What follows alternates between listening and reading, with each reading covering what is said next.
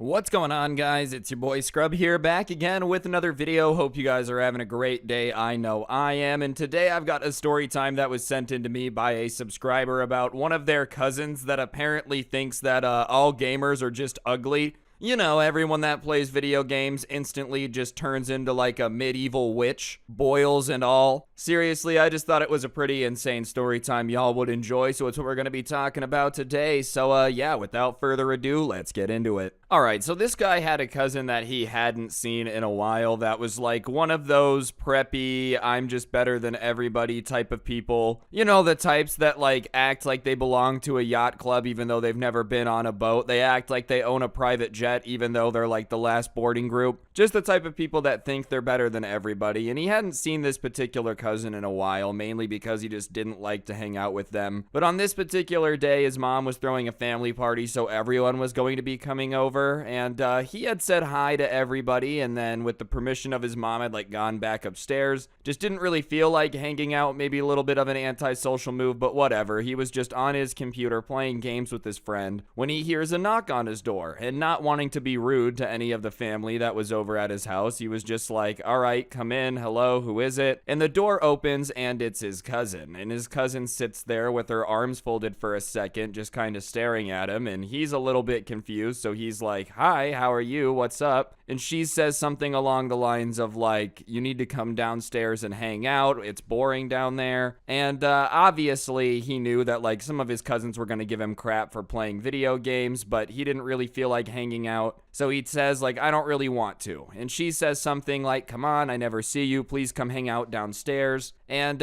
because they hadn't seen each other in a while, he says, all right, fine, I'll come downstairs. Just let me finish this game. And his cousin rolls her eyes and is like, fine, whatever, and slams the door and leaves. And he thought it was a little weird that she slammed the door, but he thinks like, all right, maybe she wasn't prepared for how easy it is to close or something. Like, you ever closed a door for the first time and accidentally slammed it? I've done it a few times. Maybe it's that. But whatever, he finishes his game and he starts going downstairs. And as he's going downstairs, he hears the cousin that had just been knocking on the door to his room talking very loudly to the family, just going off about how he's so pathetic and she can't believe that he was playing video games when his family was here, and that like he might as well just go ahead and commit to being single forever now because there's no way a girl would ever like a guy who plays video games. And he was just confused because he thought he had been nice by saying I'll be down after this game. So he goes around the corner and says something along the lines of like, you know I can hear you, right? Thinking that his cousin would be a little bit embarrassed and be like, oh my gosh, sorry, I didn't know you were right there. He didn't like that she was talking trash, but whatever, thought she'd be apologetic. But when he says, you know I can hear you, she says, good, I wanted you to hear me. And he's like, what's your problem, man? I was just playing video games. It's something that I like to do. Why do you hate it so much? And she says that, you know, no girls are ever gonna like a guy who plays video games. Which, listen, I just don't think that's very true. Like, especially nowadays, bro. Every dude just plays video games. If girls never liked anyone that plays video games, like, most of the population is off limits at that point. I'm not saying everyone's like some insane gamer that's addicted to video games, but if anyone ever having touched a video game controller puts them on the do not date list, that's a very long list, you know? Either way, he was kind of like, all right, well, if no one wants to date me because I have a hobby that I like, well, then I guess no one wants to date me. Like, I don't want to be with somebody that's going to demand I change anyways, which might be a little bit too much of a practical answer to the question. I feel like when someone's just being so dumb like this, just saying things that make no sense, you shouldn't really respond nicely. But he's trying to make a good point and be like, yeah, well, if somebody demands I give up something that I love, they're not a very good partner in the first place. And then she starts going off about how he used to be such a cute kid, but ever since he had started playing video games, he had just been getting uglier and uglier. Which, one, damn rude, bro. Like, imagine you haven't seen your family member in forever. You see them and the first thing you say is that they've gotten a lot uglier since the last time you were around. I understand some families like have that type of relationship, but usually if you're roasting your family members like that, it's because you're close to that person, you know, you spent time with them a lot. He hadn't seen this lady in forever, and she's just going off about how he's ugly, and so he's like, like, all right, well, that's your opinion. It'd be kind of weird if you thought I was attractive anyways, because you're my cousin. And she starts saying about how seriously, though, gaming is going to make him ugly, which I've never heard of. I've never heard of, like, any hobby that's literally going to make you uglier. Like, sure, are there hobbies that aren't good for your health or people deem unattractive? Yeah.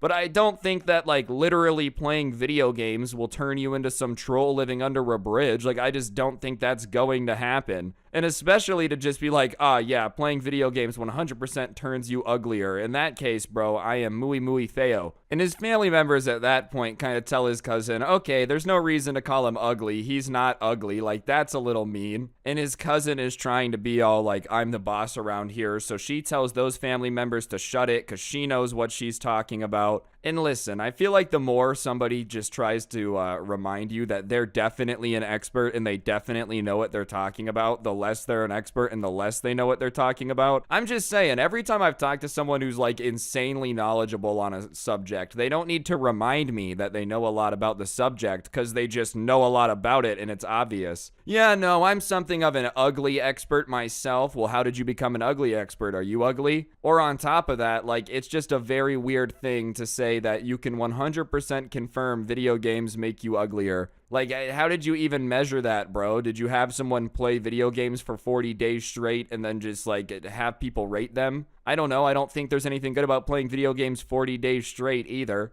Either way, at this point, the subscriber who sent this in to me stands up for himself a bit and says, like, well, I'd rather have fun doing what I like and be ugly than have an ugly personality like you, which is a pretty good zinger, you know? It's a pretty solid comeback, especially if she's gonna be calling you ugly, say that you're a loser, all that. You get to roast her back, and he didn't even say she was ugly. He just said she had an ugly personality. And she gets all offended and was like, do you have any idea how rude that is to say to somebody? Which is hilarious to me. Oh, yeah, it's so rude that he said you have an ugly personality after you had just decided to say that he had gotten so much uglier and he might as well get ready to die alone because no one was ever gonna like him. I mean, listen, I'm not saying you should have said you had an ugly personality, but if you compare the two, I don't think it's very comparable. Like, if this was a teeter-totter, your insult would be stuck on the ground and his would just be sky high, you know? Because, like, it's not weighted equally here. But whatever, he says something along the lines of like, how am I being rude if you practically did the exact same thing? Like, your insults were even worse. And she says that it's different because he's younger than her and he needs to respect his elders because his elders have more valuable opinions.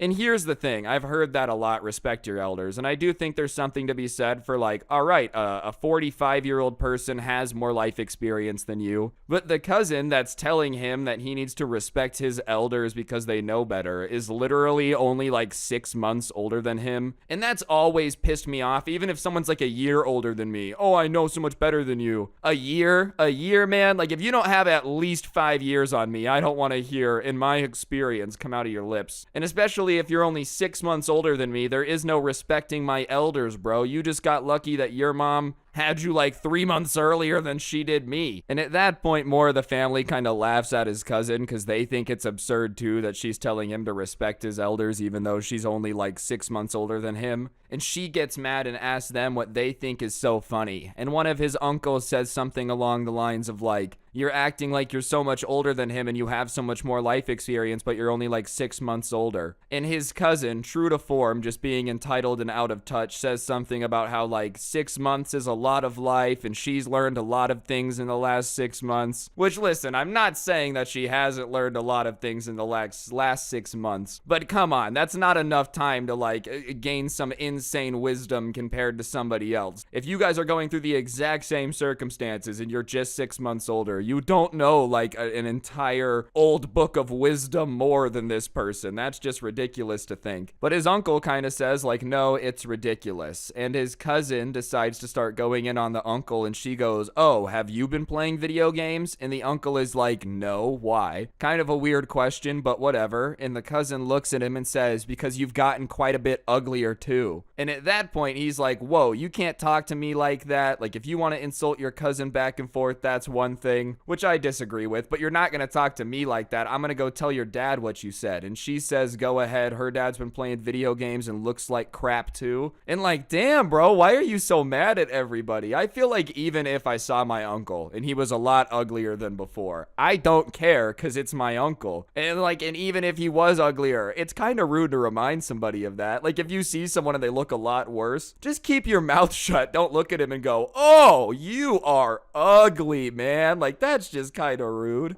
Even if they've gotten substantially uglier. No need to say that they've gotten substantially uglier. Anyways, the uncle she was roasting goes to tell her dad that she's being like insanely mean, and as soon as he leaves, she turns back to the subscriber and starts saying that like she knows video games are making him ugly and she can probably even guess what game he's playing because he's gotten so ugly. And obviously he's pretty curious because like apparently he's being ugly, but I've never heard of certain games doing certain things. Like, oh, you can tell this guy's addicted to Valorant because he started looking like Yoda. Like, what is it, man? How do you tell which game someone's getting addicted to? But whatever, he's like, all right, yeah, what game am I addicted to? And he did play a lot of CSGO, like a metric butt ton of CSGO, whatever you're imagining in your mind, as to what a CSGO player is supposed to look like. But his cousin starts saying that, like, obviously he plays World of Warcraft and she can tell because da-da-da-da-da, and starts listing about everything that she finds ugly about him, which, man, if you are, like, an insecure person, having your relative just go off about, like, oh, your eyes are too far apart, your nose is weird,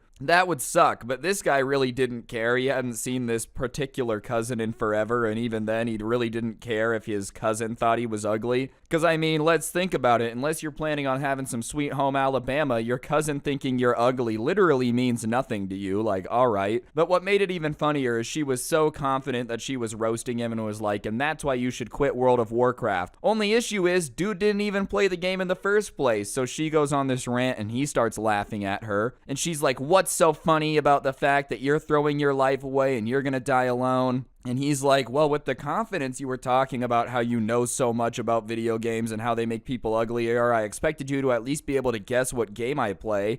And she's like, what do you mean? And he says he's literally never played World of Warcraft. And instead of just being like, oh, never mind, she starts doubling down, saying that she knows that he plays World of Warcraft just based on how he looks. Which I've literally never heard someone say that before. Like, oh, you look like a Call of Duty guy. How do you even look like a video game? But even then, if the person says, no, I don't play Call of Duty, it's really weird to me to go, no, you definitely do. Quit messing with me, man. I know a Call of Duty player when I see one. At that point, though, her dad comes into the room and is like, why are you insulting all your family members? What's going on? And she starts going off about how it's family's job to push family to be better, and how, you know, if it wasn't for family being honest, no one would ever know these things, da-da-da-da-da, which, listen, sweet in sentiment, right? Your family's gotta support you and uplift you and make you improve and be honest with you, because no one else will. Like, it's a good message, right? The only difference is I feel like there's a way to uplift your family members, be supportive, and point things out without just being as rude as humanly possible. Like, if someone was mad addicted to video games, playing 19 hours a day, I can understand why you would want to say something to maybe get them away from doing that all the time. But the way you do that isn't by going to them and being like, hey, you're so ugly. Oh my god, wow, you are really ugly. It looks like you were in a terrible biking accident like Lance Armstrong, where you just drug your face on the asphalt like it was against a cheese grater. My goodness, quit the video games. I don't think that's gonna make anyone be on your side. No one's gonna hear that and be like, you know what, that's really reasonable. I can't wait to live life the way you suggest. It's just mean. There's no reason to do it. But she's going off about how apparently it's helping her family. And the uncle she insulted is like, yeah, well, it doesn't really help the family at all if you just start degrading their interest and saying they're ugly. And she laughs and says that they have to get thicker skin. Keep in mind, this is the person who was getting insanely upset when anything was said about them. But as soon as she said they needed to have thicker skin, the subscriber who sent this to me said, oh, okay, well then you're a loser and you don't have any real friends. Why do you always have to hang out with family? Because, well, if you're gonna say that everyone needs thicker skin, then you should be able to take insults too, right? And immediately she's like, why would you say that? You know I'm sensitive about the fact that my friends don't like to hang out with me anymore. What's wrong with you? And the subscriber's like, what? I thought you just said that being thick-skinned was important. Maybe your friends don't hang out with you because you're unbearable. Which definitely was mean, but at this point, insults are being hurled back and forth. And she starts freaking out, and she's like, I'm gonna beat you up, da-da-da-da-da, and starts going for him. And he's laughing because he thinks it's hilarious. But the rest of the family doesn't, and so they break them up, and they're like, guys, calm down, not at grandma's. Which I think is a very funny way to say that, like, not at grandma's. So if it was anywhere else, then throwing down would be perfectly cool. If we were in a public park, we would let you fight to the death, but we're at grandma's, alright? Let's keep it together. Anyways, as the family is separating them, she's just screaming about how he's ugly on the inside and the outside, and the subscriber is still laughing and is like, hey man, at least I can change what I look like. Your personality's ugly, you can't change that, and that's why your friends don't want to hang out with you. And listen, of course at this point he's just trolling, and I'm not saying it was the nicest thing he could have ever done in the world, but trolling somebody that's been insulting you, I feel like is pretty fair to just start messing with them and pushing their buttons. I'm not saying I would recommend it, YouTube. If you're watching this, keep this video monetized, but y'all know what I'm saying. If somebody's messing with you and you mess with them back, that's even. That's not an unfair balance or anything. Anyways, since then, he hasn't seen this cousin, but I just thought it was a pretty funny story time. Let me know in the comment section down below what type of ugly you are. Are you Valorant ugly, CSGO ugly, Skate 3 ugly? What's your game look going for? I've never heard of that before. I just thought it was funny. If you did enjoy the story time, though, I'd appreciate y'all letting me know what you thought in the comment section down below and pressing the like button. And if you're new, definitely subscribe and turn on those notifications. I post videos like this every single day, and I would really appreciate the support. If you like the audio versions of these, I do post them over on Spotify, link down below. Feel free to go check that out. And there's also a link to a storytime playlist I made here on YouTube of my favorite stories of the year, so you can check that out, link down below as well.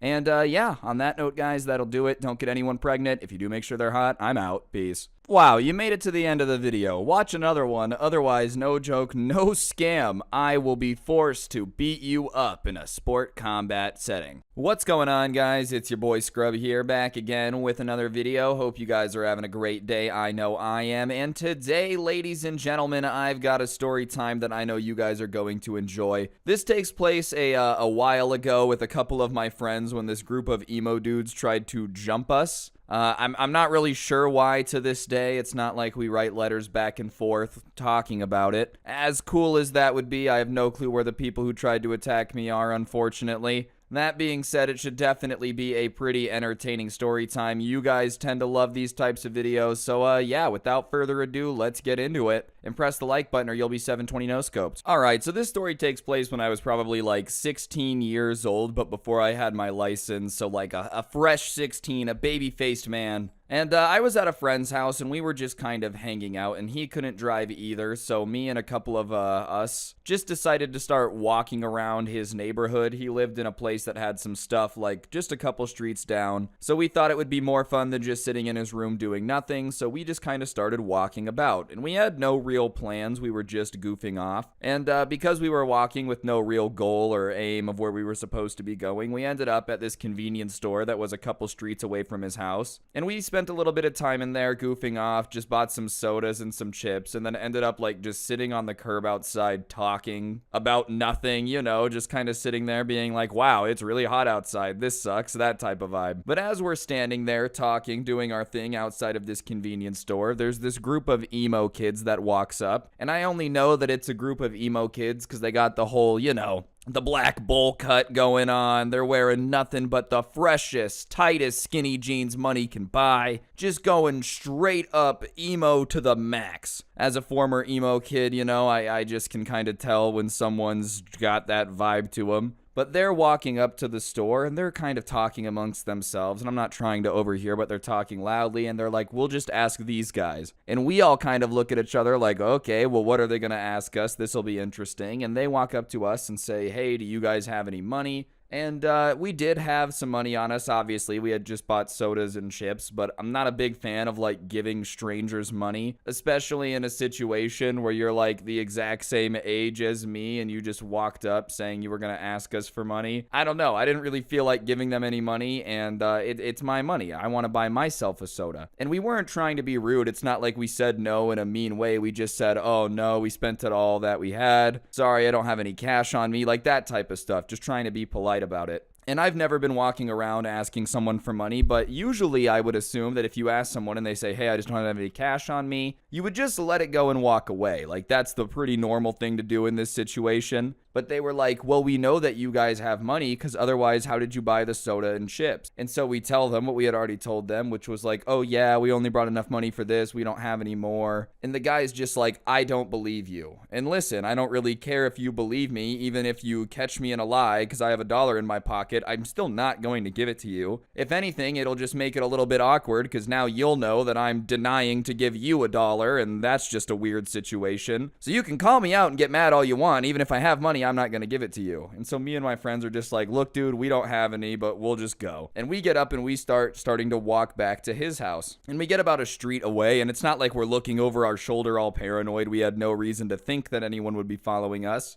But when I turn around and look back, I'm instantly a little bit thrown off because I see that they're following us. And like maybe they're just walking down the road that way, but I let my friends know that just so you guys know, that group of people that was just asking us for money and said that we have some is now following us. So we should just be aware. And my friend who lives in the neighborhood was like, all right, well, I know where we're going. So we're going to take this way through this neighborhood and we're going to do 4 rights in a row. And for those of you that don't know, if you ever think someone is following you somewhere, if you do 4 rights in a row and they're still behind you, they are 100% following you because you just went in a big circle. So it's just a convenient little trick you can do if you ever get a vibe that someone's like, following you around 4 rights. If they're still on you, yeah, they're following you because otherwise they're just driving in circles the exact same way you are or walking that way, whatever. So we start going and we pick up the pace a little bit, and sure enough, they're staying far enough back where like we can't talk to them, but close enough where they can see where we're going. And we come around the corner on the 4th right turn and start walking up the road. And the second we see them come around the corner and keep following us, now we know that they're following us. Like, it's not even a question now because they've literally gone in one big circle with us. So at that point, we start thinking about how fast we could get to his house. So we start thinking that it's only like 2-3 roads away and we could run, but at the same time, we didn't want them to see where he lives, so we were trying to figure out if we could beat them there before they could see us get into the house. And up on the road, up ahead, was a little alleyway that we could cut through to get to his house faster. And so my friend who lived in the neighborhood is like, okay, we're going to cut through this way and we'll get to the house quicker. And I don't really know where I am. I trust my friend, obviously, so we start going into this alleyway. And as we're walking down the alleyway, about halfway through, like half of the group of emo kids starts coming down towards us. And so we turn around and start trying to go back the other way, and the other half of the group starts coming down that way. And so now we're kind of sandwiched in between. We're in a pickle if you've ever watched baseball, you know. Half the group coming this way, half the group coming that way. So there was 4 of us, me, my friend, and our other 2 friends. So we are kind of just like, all right, well, we were trying to avoid them, but that didn't work out. So we're just kind of preparing to have to, like, I don't know, either give up our stuff or get out of this situation somehow. I would never advocate for violence. As a responsible YouTuber who's very mature,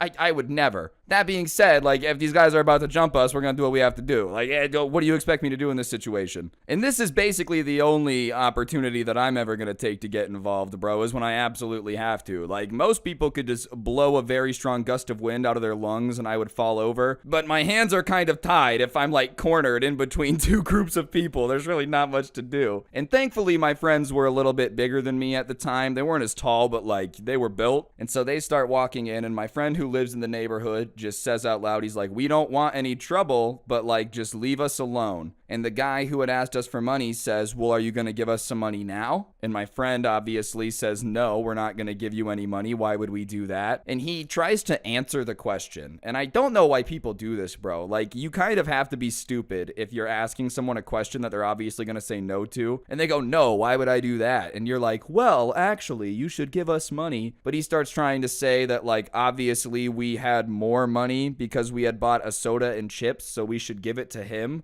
Which, yeah, I mean, I guess technically, on a very technical level, I had more money because I bought a soda. But really, you think someone buying like a $1 soda from the gas station just makes them obligated to hand over the money that you want? Whoa, whoa, whoa, man. You're obligated to give me that chunk of change because you bought a Dr. Pepper over there. I don't see my Dr. Pepper, so I'm going to garnish your wages from now on. I just don't think those are very fair terms and conditions. Anyways, this emo kid who is not very intimidating, like I don't want to roast him. He's not very tall, not very tough, kind of built like me, a little bit like a string bean. So he says, well, if you're not going to give it to me, then I guess I'm going to take it, which is just a threat. I don't know if he meant it to be a threat, but that's just a threat. You're saying you're going to rob us. And the other kids that are hanging out with him are like, wait, what? Like even they're a little bit confused. And he says, yeah, you're going to give me the cash. And he tries to put his hand into my friend's pocket to like take his wallet out, take the cash or whatever. And the second he gets his hand close, my friend grabs his wrist and is like, yo, you're not going to do that. You're not taking anything from us. And this guy at this point probably should have rethought it. My friend was a bigger dude,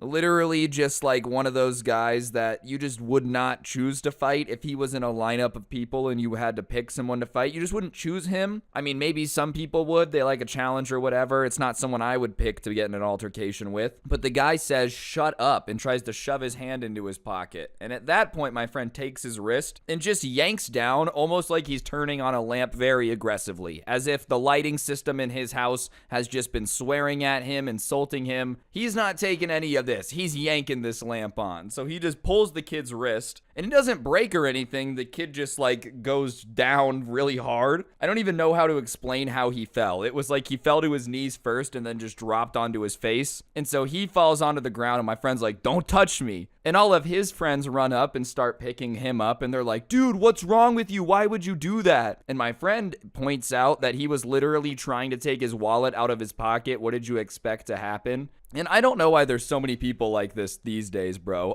Why would you hit him? You didn't have to hit him. He was just trying to rob you. Like, okay, say that sentence out loud. Violence is never the answer. I'm not saying you should hit people, but if someone's robbing you and you 100% can beat them in a fight, you're probably gonna fight back. I don't know why you would just roll over and take it. But now they start crowding around him. So me and the other people that are hanging out with my friend who had like yanked on his wrist, we start getting in between them and we're like, whoa, whoa, whoa, back up. Your friend started this. He was trying to rob our friend. Like, let's not get it twisted. And now the kid gets back up off the ground and he's probably really embarrassed because here he was trying to be Mr. Tough Guy in front of his group of friends. Like, oh, they're going to give us the money. He ate it, but he starts trying to reach for his pocket again, but angrily, like not very strategically. You know when someone's tilted and they're just like, oh, I'm going to get it. He just keeps trying to reach for the wallet and my friend keeps backing up and now the entire group's coming at us. So not only had they trapped us in this alleyway, but now they're literally pushing us up, against the wall in this alleyway. And at that point, it's just both groups yelling at each other. We're yelling at them to back up. He's yelling at us to give us the money. His friends are just kind of yelling random stuff like, screw you, man, because I don't think they really wanted to take the wallet, but they were also trying to back him up. Which, listen, bro, you're a wimp if you're going to get that peer pressured. If you're ever hanging out with your friends and they say, hey, let's go rob someone, you should say no. Like, you should have the balls to tell them that that's not cool and they shouldn't do it. And if you're going to basically back up your friend while he's trying to rob someone, then you're just complicit in helping him try to rob someone. Like, even if you're not literally telling me to give you the wallet, you're helping him try to do it. But whatever, we keep telling them to back up, and finally, he goes for the wallet one more time. And this time when he reaches in, my friend doesn't just grab his wrist and pushes it away, he punches him. Which, at this point, keep in mind, he's literally tried to shove his hand into his pocket multiple times. We're backed up against the wall. He's already proven he's stronger. So he just hits him with a little bit of a jab. And the jab catches him just right on the chin. And I'll never forget the way the kid's head like snapped back as if, I don't even know, dude, as if he had like taken a rubber band and just kind of smacked himself in the face with it. And he goes, ah! Like, that's the only noise he made. No ow, anything. And he just starts backing up. And listen, if you're going to corner people in an alleyway and try to take their stuff, you gotta be prepared to get punched in the face. But the fact that once he got punched in the face, he just started backing up and going, ah, like literally showed us that he had no intentions on us actually putting up a fight. He just thought that cornering us in an alleyway would make us just give it all up. And listen, we're not Batman's parents, bro. I shouldn't say we. I guess I haven't really done anything at this point, you know. But like, my friend is not Batman's parent. And his friends start freaking out as soon as he gets punched in the face. They're like, dude, why are you trying to start a fight? Why are you trying to start a fight? And now all four of us are just screaming at them, being like, you're saying that we're trying to start a fight? Just leave. Like, get out of here. Get out of here. And now they're acting all tough, and so they start getting up in our face, and we're just kind of face to face now. And one of them shoves another one of my friends, and at that point, it just kicks off. People are just shoving each other. There's punches flying everywhere. Everything's going crazy. I got punched in the back of the head insanely hard. Hey, I'm not saying I would have preferred to see it coming, but I'm just saying nothing catches you off guard like being in the middle of a shoving match and just getting punched in the back of the head. Ow, that hurt, you know. I'm like turning around. What? Who is that? Come on, guys, raise your hand. But as this all is happening, we must have been really loud. It's a bunch of people fighting in an alleyway. It's not like it would be a very quiet thing because the lady whose house we were like fighting on the back fence of, we didn't even know it was a house. There was just kind of like this wooden fence. We start hearing screaming from the other side of the fence being like, stop it, stop it, stop it. And everyone's all confused, but a few of the emo kids stop. And as soon as they stop hitting us, a couple of my friends just shove them. And they were once again bigger than me, so their shove actually does something, like they fall over. My shove probably would have just made them move a little bit back, like, oh, wow, that was annoying. But my friends shove them, and a few of them fall down. And at that point, my friend, who had the wallet that the guy had been trying to be stealing, just goes, run! And we start running down the alleyway. Whatever old lady that was that came out into her backyard and was like, hey guys, stop it. Thank you for doing that. I don't know why they stopped trying to beat us up when you did it, but it gave us a chance to get out of there. We were outnumbered, you know? We were holding our own, but it was a matter of time till we got overrun type of thing. Anyways, we run out of the alley and we're like following my friend who lives in this neighborhood, and he's going right, left, through this alley, through that way, another left, go back around, do 6 jumping jacks to open a private wall, like whatever, man. We're just following him the best we can. And every like 50 feet, I'm looking back and they're following us and they're running after us and we're still zigging and zagging. And finally, like, I'm the last person in this group, and they go around this corner and take a left. I hook the corner, take a left, and I'm running down the road, and I'm confused because all my friends are gone. Like, I was probably 10 feet behind them, and now they're missing. And I'm like, all right, well, I'm just going to hope for the best. It looks like I've just got to do the best run that I can, because if they catch me alone, that would really suck. Then I was kind of pissed off at my friends for leaving me. Like, I don't know if it was their plan or not, but in that exact moment, I'm like, thank you. There are 7 people chasing us. And you guys ditch me. I'm the smallest one out of anyone that had the odds to win this fight. It's not me. You know, you don't leave the runt of the litter to fight the wolf pack. That would just be a little mean. But as I'm running down the street, I run past this power box, and I feel someone just grab me and yank me behind. And I, like, freak out for a second, and I feel a hand go over my mouth. And I look, and it's my friends, and they have their fingers over their lips, like, shut up. So I kind of get the hint, and I calm down, and we're all breathing a little bit heavy, but we're hiding behind this power box right after you hang a left. And we can feel, or hear, sorry, not feel. I mean, they weren't that crazy. Their footsteps coming, like we have dead silence on in a Call of Duty game. Like, we can hear them coming. We hear them take the same left that we took to come down this road, and they start running. And I just so happen to have like a little bit of vision, and I see the first person run past the electrical box, and I like pull my face back. You know the meme of Homer Simpson sucking himself into the bush when he finds out something? That was basically what I had going on. I was just trying to hide as fast as possible, but we hear them sprinting by, and we hear them get to the end of the street, hear them run back up the street halfway, and they're like, where did they go? Does anyone know where they went? And everyone's yelling, no, we have no clue. And we're just sitting behind this electrical box like, please don't look back here, please don't look back here, please don't look back here. I guess it would have been a pretty easy way to defend because there was only 2 ways in, but still, we obviously just wanted them to leave. We were hiding for a reason. It's not because we wanted to keep this going. Alright guys, I'm gonna interrupt the video for just 1 second. On screen now is a gift card. I give one of these away in every video, so if you like free money, subscribe if you're new, turn on notifications, and press the like button if you've made it this far into the video. I mean, it's almost done, so you might as well. I mean, come come on. Anyways, we can hear them talking because they're like on the other side of this electrical box, and they're talking about how they're gonna split up and they're gonna find us and da-da-da-da-da, and they go this way and they'll go that way, and a few of them will stay here, and we hear them split up. And we guess by the amount of voices that we're hearing that there's like 3 people out there. And so we decide that now that we've got them outnumbered, we'll leave. We don't want to go out there and beat them up or anything. We just want to go. We just knew that if they were all there, they were going to keep following us. So we come around the corner and we're like, let us go. You know, we just come out loud as possible to try to be intimidating. And when we come around the corner, they realize that they're outnumbered now, and their faces just turn to that oh crap face where you can just tell that somebody's like, I got to get out of here. And now the foot is on the other shoe. The shoe is on the other foot. I got that one backwards. But you get what I'm trying to say, because they start running. Oh, it doesn't feel good when you're outnumbered and everybody's all pissed off now, does it? You guys wanted to chase us down with like 8 people. That wasn't very nice. Now you're afraid of 4 of us. And we weren't looking for a fight, but we weren't mad that they run away. We're not going to chase them. It's not like they would have anything that we wanted anyways. Plus, I'm just not a fan of taking things from people. Call me crazy, but I feel like it feels a lot better when you work hard and get something for yourself instead of just robbing someone. Then again, I've never robbed someone. For all I know, I could be missing out on quite the rush. That's a joke, YouTube. Don't rob people, okay? I hate that I have to clarify that, but they'll take away my money. Robbery is bad, okay? Anyways, they run off to the right, and my friend lives to the left. So instead of chasing them down, progressing this any further, we just decide that we're going to leave. So we start walking back to his house, and at that point we thought we were pretty okay, because if they had broken up, like there's just no way that they were going to be able to outnumber us, and we weren't afraid of a fair fight. It's just there's only so much you can do. If there's like 3 of them for every 1 of you, what really are you going to be able to do? But we get back to my friend's house and we sit down, and obviously all of us are like, dude, what was that? You just have an emo group running your neighborhood jumping people? Like, why is this happening? What is happening?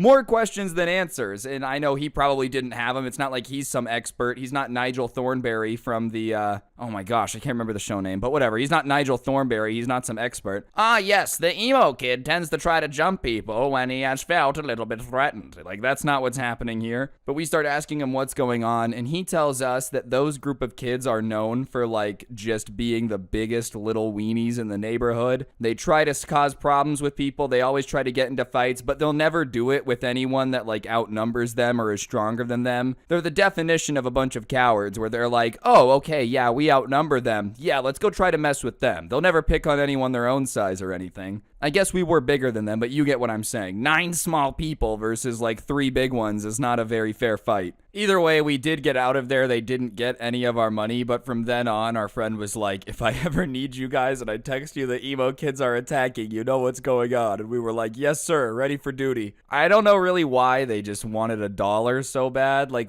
sure, we did have more money when they asked us for money. I don't know why I would have given them the money in the first place, but we did have it. But even if they would have gotten away with it, like they jump us in the alley, they beat the ever-living crap out of us, they take the wallet or whatever, they only would have gotten like $5. Was all that really worth it for $5, man? Like, really? I'm just saying, you go get a job in an hour, you can make that back. It's not really worth running around trying to beat people up, especially because in this situation, you ended up looking like an idiot and face planting on the floor because you just weren't as strong as the people you were messing with. Not that I did anything. Once again, I want to clarify, I am not any like commando, super elite, self-defense warrior. I'm not that one dude on TikTok that's like always disarming people with one pinky finger. My friends were bigger than me. If I would have been alone, I would have been screwed. But yeah, on that note, guys, I think that's going to do it for the video. Hopefully you enjoyed. If you did, I would really appreciate you guys taking a second to press the like button. Let me know what you thought in the comment section down below. And of course, subscribe if you're new and turn on those notifications. I've been on the daily upload grind, so if you've been appreciative of that, like, comment. If you want to listen to the story times, but you don't like the gameplay or whatever it may be, you want to listen offline, I do post the audio over on Spotify, link in the description. Feel free to check that out. And I also did make a new playlist here on the channel, so if you need something to listen to while you're playing games or whatever, you can check that out as well. Both those links can be found in the description. And yeah, on that note, guys, that'll do it. Don't get anyone pregnant. If you do, make sure they're hot. I'm out. Peace. Oh wow, you made it to the end of the video. Congratulations, you probably deserve a medal or something. I'm not gonna give one to you, but you deserve it. Watch another one. Alright, what's going on, guys? It's your boy Scrubby here, back again with another video. Hope you guys are having a great day. I know I am. But there's one person in particular who's having a pretty bad day. I don't think it's a secret that America's infrastructure is getting a little bit older. Our bridges and roads aren't in the best state of repair, but it's getting to the point where they're literally collapsing under people's feet, and one dude who was on his way to a baseball game in Michigan ended up literally falling through a bridge. The floor just opened up underneath him and swallowed him whole like some type of magic device. He is going to be making a full recovery, but I just thought we should talk about it because dang man, we really got to get on fixing some bridges around here. Michigan officials fast-track bridge fix after man says it collapsed under my feet. I know it's been a meme for a while that our infrastructure is getting older in the United States, but my goodness, what's the point of having a pedestrian bridge if it's just a possibility the floor is gonna open up and you'll plummet through the bridge? I'm just saying, man, it's one thing if there's potholes on the road, I get it, budgets aren't limitless. That being said, the fact that bridges are just near collapse or literally collapsing while people are using them is not the greatest thing of all time, obviously. What really confuses me is like, and I'm not trying to be controversial here, what are we paying for? Like, you know, we pay taxes every year, but if the bridges don't work, the education system's stupid. Where is the money going? I understand a lot of it's going to defense, but there's a lot of other money. I just don't understand why we're at the point where our bridges literally don't work and people are plummeting through the floor. We should elevate that to the top of the budget. Thank goodness the guy's okay, but it's going to be very different if a bridge collapses with a semi-truck on it rather than just a pedestrian. State officials have fast-tracked the inspection of a Detroit pedestrian bridge after a man claims the concrete gave way under his feet last week while he was crossing over the Lodge Freeway on his way to a Detroit Tigers game. Eli Hides, who lives about a block from the Spruce Street pedestrian bridge in Corktown, said he plunged nearly 15 feet May 9th after the collapse, landing near oncoming freeway traffic. And then there's a picture of it where it literally looks like the floor of the bridge just opened up. That concrete is insanely thin. I guess I've never thought about what a pedestrian bridge would look like. Imagine you're just on your way to a baseball game. I'm gonna go enjoy America's pastime. Possibly catch a foul ball, eat a hot dog, drink some beer, be a patriot. You know, as you do in America. I sure do love living in a place that has pedestrian bridges for me to access the stadiums. Next thing you know, it just opens up underneath you and you plummet 15 feet. Thank goodness he's okay. Like 15 feet is enough to get some serious injuries. Like that's a broken leg. The fact that he didn't really have anything too insane other than bruising. Obviously it hurt, but the fact he wasn't insanely seriously hurt, kind of a big deal, you know? That's a long fall. I don't know, man. It just makes me scared to just be walking around anywhere. You never know when a bridge is gonna open up. Jokes aside, I don't think anyone should be afraid to be walking around. There's no reason to be living your life like that. But it is nuts that our infrastructure is aging and getting to the point where, like, people just have to be careful when they're walking on a bridge. And this isn't the middle of nowhere, you know. I understand Detroit has had their issues, but this is a couple blocks away from their baseball stadium. Do you know how many people probably cross this bridge on a daily basis? It would never be okay if a bridge collapsed while someone's using it, right? That being said, if it's a bridge that like one person uses every 2 years and they forgot it was there, so there was no way for them to inspect it, that's one thing. But this is a bridge near a huge baseball stadium that I'm sure is pretty popular. I'm not too sure, like I'm not a huge baseball fan, but I'm gonna assume that it's not an irrelevant sport and people are using this bridge relatively often, not including the workers, you know, every other building around there. It's a miracle nobody else was hurt and it was only one person on the bridge too. I mean, seriously, like, we gotta keep those bridges in repair if they're being used every day, 100%. Despite a large hole in the concrete, the bridge remained open to pedestrians until Sunday when the Detroit News emailed the Michigan Department of Transportation about the incident. Hyde said Sunday he was talking with a friend on his way to the ball game, and in mid-sentence, the bridge just collapsed under my feet. Bro, imagine how confusing that must have been for his friend. He's just sitting there having a conversation, you know? Eli's mid-sentence. And that's why I think the Tigers will what? Eli, where'd you go? Where'd you go? You know, he's looking around. He sees the hole in the concrete floor. Oh, no. Help, help, I fell. I wasn't sure where I was, and as I was falling, I remember thinking, I hope I'm not over the freeway. I landed about 6 feet from the traffic, the 36-year-old attorney said. Height said a Detroit police squad car showed up at the scene and he told the officers what happened and he doesn't know if they took a report or not.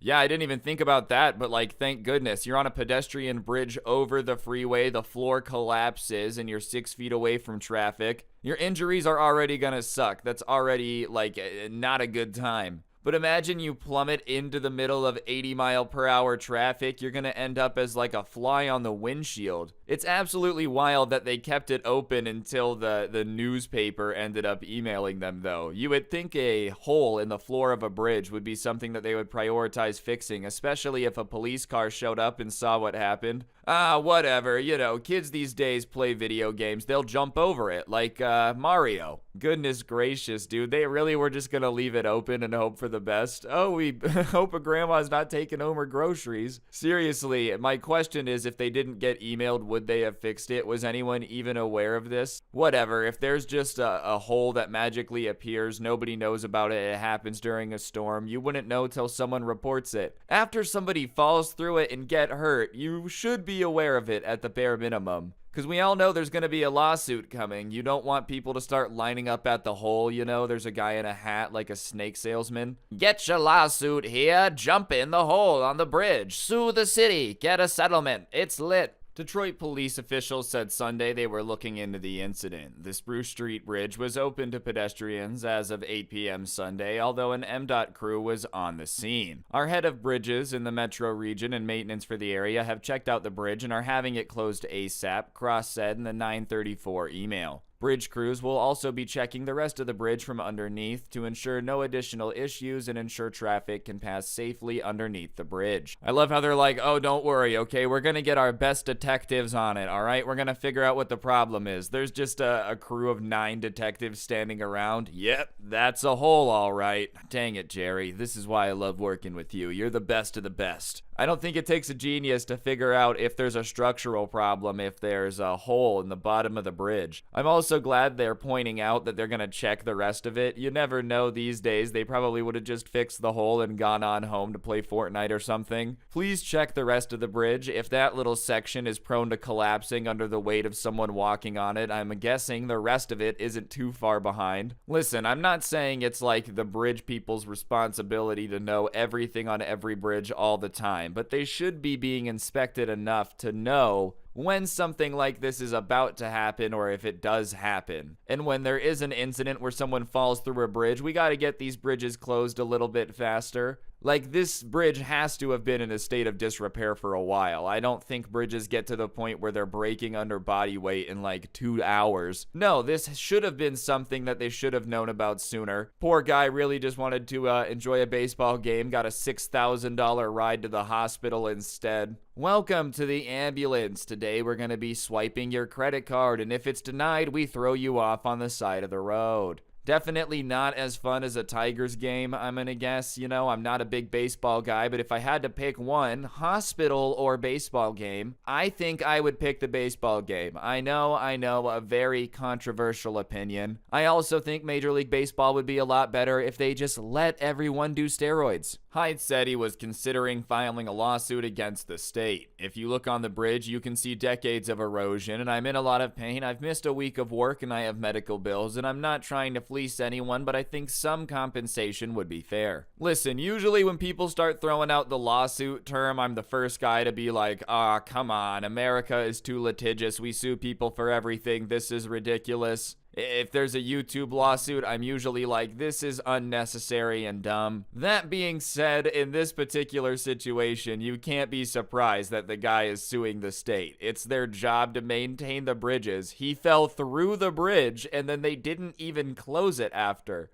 Even if they did close it immediately after, if you fall through a bridge and get injured, I understand why you're thinking about filing a lawsuit. I don't think it's any particular worker's fault, but like, yeah, this is a surprise Pikachu moment. Why is he suing the state? Well, because he fell through the bridge that they're supposed to maintain because they don't maintain it. I mean, I really don't know what anyone else would expect. If any of us fell through a bridge and it was due to just lack of maintenance, them not really caring, blah, blah, blah, blah, blah, I'm sure all of us else would be lining up for the lawsuit too. And if you wouldn't, then I guess good for you. Congratulations, I guess, that you would fall through a bridge and not sue the people that were responsible for it. Ooh, good for you, buddy. Anyways, though, I really do think we gotta prioritize fixing the infrastructure around here. We can't have bridges collapsing for people, cars, anything really. I prefer my bridges like I prefer my computer working. I just thought the story was insane. Be careful if you're out there walking about on bridges. But on that note, guys, I think that's gonna do it for the video. Hopefully you enjoyed. If you did, I would really appreciate you taking a second to press the like button. Let me know what you thought of the video in the comment section down below, and subscribe if you're new. There will be another upload later today. I'm keeping the double upload streak going, so be on the lookout for that. And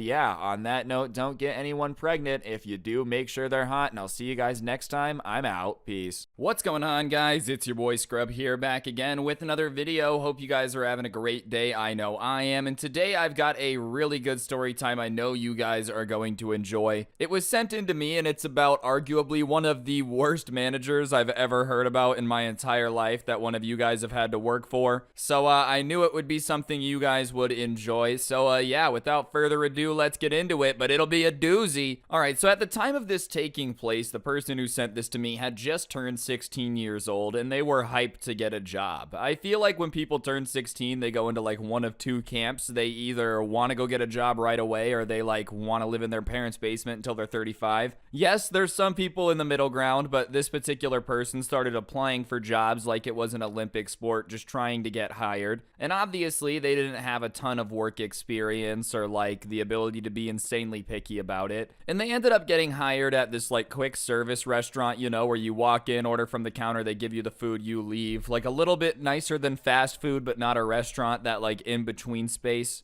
And it was fine enough, but one of the main problems they had right away is the person they had interviewed with was the owner, but his son was the person who managed it on a day-to-day basis. And the manager was an absolutely entitled brat who was like way too old to be acting entitled. I mean, first things first, the guy was like in his mid-30s, which is just way too old to be acting like you are better than everybody, or you know better than everything, or, you know, entitled in any way. By that point, real life should have smacked you around enough to realize that, you know, it just is gonna get you a lot farther if you treat everybody with respect. But the manager was the owner's son, and he would just complain all the time about how his parents and him had bought the franchise 50-50, but they had put up 100% of the money and he got his 50% through managing it. And he thought that was really unfair and they should have just given him the profits from his 50%, and he didn't like that he had to work to earn it. Like, that's the level of entitlement, dude. Imagine your parents saying, listen, we're gonna buy you a business. You just have to run it and you'll own 50%. We'll put up all the money.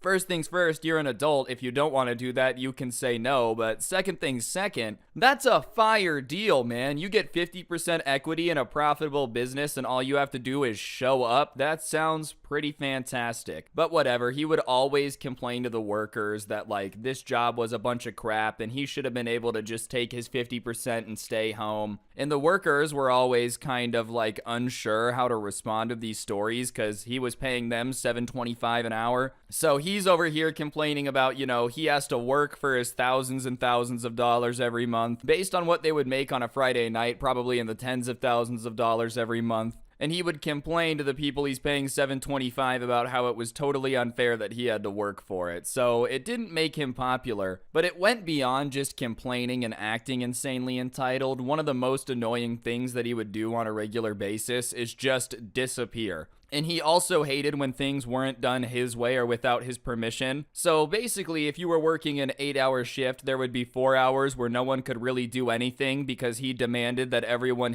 get his permission to do everything, and then would just vanish. And when I say vanish, I don't mean like disappearing into the break room to text someone real quick or something like that. I mean, he would say things like, okay, I'm gonna go get some water, I'll be right back, walk across to the gas station in the same parking lot, and just not come back for 3 hours. No one really knew what he was doing or where he was going, but it was annoying, because obviously he would come back after hours of being gone. And at first when he started doing this, they would try to keep working and try to keep things running, and the reason it ended up causing a bunch of standstills is when he would get back and something wasn't done, like, to his liking, the way he would have wanted it done, or, you know, whatever. He was one of those people that's fantastic at finding problems, so there always was a problem, but he would come back and just complain that nothing was done the right way, and he would get so angry at them for doing things without his permission that he would ruin the things that they had already done because they didn't ask him. Keep in mind, this isn't insubordination where, like, all the workers are just doing whatever they want because they don't respect you and you're trying to get respect back. We're talking about he would be gone for hours, come back, see that they had done the dishes, and get mad at them and be like, why did you do the dishes without my permission? And according to him, we needed it to keep the restaurant running was not a good enough reason to have done it without him. Like, I don't know, man.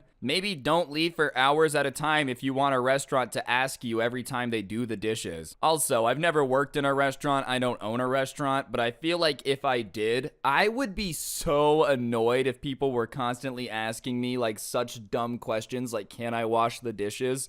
Because it's a restaurant. Yes, of course we should wash the dishes. That's how you keep clean dishes supplied. Like, I feel like, if anything, it's insane. What a control freak move to demand that they ask for permission to do literally anything. Can I seat this person? No! Like, what? Oh, you have to get permission to do literally anything around here. Can I breathe? Let me think about it. Don't breathe until I get back. Disappears for 5 hours. And listen, maybe I could understand a little bit if he was only gone for like a couple minutes. But if you're gone for an hour or two, then yes, your restaurant has to do dishes. Otherwise, you guys probably just couldn't sell food anymore. I don't know how many dishes a restaurant usually has, but I'm sure if you just didn't wash them for an extended period of time, eventually you'd have to start using like contaminated stuff, which is a big no-no. That'll get your restaurant shut down, or do the dishes. But one time he comes back and sees that they had done the dishes, and he's so incredibly pissed about them doing it that he starts grabbing dishes out of the stack and breaking them. And when one of the workers yells at him and is like, dude, stop breaking the dishes, we just wash them, he says, well, you're going to wash them again. And then the person literally said they didn't know why they quit after he did this. He started picking up the plates that they had just taken the time to clean. They had cleaned them properly. They had done everything by the book. And he starts spitting on them and using his shirt to rub the spit all over them so they have no choice but to rewash them. Which, listen, dude, even if you want him to rewash it, that's just such a douche move. Imagine you just spent like an hour washing all these dishes. The guy comes back after being gone for 3 hours doing God knows what and just starts ruining all the hard work you did. I would have been pissed, bro. I probably would have quit right there. And a few of the people put in their 2 weeks shortly after that, probably due to this event, but he ended up like spitting on all the dishes and making them rewash it. And it wasn't even like he just spit all the dishes and said rewash them. That would already be a big douche move, not very cool. But on top of it, while they were rewashing them, he was just standing over their shoulder, like berating them. You didn't do that right, you didn't do that right, and he would let them wash a dish while berating them, purposely let them miss a spot that he wouldn't point out, just so he could spit on it and scream at them and make them do it all over again. And it was at this point that the person who sent this to me was like, oh, this guy's just gonna be a horrible boss. But unfortunately, he also was 16, didn't have a lot of work experience, and for some reason he had convinced himself that this was like normal behavior. Oh no, you're supposed to dislike your boss. Yeah, okay, I'm not saying you're supposed to love your boss. He's not supposed to be like, you know, your favorite uncle that you just can't wait to hang out with. But your boss should not be disappearing for hours at a time, coming back, getting mad at you for working while he was gone, and then destroying the work that you did do, and then screaming at you for doing the work that he just destroyed. Like, this entire system is way out there, but he's 16, he's getting paid, so he thinks it was pretty normal. A couple days after this incident, though, I don't know if somebody had tipped off his dad, which was the owner, or what the deal was, but the subscriber comes into work and his dad is there, and his dad says, hey, can I talk to you? And they go into the back room. And they get into the back room, and the kid is kind of excited because he's thinking it's finally his chance to tell the owner how his son really runs the business, what's going on when he's not there, like what it's actually like. This guy isn't here every day, so he probably doesn't know the extent of how much his son sucks at being a manager. As long as the place was making money, that's probably all he cared about. And so he says, how's my son been doing managing? But as soon as he asks that question, the door opens, and it's very obvious that his son had been on the other side listening through the door to like try to see what he was going to ask him. And of course, as soon as he heard that he was being asked about, swings open the door all, hey, I didn't know you guys were in here. Mind if I sit in? And his dad, instead of telling him to get out, I don't know if he wanted to be inconspicuous or what, was like, yeah, sure, sit down. Anyways, how is my son at managing? And asked the kid again. And listen, I'm sure, like, in retrospect, he would have told the guy, your son is the worst boss ever. He's the absolute worst. But think about, in this moment, he thinks he's about to talk to the owner one-on-one. His son,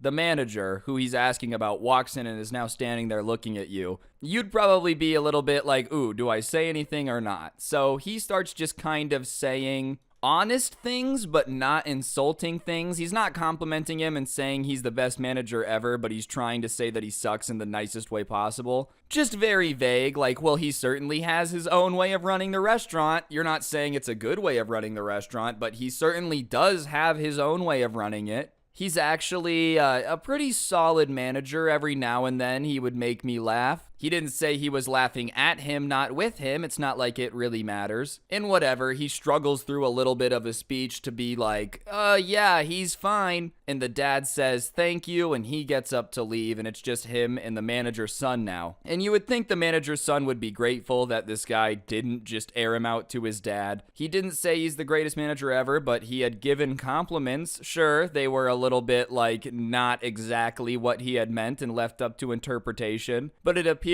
that the manager's dad had taken it the way that he had wanted it to, which was a compliment, but his manager is having none of it and starts getting mad at him, being like, why didn't you compliment me more? You know that's my dad that owns the restaurant. And sure, maybe I could get that if you're a good manager. Like, you're a good manager, the owner shows up, your friend doesn't really hype you up that much. I could understand that. But he has to have known that everybody didn't like him, so he's just expecting them to just cap to his dad to keep him getting promoted or being in charge. Even then, even if the worker would have been like, your son sucks. It is his son at the end of the day. I'm not saying that's the way it should be, but let's be realistic. Sometimes that's the way the ball bounces. Anyways, the manager starts laying into him, being like, that was your chance to make me look better and you didn't take it and I don't appreciate that, blah, blah, blah, blah, blah. And the worker is really confused because he had thought that he had done everything in the way that he would have wanted the question to be handled if he was in the manager's position. And he wasn't going to just outright lie and say it was all sunshine and rainbows. So whatever, he gets berated for a bit and then the manager goes about his day, and that's kind of the end of it. He's not especially more mean than usual. He doesn't even disappear that day. They just have that awkward moment in the back room with the owner of the store. But a couple days later, the subscriber comes in and says, hey, it's my cousin's birthday. I've never asked to go home early. Is it okay if I leave 15 minutes early so I can get to the birthday dinner on time? And his manager looks at him for a little bit, almost like sizing him up, and says, yeah, sure, that should be no problem. Just let me know before you go. And obviously, the subscriber's pretty grateful for that. It's not like his boss had to be cool and let him go home 15 minutes early. So he's thankful for it, and he texts his cousin being like, hey, I'll be at your dinner. It's going to be awesome. This is great. And so the rest of that shift, he's like having a great day. He's being super efficient. He's working extra hard because his boss was going to let him go home early. He was excited for what was after work. And I think this is the perfect example of why it's probably just easier if you're a boss to treat your employees well. He openly says that when his boss worked with him and there was something going on after work he was excited about, that he was a better worker and more efficient because he was just in a better mood. Like, I feel like sometimes bosses love to crap all over the workplace morale to get control or whatever, but they don't realize that miserable people are way less efficient workers. I mean, think about it. If you hate your boss, are you really going to be running as fast as you can to get whatever he asked you to do done? No, you're going to take as long as humanly possible and then crappily do it 15 minutes before the deadline. Let's let's be honest. If you're a bad boss, you're gonna get the like work equivalent of someone who doesn't want to do any of the homework in class but understands they have to turn it in. Half-assed and probably not even right 95% of the time. Like, I feel like it would just be so much easier to treat your employees with respect, have them like you, and do good work. But whatever, the rest of the day is pretty solid. And about 30 minutes before he's supposed to leave, the manager says that he's going to be right back and disappears. And the worker even looks at him and says, "It's really important to me that I get out of here on time, so I know sometimes you disappear forever, but can you please be back?" And he says, "Look, I promise you I'll be back in 30 minutes for you to get off. Just hold down the fort until I get back." And the subscriber is obviously reluctant. He's not 100% that he's going to be back, but he doesn't really have a choice. And he's gonna give him the benefit of the doubt. Like, he's reluctant, but he's been really cool today. Maybe he'll actually be back in 15 minutes, and he dips. And so they're waiting. He said he'll be back in about 30 minutes, and 20 minutes go by when all of a sudden a crap ton of cars start pulling up into the parking lot. I don't know if there had been an event nearby or something like that, but apparently it gets crazy, and he only has 2 other coworkers there, and usually 4 or 5 people were needed to run the store. So they're already short-staffed, and this rush comes in. And of course, the manager is nowhere to be found, so he starts helping, and he's got his eye on the clock, and the time starts to tick by, and the time he's supposed to get off passes by. Sure enough, manager's not back. An hour passes by, manager's still not back, so now it's even beyond when he was supposed to go home. He's getting overtime now, and so it goes another hour. So 2 hours have passed since he said he was going to be back, and he's still not back. And at this point, the subscriber is working like a 10, 11-hour shift, and he's pissed off, and so he demands that they're like assistant manager that doesn't have a lot of power, by the way. Same situation where it's like, "Why did you do anything while I was gone?" I don't know why you would even bother having an assistant manager if they can't do anything. And he says, "Look, I was supposed to be out of here 2 hours ago. I really gotta go to my cousin's birthday thing. I'm already insanely late. Can you please call the manager and tell him to get back here?" And the assistant manager is like, "Yeah, I'll try my best, but work with me. You know how he is." And the assistant manager was a cool guy, and so he calls him and he says, "Look, you told this guy he could be out of here a while ago. He's working overtime. Can you please come back so that way he can leave?" And he hears the manager start laughing on the phone and saying something of like, "Oh, that guy thought he was actually getting off early," and he gets pissed and he starts saying that like he's not in any rush to get back and tell that guy that he's going to be closing. And listen, they didn't close for like another 2 hours, so the guy would have literally worked a double shift if he would have stayed and closed. And so he's thinking to himself, like, 1, I don't want to do that. You really screwed me over. I'm pissed. I want to go home. 2, it's illegal because this kid's not 18. I'm pretty sure the rules are you can't have anyone under 18 working past a certain time. I'm not sure what the time is, but this definitely would have put him past that. And on top of it, the manager laughing at him, being like he actually thought he was going to get off early, blah, blah, blah, blah, blah. It just really pissed him off. To the point he straight up grabs the phone out of the assistant manager's hand and says like, "Dude, you need to get back here. I've got to go. Come on. You have a job to do. You're supposed to be here at your restaurant when it opens. Get back here so I can leave." And the manager asks, like, "Is this da-da-da?" And he confirms that it's him. And he says something along the lines of like, "I'm your boss. Don't talk to me like that. You need to treat me with some respect." And on that note, he's had enough and he snaps. He says, "You don't treat us with respect, so I'm not going to treat you with any. I'm not closing. I don't care what you say, no matter how much you want me to say. I've worked overtime. I'm not staying." And his manager, instead of being like, "All right, fair," starts trying to argue with him again and says, "Yes, you are closing." And so now he starts busting out the law dictionary. "No, I'm not. It's actually illegal for me to close because 1, I'm supposed to have someone with me that's an adult, and the person who closed alone usually. And on top of it, it's past the work hours. So I'm not going to close because it's illegal." And usually he would never do the whole like, "Oh, it's illegal for me to close, blah, blah, blah, blah, blah," but he just was not closing. Plus, those laws do exist for a reason. Like, it would suck to have to work till midnight closing by yourself and then go to school the next morning.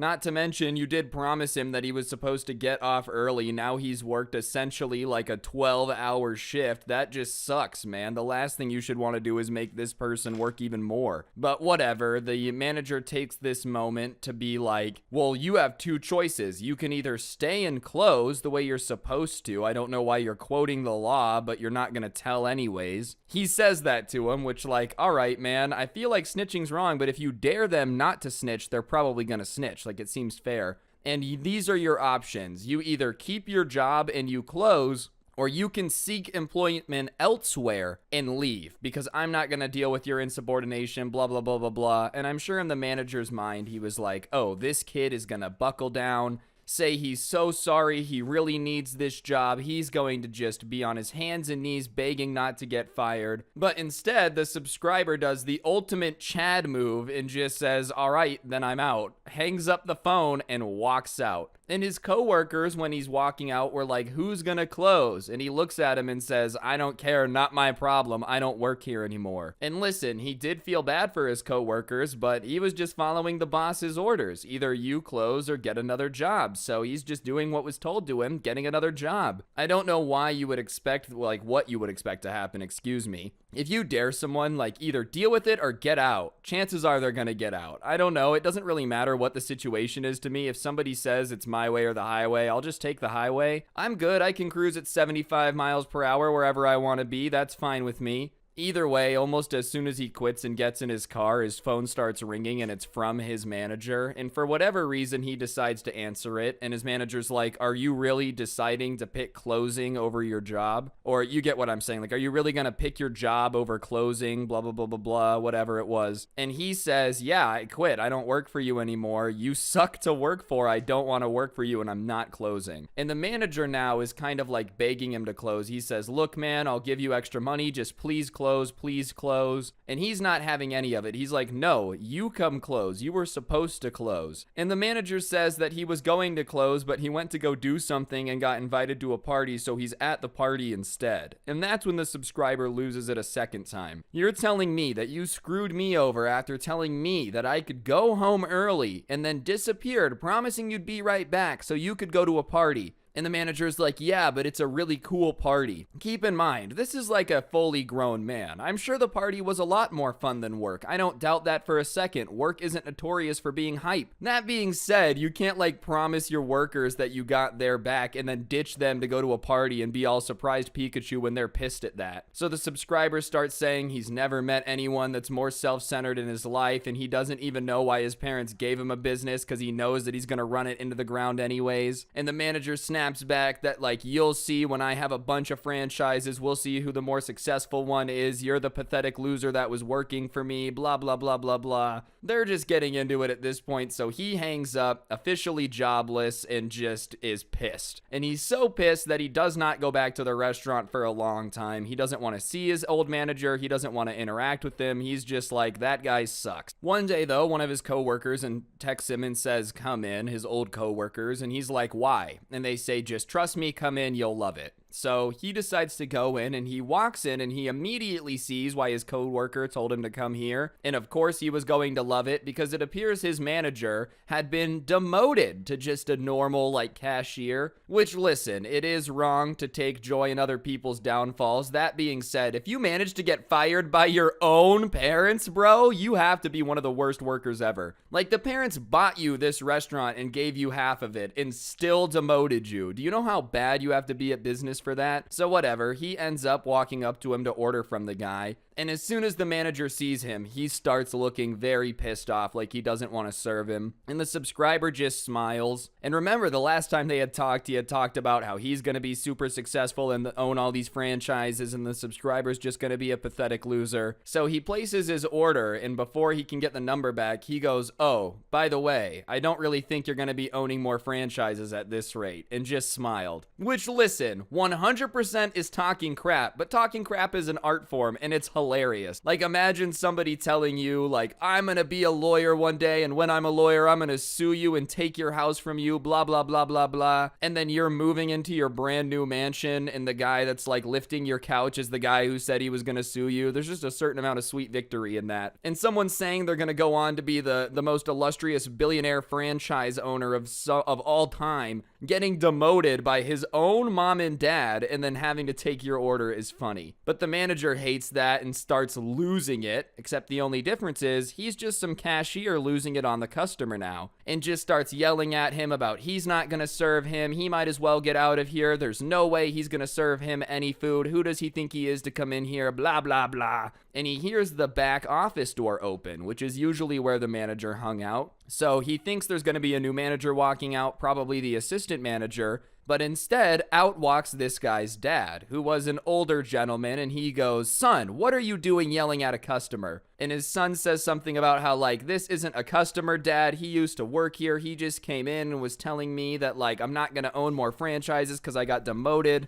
And the dad looks at the customer and is like, is this true? So the subscriber says, yes, I said that, blah, blah, blah, blah, blah, but I was just joking around. And his son starts going off being like, well, we don't take kindly to joking here. We don't want you to come in here thinking that you can talk to us like that. You're banned from here. And the dad looks at his son and he's like, you can't ban people from my restaurant. And he's like, but Dad, he came in here to provoke me. And he goes, no, he came in here to buy something and happened to see you, and you're easy to provoke. That's the situation here, but you're not allowed to ban people from my restaurant. And he starts going off about how he used to own 50%, so therefore he should have say in who's banned and blah, blah, blah, blah, blah. And his dad says, yeah, but we had to take percentages away from you because you were running the place into the ground and making it lose money. And now the subscribers' jaws dropped because they had never seen him and his dad go at it like this, but it also made sense why he had been demoted. Like, just managed to run this place into the ground. And then the dad, I don't know if it was out of frustration or wanting to embarrass her kid or what, starts going off about how, like, he wants to be retired playing golf right now, but he had to come out of retirement to manage this because his son's too dumb to manage it, blah, blah, blah, blah, blah. And his son decides to start fighting with his dad in front of the subscribers, saying that, like, I never wanted this restaurant, so I don't care about it, blah, blah. Like, that's why I ran it into the ground. And the dad says, oh, you ran it into the ground on purpose? And the son is like, yeah, I did. I don't believe that for a second. Probably just a coping mechanism. I purposely failed and lost my business. Like, I don't know why you would do that. And the dad at that point has probably had enough, and he goes, fine, then give me your name tag. You don't work here anymore. And he looks at his dad, flabbergasted, like he can't believe what just came out of his mouth. And he's like, wait, what? And his dad says that he only wants people to work here that want to work here, and if he wants to keep messing around and flushing his parents' money down the drain, it's not gonna work. And he's like, Dad, you can't fire me, I'm your son. And the dad, bro, I don't know if this is good. This is pretty heartless. Just said, oh well, I just did. And the guy was just standing there dejectedly, whatever that word is. And at that point, the subscriber doesn't even want his food anymore. He's feeling very awkward being there. It was not his plan to come in here and get this dude fired. He didn't even know why he was showing up. I think he was just supposed to see him demoted to a normal cashier.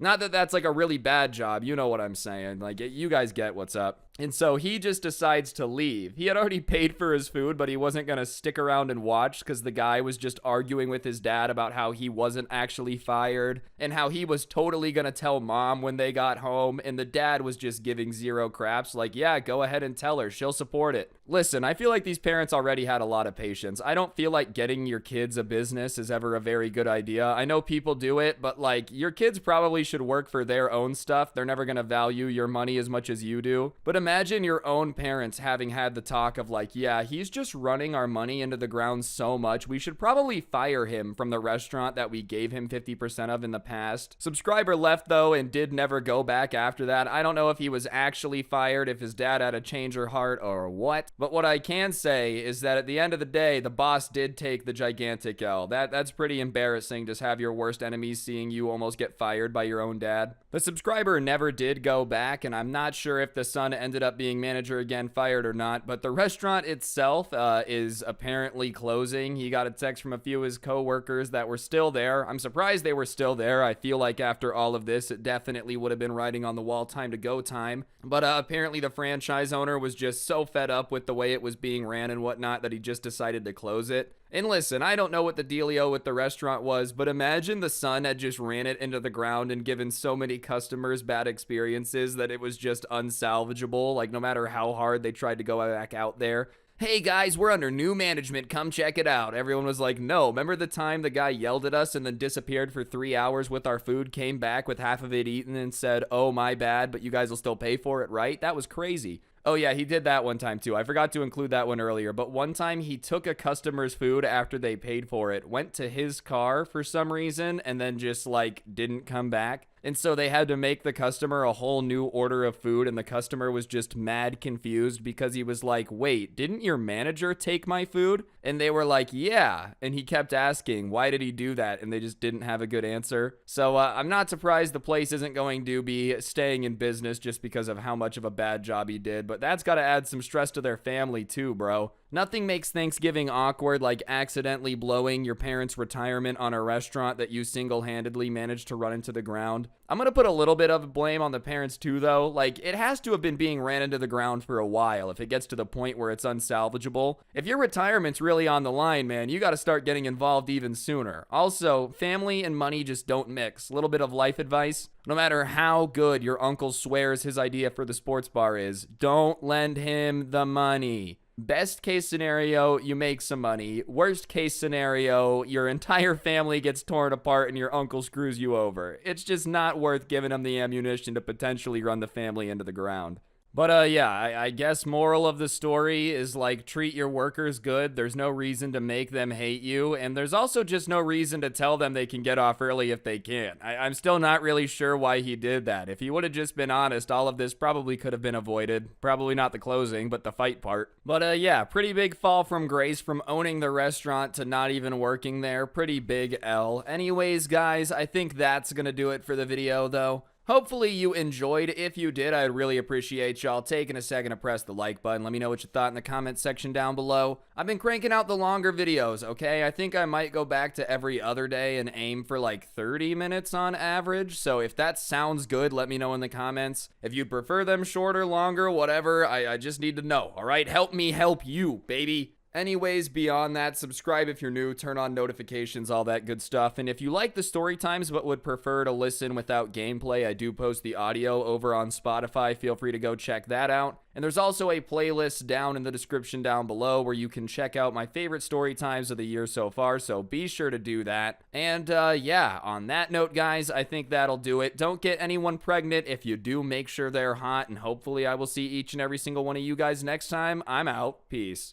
Imagine it's your wedding day, you know, the happiest day of your life. You're gonna spend the rest of your life with your best friend. If you can just get through today and hopefully no Karens come about and ruin your wedding, only for the Karen ruining your wedding to end up being your own mother. Yeah, I ended up finding this like random webpage thing that had a bunch of stories about moms that ruined their own kids' weddings. And I just felt like making a video about it because that seems bizarre. Don't ruin your kid's wedding. It's really not that difficult, you know? Don't be a garbo parent. But yeah, without further ado, let's go, baby. 3 weeks before my wedding, my mother begged me to reschedule it to meet her schedule, and I did, causing us some extra expense and my out-of-town friends some issues. After all that drama, the day of my wedding finally came, and you know what? My mother didn't bother to show up anyways. Your mom not coming to your wedding is already brutal enough, you know? I feel like that was one of those days where you just really want your parents there unless they exponentially suck, which it seems yours does, so maybe it's a good thing she wasn't there. But it's even more messed up if you demand they change the schedule, right? I already would feel like insanely bad asking anyone to move their wedding to accompany my schedule. I feel like their wedding should be like completely on their terms. But if you're gonna demand someone reschedule the wedding, the least you can do is show up. On the bright side, now you know that you should never invite her to anything ever again, because she's probably not gonna go. She's willing to miss your wedding. What's grandkids soccer games, you know? I feel like you gotta go above and beyond, and like every one of your anniversaries send her a box of your feces. Don't do that. That's gross. It just was stupid sounding.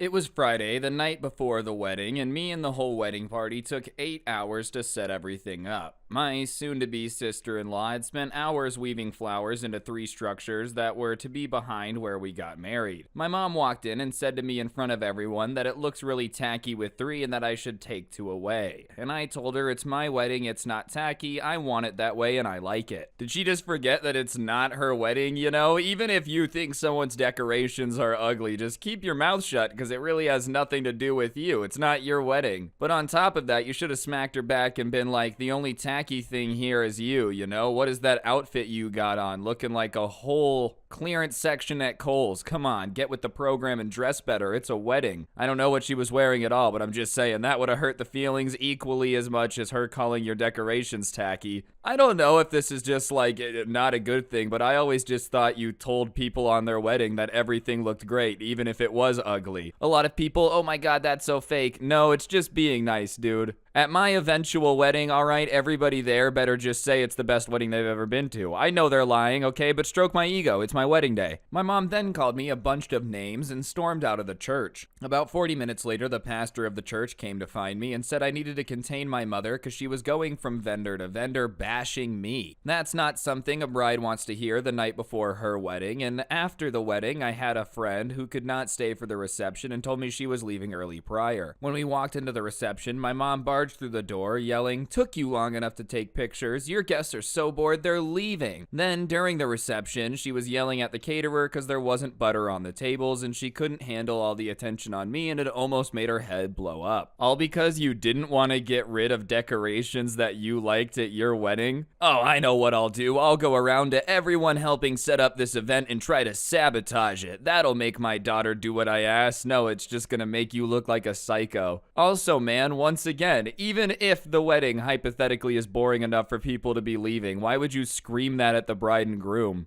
Oh, you guys suck. Everyone's leaving. First of all, you don't know why they left. Second of all, bruh, it's my wedding. Why are you trying to tear me down? I don't understand why parents will do this stuff, dude. Like, you probably shouldn't have had the whole kid thing. If you're literally so selfish that the attention being on your kid during their wedding day makes you this insecure. No, everyone, look at me. Please, please. I thrive off your attention. That's what this reeks of, all right? Desperation. My mom had something to say about every part of the wedding. She pretty much made it her own wedding 4.0 because she's been married 3 times, and to some degree I let her because it was easier than fighting. These are the things she did. She tried to bribe us into eloping because, and I quote, "I don't want to deal with the drama of you getting married." She offered to buy my dream dress and then ordered it several sizes too small so I would lose weight, and I lost 50 pounds but could never fit into it. I ended up buying a different dress off the clearance rack a week before the wedding, and then she canceled my order for invitations and then ordered individual stationery that she liked instead. Alright, it's already nuts to be like ordering a dress for somebody that's not their size to quote unquote motivate them to lose weight. I just feel like that wouldn't be very effective, and that's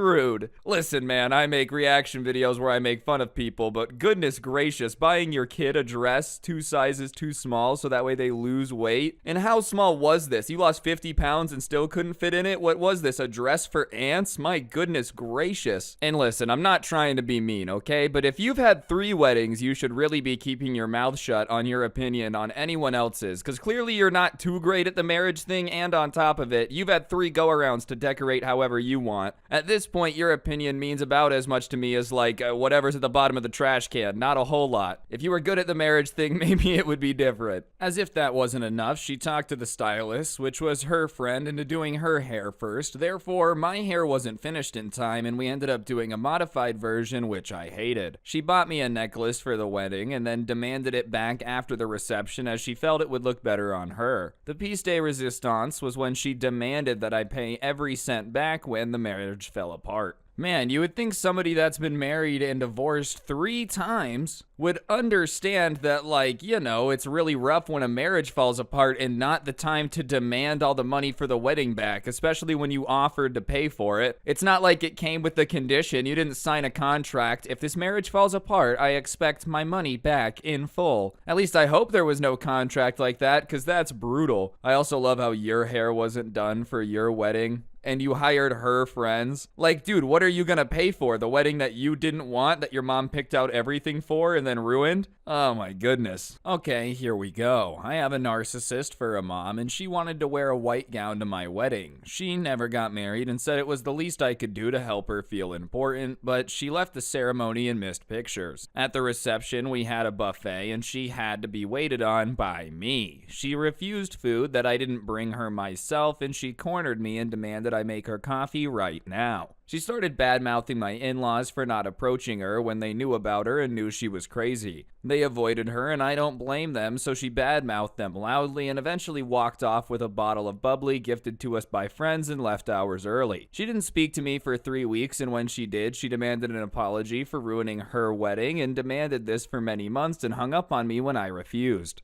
Ah, yes, the classic, I was a guest at your wedding, but when I do something ridiculous, I'm gonna say you ruined my wedding trick. I'm gonna be honest, I've never seen it before, but it's insanely stupid, so I can't help but think it has to have been a strategy of some kind, because there's no way she came up with that all on her own. If she did, then my goodness, strategy is not your strong suit. You might want to stay away from making choices. I also don't understand starting beef with your new in-laws, like before the wedding's even over. She's just really trying to make sure that everyone in the family tree badmouths her as much as humanly possible. Anyways, guys, I think that's gonna do it for the video. Hopefully you enjoyed. If you did, I would really appreciate you guys taking a second to press the like button. Let me know what you thought. I am gonna be posting on this probably every other day, doing reactions, stuff like this. So if you like this and you missed it, let me know in the comments section. Spread the word, whatever you gotta do. And yeah, on that note, don't get anyone pregnant. If you do, make sure they're hot, and hopefully I'll see you guys next time. I'm out. Peace. At Luton, passenger patience is running out fast, and the news isn't getting any better. We've just been told that the Barcelona flight's just been cancelled now as well. Out of every job I would want to have, being the dude that has to tell a bunch of angry passengers that their flight just got canceled again is not one of them. Like, listen, this guy really has no control over the airline. I think that's obvious. He's not up in the air control tower. Yeah, go ahead and ground all the flights. I don't want anyone getting out of here. That being said, he is the person who's gonna have to face the wrath of a bunch of pissed off airline passengers in about 35 seconds. And these guys have been waiting here since about 1 in the afternoon. It's now 9 o'clock. This has got to be the worst day that I've ever had here.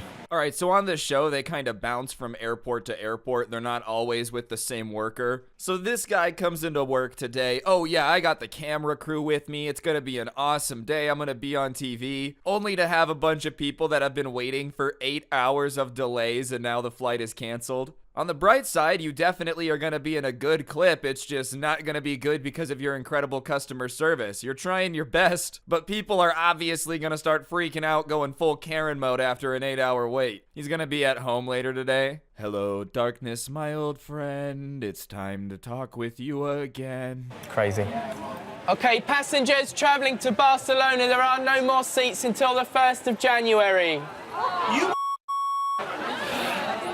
That is horrible. And there it is, dude. This is why these jobs are so unappealing to me, because listen, this guy's been waiting for 8 hours, probably hasn't eaten a nutritious Subway sandwich. He's probably a little bit grumpy. He's gonna swear. I know he shouldn't. Like, I'm not gonna back up this dude. You should never swear at the customer service representative. But yeah, this is a long line of people. I'm gonna guess a couple of them are gonna have some not nice things to say to this guy. And it's just completely out of his control, bro. He's not in charge of the schedule. You stupid moron, why can't you get me a flight? Yeah, hold up, bro. Let me go throw on my pilot hat. I'll fly the plane myself. Like, it's ridiculous to swear at him because it's just out of his control. I'm sure he doesn't want you guys stuck here either. Trust me, he would love to not have anyone standing in front of him upset with him. He would never choose to make this happen, or if he would, then that's just bizarre.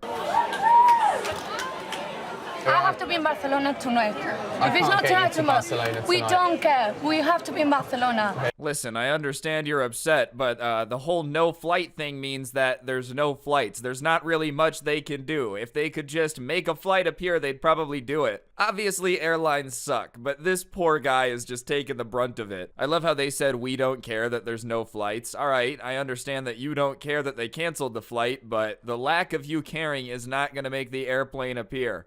Oh, all right, let me call up corporate. Yeah, they said they don't care. Okay, you got a Boeing 747 on the way?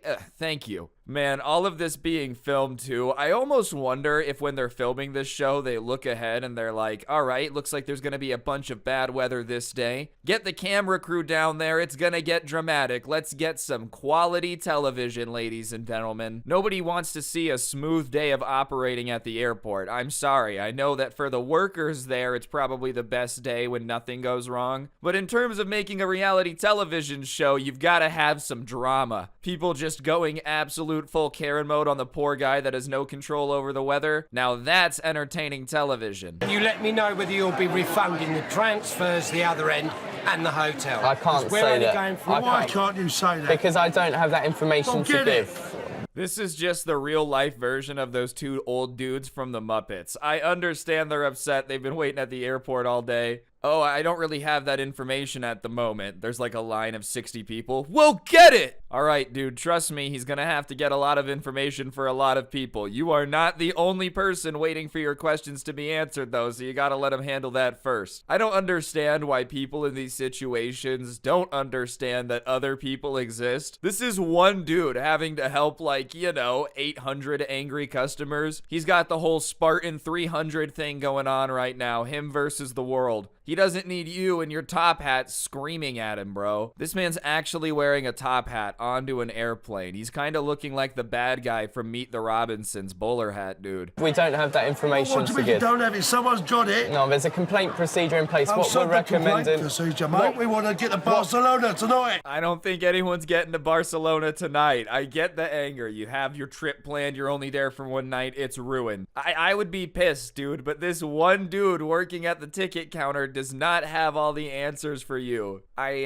highly doubt there's a standard procedure for what happens when everything's canceled for the entire day. Usually they're at least able to figure stuff out. And listen, that's stupid. The airline should have that, all right? Whoever is in charge of this airline, you're a moron for not having a backup plan in place for what happens if weather gets bad. That happens pretty often at an airport. But this worker is not in charge of that, dude. You and your Muppet buddy better relax. What we're recommending is you keep your receipts and write in. That's the complaint procedure. Keep your receipt and write into who? To our customer support unit. That Pratt? To our customer support unit. Stelios? Bro, we get it. You're mad. Don't get it twisted. I would be mad too. But if I was another customer in this line, I'd just be getting annoyed with this guy screaming stuff that makes no sense over and over again. He told you he can't do anything about it. Just screaming at him to do something about it after he said he can't isn't gonna magically fix the problem. Children around, can you just Yeah, I'm please sorry. tone the Well, I ain't language? got the money to get there, mate. Okay, you need to tone the language down. Okay, well, where you can get me at Barcelona before tomorrow? I can't. Why not? Because there's no flights. We've been over this, dude. Just because you got the hat on doesn't make you Winston Churchill. It doesn't mean you're as excellent at speaking and arguing. Why not? Because there's no flights. Well, why not? Because there's no flights. Would you like me to make a paper airplane big enough to carry you, bro? Just throw it as hard as I can? Because there are no more services. Why not? There's no seats. Why not? There's no seats. Why not? There's no more seats. Why not? Good luck. It's not an answer. There are. It's not good enough, mate. It's not good enough. Dude, he's so mad. I would be mad, but it's literally turning into arguing with a 5-year-old. Why? Because I said so. Why? Because of this. Why? Because there's no flights. Why is there no flights? Because the weather. Why is the weather bad? I don't know, man. You're gonna have to take that up with the weather service or something. I can't tell you why there's a storm. Is that an agreement with you? Yes. Are you going to honour it? Here's an agreement. I'm trying to No, help you're not. you. You're just saying you've got nothing. All I'm doing is passing the information. Dude pulled up the ticket receipt. Is this an agreement? Yeah, and I'm sure somewhere in the agreement there's something about how they can't fly in inclement weather. And listen, I get he's pissed, but this one worker sitting at the ticket booth who just got a call where they said the flight's canceled, tell them, doesn't know exactly what's going on in every capacity. He just got told to tell you the flight's canceled. He's also not their legal team, so I don't know what showing him the ticket and saying, we have an agreement is gonna do. So yeah, what information? You've got nothing. I've got an agreement with you, and you've broken it. Okay. Yeah, you've broken it. What you going to do about it? I'm acting as a representative Yeah, on you're behalf doing of great. All you're EasyJet. saying is you've got nothing. I've got an agreement in front of me. All right, man, you can say that you have an agreement all you want. You can get mad that he's gonna do nothing, but no matter how many times you slam that paper on the desk and go, we have an agreement, the plane's not flying, bro. It doesn't matter how mad you get in the situation. The plane is not going to move. What, did you expect this, like, ticket worker to all of a sudden have some huge moral conundrum? You're right, sir. We did have an agreement. I'm gonna tell my boss to eat turds. I'm flying the plane myself. You stupid why bird. you've done this? Just give me a reason. Is it because people It was can't due to weather. No, well, get that to Girona at 3 hours earlier out of it a day. You went to Girona a day 3 hours earlier. Yeah, maybe 3 hours ago, the weather wasn't bad. I love this guy's logic. Hey, 2 days ago, you guys flew to Barcelona, so what's up with the weather now? You're telling me in 2 days the weather changed, huh? Yes, sir, I am. Do you see my hat? Do you know how smart this makes me? You can't fool me. The weather doesn't change in the matter of hours. What do I do now? My hands are tied. No, they're not tied, mate. I got to sleep tonight. There's nothing else And that I I got can to do sleep. for you. I've got to sleep, mate. Okay. Okay, what you going to do about it? I can't do anything here Why for not? you. Now he's just saying bodily functions. Hey, bro, I gotta sleep. I gotta poop. I gotta pee. I gotta eat. He's like, yeah, all right, man. I know that you have to do those things. Well, what are you gonna do about it? I don't know. Would you like me to wipe you, dude? Like, what would you like me to do? The airline hasn't given me permission to buy everyone a hotel room. Would you like me to do it out of my own pocket? You want my credit card? Because I've got nothing that I can do. Well, what's the point of you bleeding coming down then? Okay. You are a waste of time. Got some flights to Malaga tomorrow. Fantastic. Any other place? Girona? Yeah. If he's such a waste of time, then why are you wasting all your time talking to him? I mean, if you really think he's useless, then don't waste the rest of your day arguing with him. Just find another way to get to Barcelona if it's so easy and this guy's useless. Go do it yourself then, bro. For a New Year's Eve celebration. Well, I don't know, but that's pretty appalling when you look at the so-called standards of what EasyJet say they claim to have. It is appalling. I get it, bro. EasyJet really messed up. I know you want to get to Barcelona and go absolutely bonkers on New Year's Eve. You look like the type of guy who really knows how to get wild up in the club. That being said, they can't control the weather. And even if you're pissed at EasyJet, then go be mad at them. Don't keep screaming at this poor guy. Mr. Williams, along with most of the Barcelona passengers, opts to transfer to the next day's Madrid flight. And finally, peace and goodwill is restored. You know, seeing the dude with the hat leave was this worker's, like, ultimate dream. Oh, thank goodness, he's actually gonna leave now. Everything will go back to normal. And they ended up taking the flight for the next day, because obviously there was no way to magically poof there with inclement weather, and if every other airline wasn't flying, I don't know why they were so mad at them. Like, the entire airport shuts down, they just keep screaming at this guy. Anyways, guys, that'll do it for the video. If you enjoyed, be sure to press the like button. There's a lot more of this show, so if you guys like it, comment down below, let me know if you want more. Been a while since I've done a reaction, so comments let me know you guys want it. But on that note, don't get anyone pregnant. If you do, make sure they're hot. And I'll see you guys next time. I'm out. Peace. Alright, what's going on, ladies and gentlemen? It's your boy Scrubby here, back again with another video. Hope you guys are having a great day. I know I am. And today we're going to be talking about aliens, because the Pentagon and the Department of Defense have announced that they're going to be focusing resources to try to figure out the source of all these UFOs that have been zipping and zooming around that they've released information about. So I figured we could talk about it just because,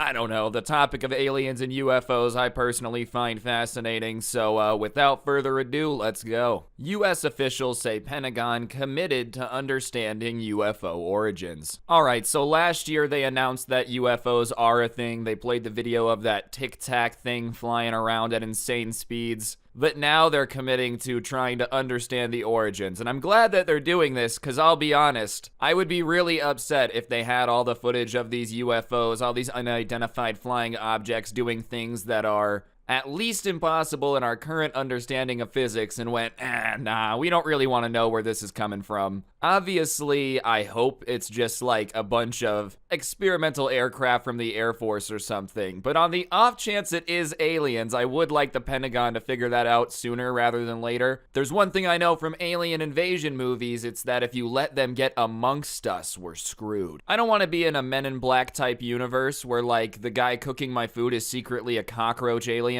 Two senior U.S. defense intelligence officials said on Tuesday the Pentagon is committed to determining the origins of what it calls unidentified aerial phenomena, commonly termed UFOs, but acknowledged many remain beyond the government's ability to explain. The two officials, Ronald Murtry and Scott Bray, appeared before a House of Representatives Intelligence Subcommittee for the first public U.S. congressional hearing on the subject in half a century.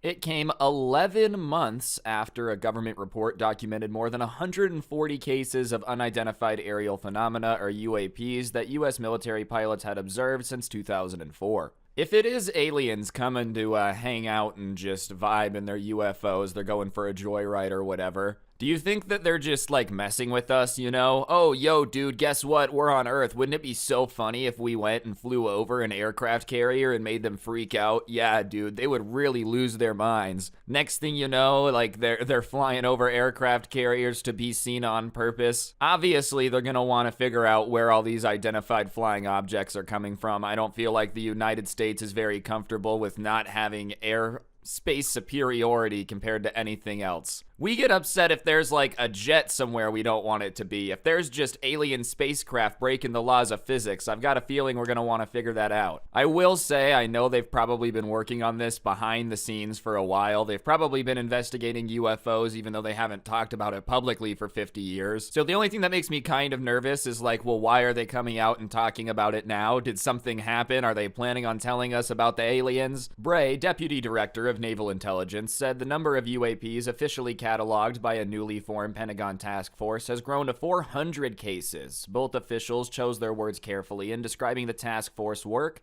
including the question of possible extraterrestrial origins, which Bray said defense and intelligence analysts had not ruled out. He did say we have no material and detected no emanations within the UAP task force that would suggest it is anything non-terrestrial in origin. Oh yeah, this guy's definitely super government. That was the best answer, non-answer of all time. The congressperson, is this thing from another planet? Well, we're not gonna say that it's not from another planet, but we've found nothing so far to suggest it's from another planet. Well, what does that mean, dude? You have no evidence to say it's on and not from here, right? Like, nothing is saying, oh, this is from Mars, but at the same time, you can't confirm it's not from Mars. So what, is it from Venus or something? Like, that was just such a government way to answer that question. Answer it without actually answering. That's a lawyer textbook classic. The 2021 report, a 9-page preliminary assessment by the Office of the Director of the National Intelligence and a Navy-led task force, said 80% of UAP instances it reviewed were recorded on multiple instruments, and both officials pledged that the Pentagon would follow the evidence wherever it leads, and made clear that the primary interest is addressing the possible national security threats. Yeah, anything that makes our Air Force go, huh, we don't know what that is, but it's doing things insanely fast. I definitely want to know what it is, because I know the United States is far and away the biggest and most advanced Air Force. So if someone else has magically developed technology that makes ours looks like the Stone Age, we need to figure out where that's coming from, you know? Obviously, if it is aliens, then like that would really suck, because we're out of control on that one. But if we do end up finding out that like England has low-key manufactured UFOs and has just been testing them for the last 20 years, that'd make me feel a little bit better. At least it's an ally. I don't know how I'd feel if Vladimir Putin secretly had a bunch of UFOs. He probably would have used them in Ukraine by now, so at least we can sleep at night knowing that the Russians do not have alien technology. We know that our service members have encountered unidentified aerial phenomena, and because the UAP poses potential flight safety and general security risks, we are committed to a focused effort to determine their origins, said Moultrie, who oversees the latest Pentagon-based UAP investigation team as the U.S. Defense Undersecretary for Intelligence and Security. Alright, this isn't really necessarily have anything to do with aliens, but goodness gracious. Can we please get a better system for like ranks and whatnot within these departments? This is the deputy, under deputy, deputy, not deputy.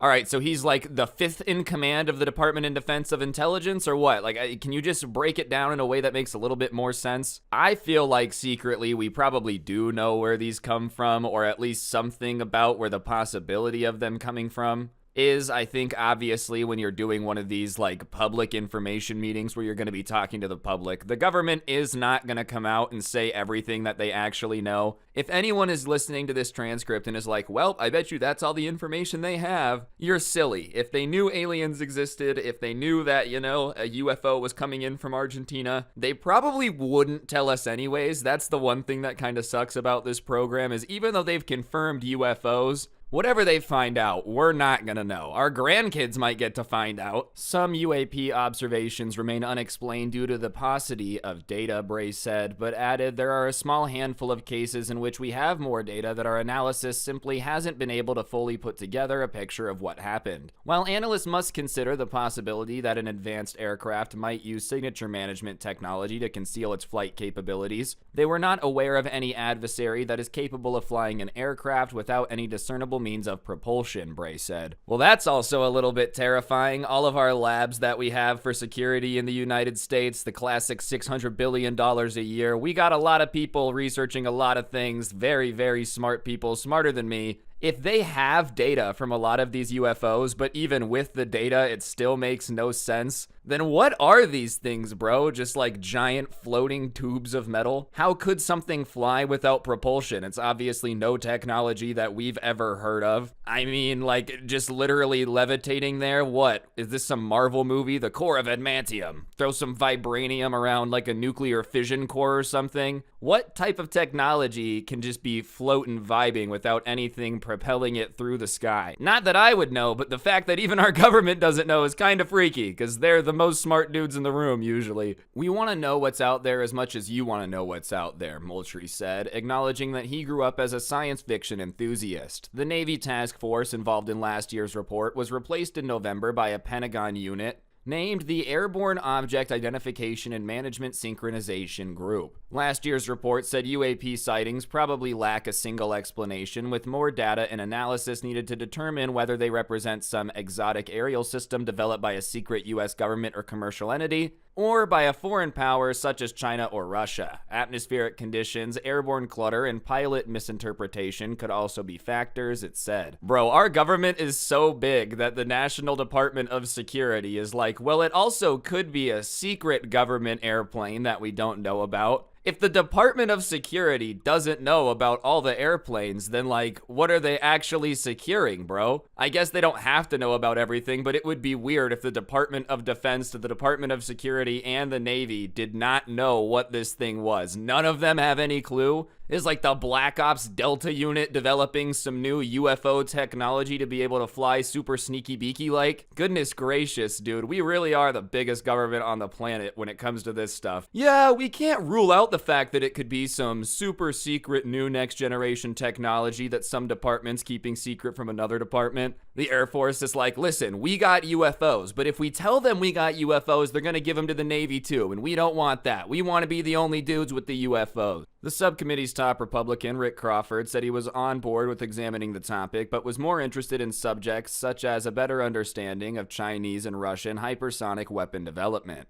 The 2021 report in Tuesday's hearing marked a turnaround for the U.S. government after decades spent deflecting, debunking, and discrediting observations of UFOs and flying saucers dating back to the 40s. There had been no open congressional hearing on the subject since the Air Force terminated an inconclusive UFO program codenamed Project Blue Book in 1969. It is pretty funny that the government really tried so hard to make us all believe that UFOs just didn't exist and anyone who said they had ever seen one was crazy. Like, if you look back at the way they would smear people that said they had seen UFOs and whatnot, it was definitely coming across like the government didn't believe in this at all and none of it existed. And for like 50 years, they kept up that whole, no, UFOs don't exist, you didn't see anything, okay? We don't know what you're talking about. Only now to be like, oh yeah, they definitely do exist and we've seen a bunch of them. I'm not saying people getting abducted are full of the truth. I'm not really too sure. That's definitely a little bit more up in the air. That being said, people have definitely seen UFOs that are legitimate and got told they were crazy for a while. It's just nuts that the government for 50 years was like, no, these UFO things don't exist, just to turn it on a dime. Yeah, they do exist and we have an entire program trying to figure out where they're coming from. Ha ha ha.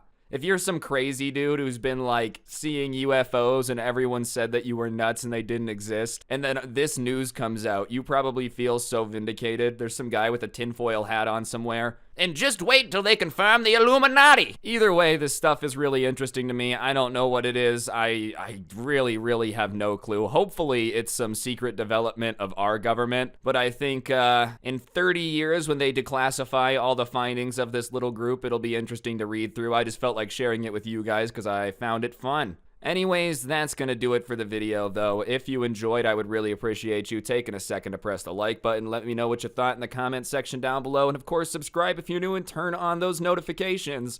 I'm trying to go on the double daily upload grind. This is actually a week of double uploads that I'm hitting right now. So there'll be another video later today. But like I said, subscribe, turn on notifications, all that good stuff. And on that note, don't get anyone pregnant. If you do, make sure they're hot. And I'll see you guys next time. I'm out. Peace. What's going on, guys? It's your boy Scrubby here, back again with another video. Happy 4th of July. Hope you guys are having yourselves a fantastic holiday. Today, I'm just going to be uploading a compilation of some of my favorite story times of the year so far. You guys really like when I do this. I did one last year for the 4th of July, so I figured why not do another one. It's like, whatever, 12 days of Scrubs in July for a day. Either way, thank you all so much for the support. If you like the videos, then you should subscribe if you're new. I post a story time every single day. And if you're excited for the compilation, if you wouldn't mind pressing the like button and commenting down below, I would appreciate it. And yeah, on that note, enjoy the story times. Happy 4th. Go blow some stuff up with your family. I'll see you guys tomorrow. Bye. Alright, so like I said, this story time was sent in to me about this guy's little brother, and something I need to make clear is little is kind of in air quotes, because the person that sent this in to me is in like the 24, 25 range, and their little brother is 19. So, you know, technically it's their little brother, but we're not talking about an 8-year-old here stealing mom's credit card. No, it's somebody that definitely knows better going about it. Regardless, the reason that the person who sent this in to me isn't spoiled is I think anyone with a sibling with a big age gap will confirm this. You know, if you're a lot older than your siblings or a lot younger than your siblings, chances are you are getting raised by two very different people. It's just a fact of life that, like, you know, the parents that your older sibling had 10 years ago are very different people than they are today. So obviously the styles are a little bit different. You know, the older one definitely didn't get as much of the entitlement spoiled side, but his parents had just kind of reached the point where, like, I don't know if they couldn't care, didn't care, you know, couldn't be bothered or what, but they just kind of didn't want to deal with the younger brother a lot of the time, so they would just give him whatever he wanted, so he would, like, leave him alone. Definitely not the best parenting tactic, I would say. I feel like that has a pretty good percentage chance of turning your kid into a spoiled brat, but whatever, you know, some people are just about that. And instead of actually parenting him, they just decided to cave in to literally everything he asks. Anyways, obviously that parenting tactic had made this kid insanely entitled. You know, he didn't really know the meaning of the word no. If he asked for something and somebody dared to deny him it would literally send him into a temper tantrum, which is pretty embarrassing. You know, if you're throwing a temper tantrum because mommy told you no to something and you're like about to be going to college or whatever, that's not a very good sign. But it also just goes to show how entitled he was, where literally the word no crumbled his entire world. And the best example of this that was provided to me was this one time where his mom said that she didn't want to make him Kraft mac and cheese. And he got so angry that he was screaming something about how, you know, his mom never did anything for him and all he wanted was mac and cheese and she didn't have to say no, ran to the kitchen because they were arguing in the living room, right? Grabbed a kitchen knife and threw it at the cabinet and was like, this is what you get for not making mac and cheese. Just an absolute crazy level of entitlement. Anyways, one day the subscriber was at his parents' house. It was over the holidays, which is why he was back there. And he's watching TV with his parents when his brother comes down and is like, hey mom, can I get this video game? It's like this like new edition of this game that comes with a bunch of DLC and like, you know, I don't have the money for it, so I was wondering if you'd buy it for me. Like, would you do that for me? I don't know why he's down here asking mommy for the new premium edition of the video game, but he is. And listen, a standard video game is like 60 to 80 bucks, you know, that's just the standard price, but he's asking for one of the premium editions with all the DLC, and for this particular version it came out to like 160 bucks or something. And obviously because it's around the holidays, you know, it's not like the time to just be dropping a bunch of money on random gifts. So his mom is like, all right, well, here's what we'll do. I don't want to get you the deluxe version because that's just way too much money right now. So I'll get you the normal version, you know. So obviously the brother really can't believe what he's just witnessed, because even then, the fact that the compromise wasn't, no, I'm not buying you a game, Christmas is in a week, and instead was, I'll buy you the normal version person instead, just so that way he doesn't freak out and go crazy. He's kind of surprised, but whatever. His mom goes up there, they buy the game, she deletes the credit card out of the saving it so that way he can't use it, and comes back downstairs. And I guess somehow the brother had found a way to copy the card number, take a picture of it, something, because, you know, he ended up using it. And what's really nuts about it is usually in this situation, the parent leaves the credit card on like the autosave thing on Xbox and the kid just uses it. The mom was smart enough to know that he was going to do that. He had done that in the past, so she had deleted it, which meant that he had found a way to like get a picture of this credit card or something not related to the autosave. And the reason that they knew this almost right away was because about 30 minutes later, his mom checked her phone and instantly saw a bunch of texts from the bank asking if she had authorized about $600 worth of charges on Xbox. And listen, man, anytime your parents are going to get that text, it's very, very obvious that they're going to be pissed because they're not the ones spending $600 on Xbox. I can almost guarantee it. Anyways, she freaks out a bit, is on the phone for a little being like, no, that wasn't me. The bank's like, all right, well, most of them didn't go through. Only like $100 did. But, you know, do you need a new card? Do you need to cancel this? And she's like, no, I don't need a new card. And they're like, well, ma'am, if fraud's been committed, it's probably best to get a new card. And she's like, it's my son. It's my son. And they're like, oh, okay, well, we're gonna go ahead and send you a new card anyways, but you might want to tell your son to stop using your card. And listen, man, here's what I'll say about taking a credit card from mom, bro. That is a bold, bold move, because there's literally a 100% chance that you are going to get caught, unless your parents are some of the most oblivious people to ever exist. I mean, honestly, like, unless your parents are in a situation where they get the credit card bill, don't even look at it, pay it in full, and have never once questioned anything on the statement, you're gonna get busted. I'll be honest, there's a 99% chance your parents are gonna look at the credit card statement, see $600 worth of charges to Sony, Microsoft, Steam, whatever it is, and instantly be like, I didn't do that, I bet you my son did it. There's a very small chance they're gonna look at that and just be like, oh, weird, an extra $600 on video games this month?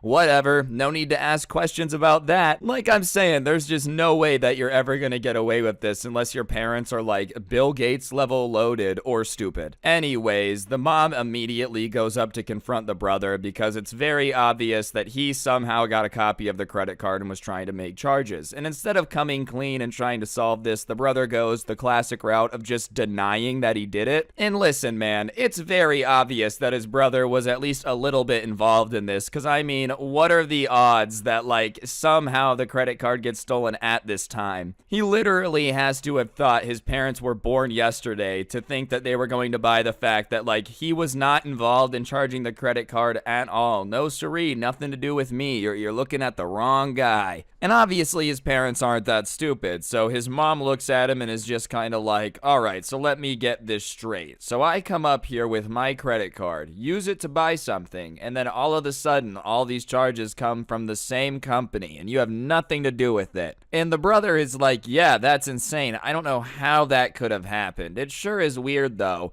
And the subscriber is literally standing in the hallway eavesdropping, and he laughs at that. And at that point, his brother's like, dude, just come in here if you're gonna eavesdrop. No need to be standing out there. But whatever, he goes in there, and his brother continues on to be like, yeah, no, I'm not sure exactly why your credit card got a bunch of charges from Xbox. That sure is weird. Maybe you should call Microsoft. And his mom, for whatever reason, I don't know if it's like special mom intuition powers, in that moment goes, let me see your phone.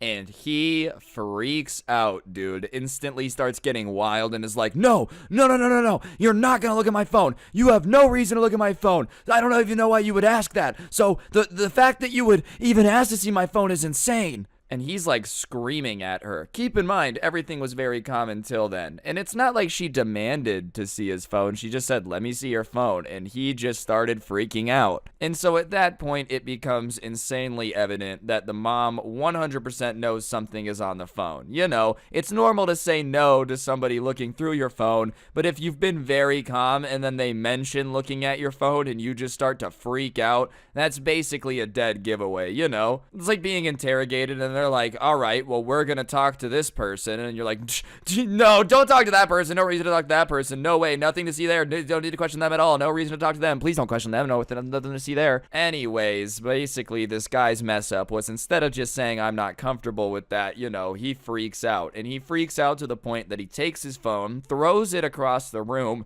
and then stands up, throws himself onto the ground in front of his mom, and instantly just starts freaking out. So obviously, you know, it was an attempt at a distraction. Throw the like a phone across the room so that way nobody's gonna run over and get it, and then throw yourself onto the ground so everyone's distracted with you. And on the ground, he's just going full temper tantrum mode. And when I say full temper tantrum, I mean full. There's tears streaming down his face. He's pounding on the ground. He's screaming, why does no one believe that I didn't take the credit card, you know? Keep in mind, he's 19 years old. Like, this is not a little kid. This is a grown man on the ground having a full-on temper tantrum like somebody that just got told they didn't have enough tickets for the big prize at Chuck E. Cheese, dude.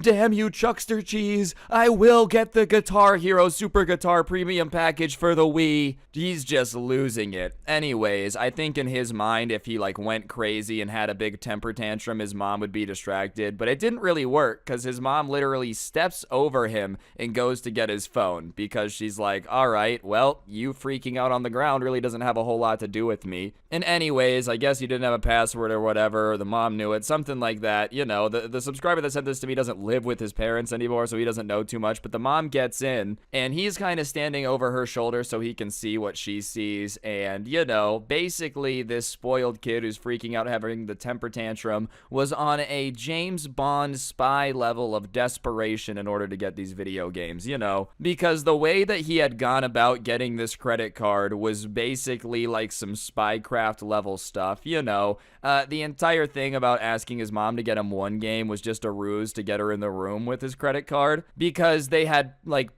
he had put his phone, sorry, to get her credit card, he had put his phone up on the shelf near his desk, right? And the way he had angled it was pointing down towards his desk, and then he had zoomed in to the point where, you know, it was like his keyboard, and that's where his mom had typed in the credit card information. So he had set this up, hidden it with a bunch of like different stuff in his room, recorded it, and then as his mom's putting in the credit card information, took a screenshot of the front and back of the credit card. And listen, obviously, you know, like impressive that he did all that and whatnot. That being said, do you have any idea of how much trial and error would have to go into that in order to find this angle, fine-tune the zoom, perfect it, make sure that it's like not too blurry, you can make out the numbers, you can make out the back, all that stuff. This takes a lot of practice. And, you know, I don't know how much practice it would take, but the mom and the brother soon found out, because he hadn't deleted all the practice. Instead, they start looking through, and there's videos of him moving the camera around his room, setting it up, and then he had like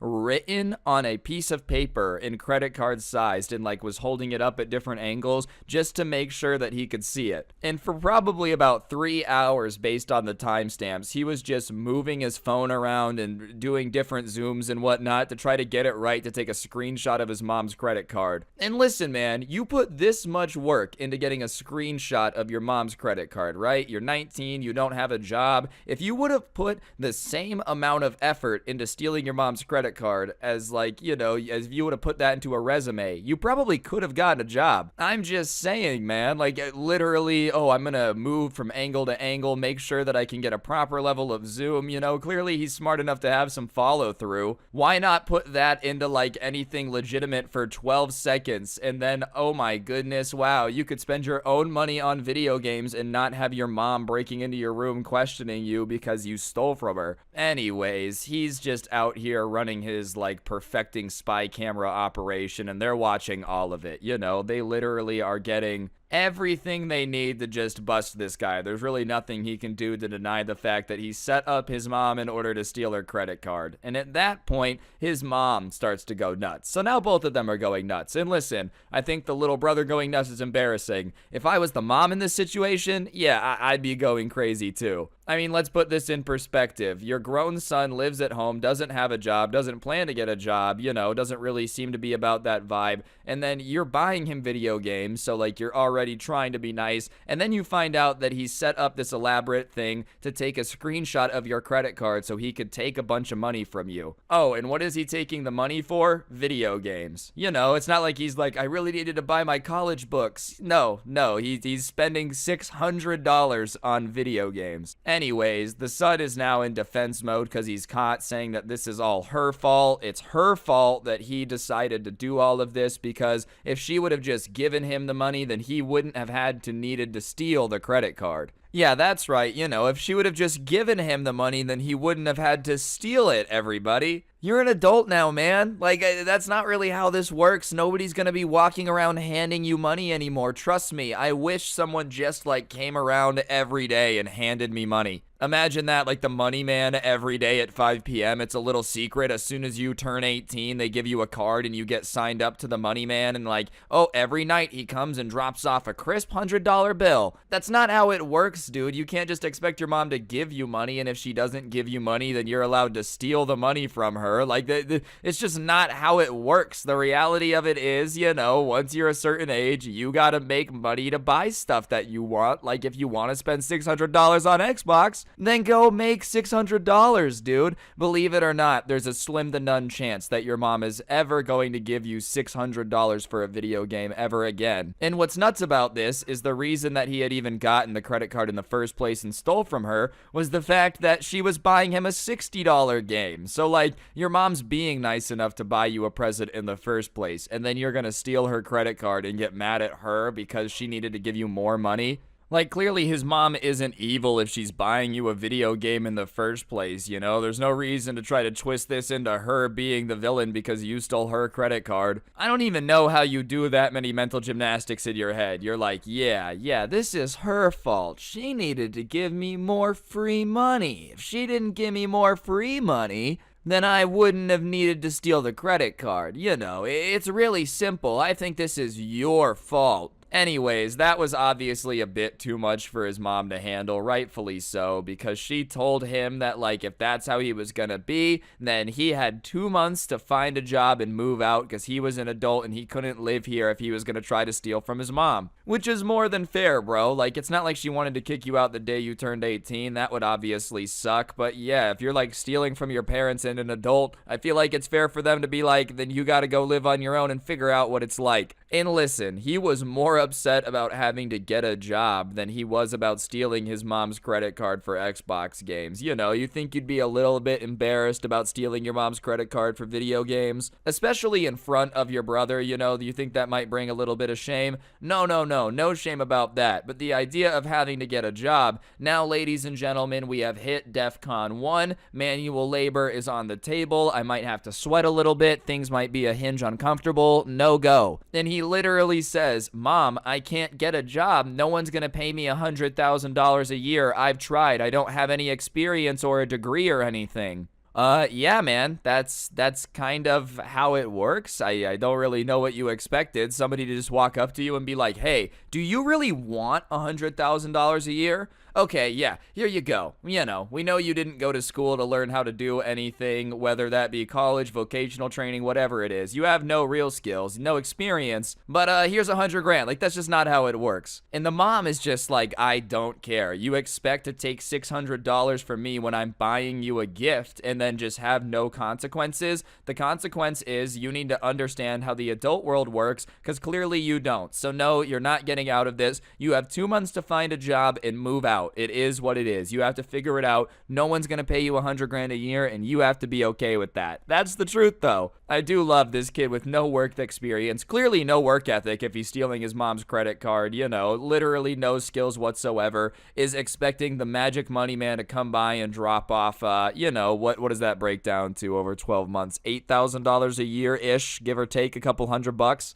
Yeah, I don't think that's gonna happen, man. You know, you gotta do something. Learn how to code, I don't know, learn how to fix an air conditioner. There's plenty of things you can do to make decent money. It doesn't mean you have to be Bill Gates. By all means, you know, if you have a super valuable talent or knowledge, go get your paper. I'm all for chasing the bag. You know, that's one of the mottos on this channel. But no one's just gonna hand you money for no reason. People who make a lot of money tend to work hard. Not in every instance, you know, trust fund babies do exist. I'm not denying that. But lawyers making 200 grand a year tend to be working 90 hours a week. You know, computer programmers tend to be getting a lot of crap put on them from their bosses and dealing with a lot of overtime. No one's just gonna give you $100,000 a year because you're good at stealing your mom's credit card. I don't think that's a position that anybody's offering. Could you imagine he shows up to the interview? He's like, yes, I'm applying to be the CEO of this small business here. I have plenty of experience taking funds. For example, I took my mom's credit card and was investing in some fantastic high technology entertainment.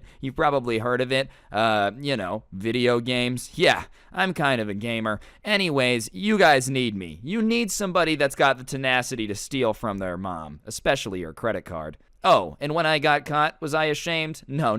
You know, that would be too simple. I blamed her, because that's who you need running your board of directors.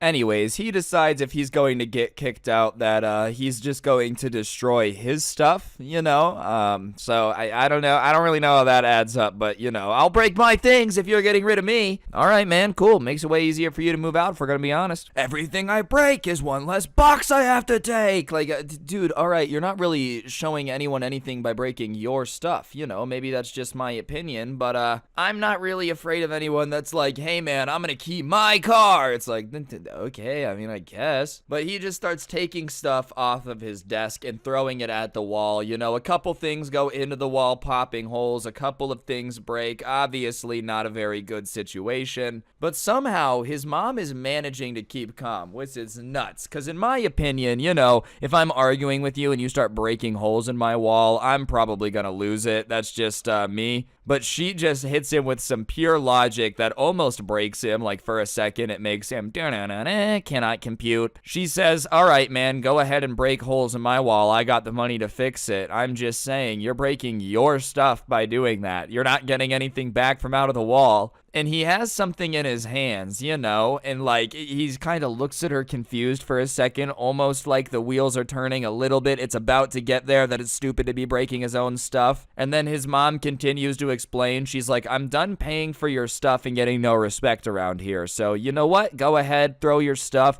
You're a grown man, literally acting like a child, breaking your things right now. So if that's how you want to be, then go ahead and do that. And you would think that comment would have just been the boom, boom, boom, boom, no. Pure embarrassment that would make him rethink things a little bit. But instead, he decides to direct his anger in terrible aim towards his mom. And instead of throwing the next object at the wall, he decides to throw it at his mom. And he's a horrible shot, so, you know, he sends it sailing, it's flying through the air. And his mom ducks out of the way because, you know, like I said, bad aim, and it doesn't hit her, but it's obvious that he wishes that it would have hit her. And it was a pretty heavy object, like it wasn't like a feather or anything. And at that point, the subscriber, who, like I said, 24, 25 range, just jumps on his brother and starts attacking him because he's like, dude, you really just tried to hurt mom. You know what I mean? Like, you just threw a hard, heavy object at mom's head. That's not okay. Anyways, they're wrestling and the subscriber's like, don't throw stuff at mom. You know, his dad comes in the room, his mom's freaking out. They end up getting pulled apart by their parents, which, you know, it probably for the best. I just can't imagine fighting with my brother. Like, I'm not 25, I'm not 24, like, I'm not even 23, and I could not imagine fighting my brother, dude. He's really out here halfway to 30.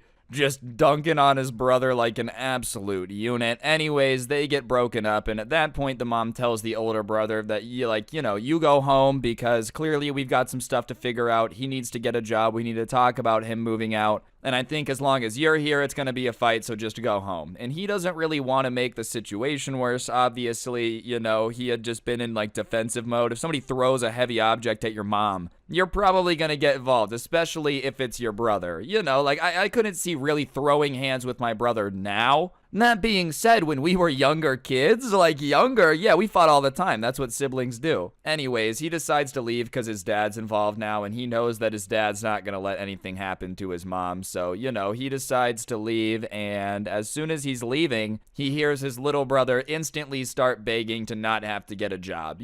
That's his main concern. Not ruining his relationship with his parents, not the fact he's getting kicked out. No, all he wants to do is not get a job. In fact, he hears him go I'll move out, just don't make me get a job. Oh, you want your parents to pay for everything and you live out on your own? Okay. See, this is why you gotta make sure that your kid doesn't end up being spoiled, bro. Sure, I can understand why it's nice to make your kid not have to work crazy hard, but if they have no work ethic whatsoever and just think life's gonna be handed to them, you're gonna end up with an adult screaming at you because they stole your credit card, which, trust me, does not sound like an insanely fun situation to be in. I just feel like spoiling a kid doesn't work constantly. Obviously, every now and then doing something nice, making something special is fantastic. That being said, dude, it doesn't do them any good for them to get into adulthood and get smacked in the forehead just because of how insane it is compared to what they're used to. Somebody that's never heard the word no is not gonna have a very good time when their boss is like, all right, it's time for your quarterly performance review. I'll be honest, I've seen better work out of a blind mule. I just feel like at a certain point, spoiling your kid is doing more disservice to them than it is helping them out. But at least the mom in this situation has realized that and is gonna make him go out on his own and figure some stuff out. Growing up isn't bad as long as you're not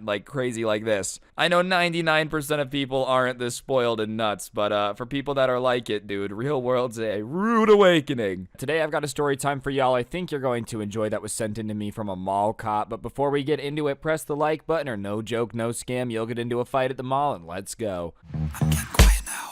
Laying low when you reach zone, wiping down, making albums, take the breath. Alright, so like I said, today's story time is actually a first for me. It was sent in to me by somebody who used to work as a mall cop, and they wanted me to make it very clear that they never thought that they were a real cop. They didn't think that they could arrest people, they were aware that they were a mall cop. That being said, it was still their job, so on a daily basis, whenever somebody was like, hey, we need help at this store, there's a shoplifter here, it was his job to go deal with it. And he was kind of more like the co-workers of Paul Blart, not the ones that were involved in the robbery, but the ones that just kind of didn't take things too seriously. And on this particular day, the mall was fairly busy, and because of that, they were getting calls, and they get a particular call that there was a video game store that was having an issue with a customer, And usually in these situations, when a store is like, hey, we're having an issue with a customer, it's something along the lines of they want to have a return, they don't have a receipt, they just kind of have to be if they don't want to give you a return, there's nothing we can do. So they're expecting it to be pretty run-of-the-mill. So they go over to the video game store, and when they get relatively close to it, they can hear screaming and stuff falling, so they obviously pick up the pace a little bit to go investigate. And they walk in, and there's just a teenage kid in there screaming and throwing empty game cases at the workers. When you walk into a game store and they have all the used games up on the wall, there's not even discs in them. It's literally just the cases. He has those, and he's just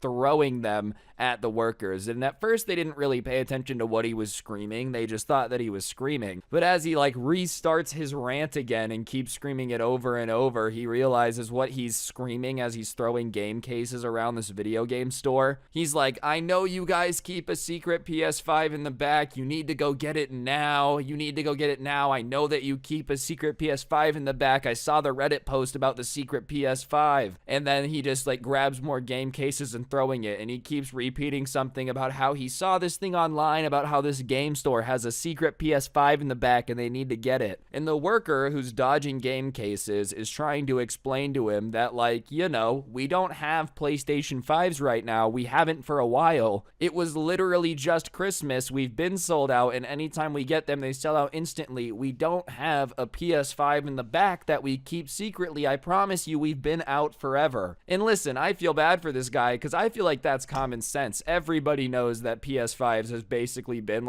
impossible to get lately. It's been literally nearly impossible to get your hands on one. So the security guard at that point intervenes and is like, hey man, please calm down and stop throwing cases. It's just not that deep. And instead of being like, yo, you're right, obviously the guy freaking out turns and decides to start like throwing the cases at the mall cop now instead. And so he's trying to dodge the case, and the kid is just screaming something about how like, great, now the mall cops are here, what do they think they're gonna do, while throwing cases at him and demanding the PS5. And now both of the mall cops that just got here and the worker are trying to explain to him that they don't have PlayStation 5s in the back and this is all too extra and he doesn't need to be doing this. And so he's kind of like screaming over and over again, and finally he realizes that their answer isn't changing. They're just denying that the PS5 exists, which I don't think he expected. I think he thought if he threw enough game cases it would like unlock an achievement, you know, destroy half of a video game store, achievement unlock, and then all of a sudden it would like open a bonus room where he could get the console. He just starts screaming that he's not leaving there until he gets a PlayStation 5. Like he just starts screaming that I'm not leaving, I'm not going anywhere, you need to get me a PlayStation 5 before I leave. And the mall cop at this point is like, then I think you're gonna be waiting a long time, man. They've been sold out. Trust me, I'm a gamer. I want one too. Like I really can't, you know, I can't do this thing where, like, I can't get a PlayStation 5, you can't either, but there's no reason to come destroy a video game store explanation. And he's being obviously unreasonable, right? He's just refusing to leave. There's nothing he can do. And so the older mall cop that was with him, he had a little bit more seniority, you know, like it was a little bit more aware of how to handle this, just says, I'm gonna go call the real cops. Because he's aware that, like, they can't really tackle him, they can't fight him, right? And so once the older guy leaves to go call the real cops, the kid decides that that's his time to ditch, lickety split. You know, if you're gonna make a break for it, it's better to run from the mall cops than the real cops. And so he goes to leave, and the subscriber, who was the mall cop at the time, like tells him to stop. And he's in between the kid and the door. And they literally have a rule that like they're not allowed to tackle people, they're not allowed to make physical contact, they can't initiate it, right? Which is just like a liability thing, it's an insurance issue. Obviously, if security guards were allowed to like clothesline you because they thought you were stealing from the mall, you know, lawsuits would be flying around. So the rule is they're not allowed to like initiate contact. That being said, this kid gets a full running start, and instead of running around the guard, I don't know if he's just not aware of the fact that like mall cops can't fight you or what, but he just decides to punch the security guard, right? So he just takes a swing and hits this mall cop right in the head above the ear, and his head just starts ringing, obviously. And at that point, once the person has like initiated contact, rules are off because they've like assaulted you. So this guy, who is way bigger than this teenage kid who's just throwing video game cases in this store, right, just shoulder checks him, and the kid goes flying into this like rack. The rack falls over, it makes a giant mess. And at that point, he's like, dude, you hit me. Like, he really can't believe it. And all of his time working as a mall cop, he's had people run from him, he's had people, you know, do all that stuff, but no one's ever actually like hit him before because they're aware of the fact that he can't hit them unless they hit him first.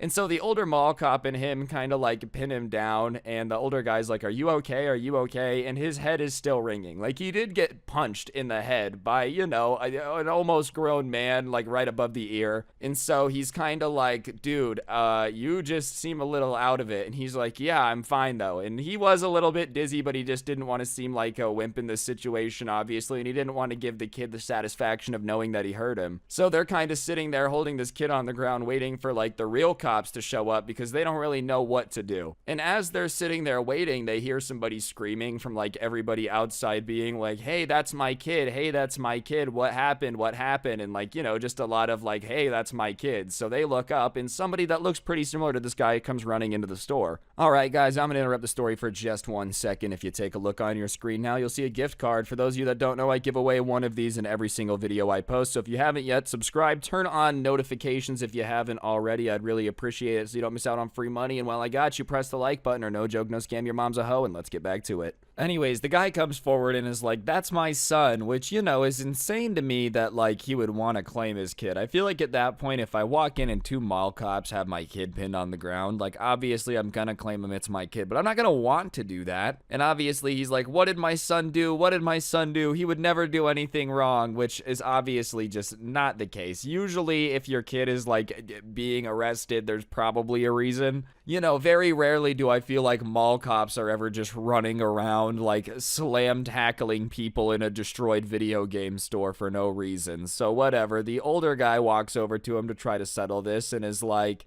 well, your son was attacking everyone in the store. He hit one of us, and so we've decided to call the police. He was freaking out, demanding a PlayStation 5. We told him to leave the store. He said he wasn't going to leave until he got one, and then started throwing game cases all over the place. And when we asked him to leave or we were going to contact the police, he ran by and punched the guard. So yeah, we've contacted people. You're going to have to wait, and you can deal with them when they get here. And the dad at this point is trying to talk his way out of it. He's like, you know, there's no need for that. Come on, please be reasonable. Like, he probably didn't even hit them that hard. Like, it was probably an accident. And the boss looks over at the subscriber at that point, and the subscriber says, like, he thought he was okay, but I guess his, like, he was very obvious he was kind of dizzy. So he's like, all right, you need to go to the break room, so you need to go sit down. Like, obviously, you need to go take a chill pill for a bit. So he starts to walk to the break room, and it takes him a while, and as he's walking away, he just hears the dad and the kid arguing, you know, so he goes to the break room, and he's chilling, and a while later,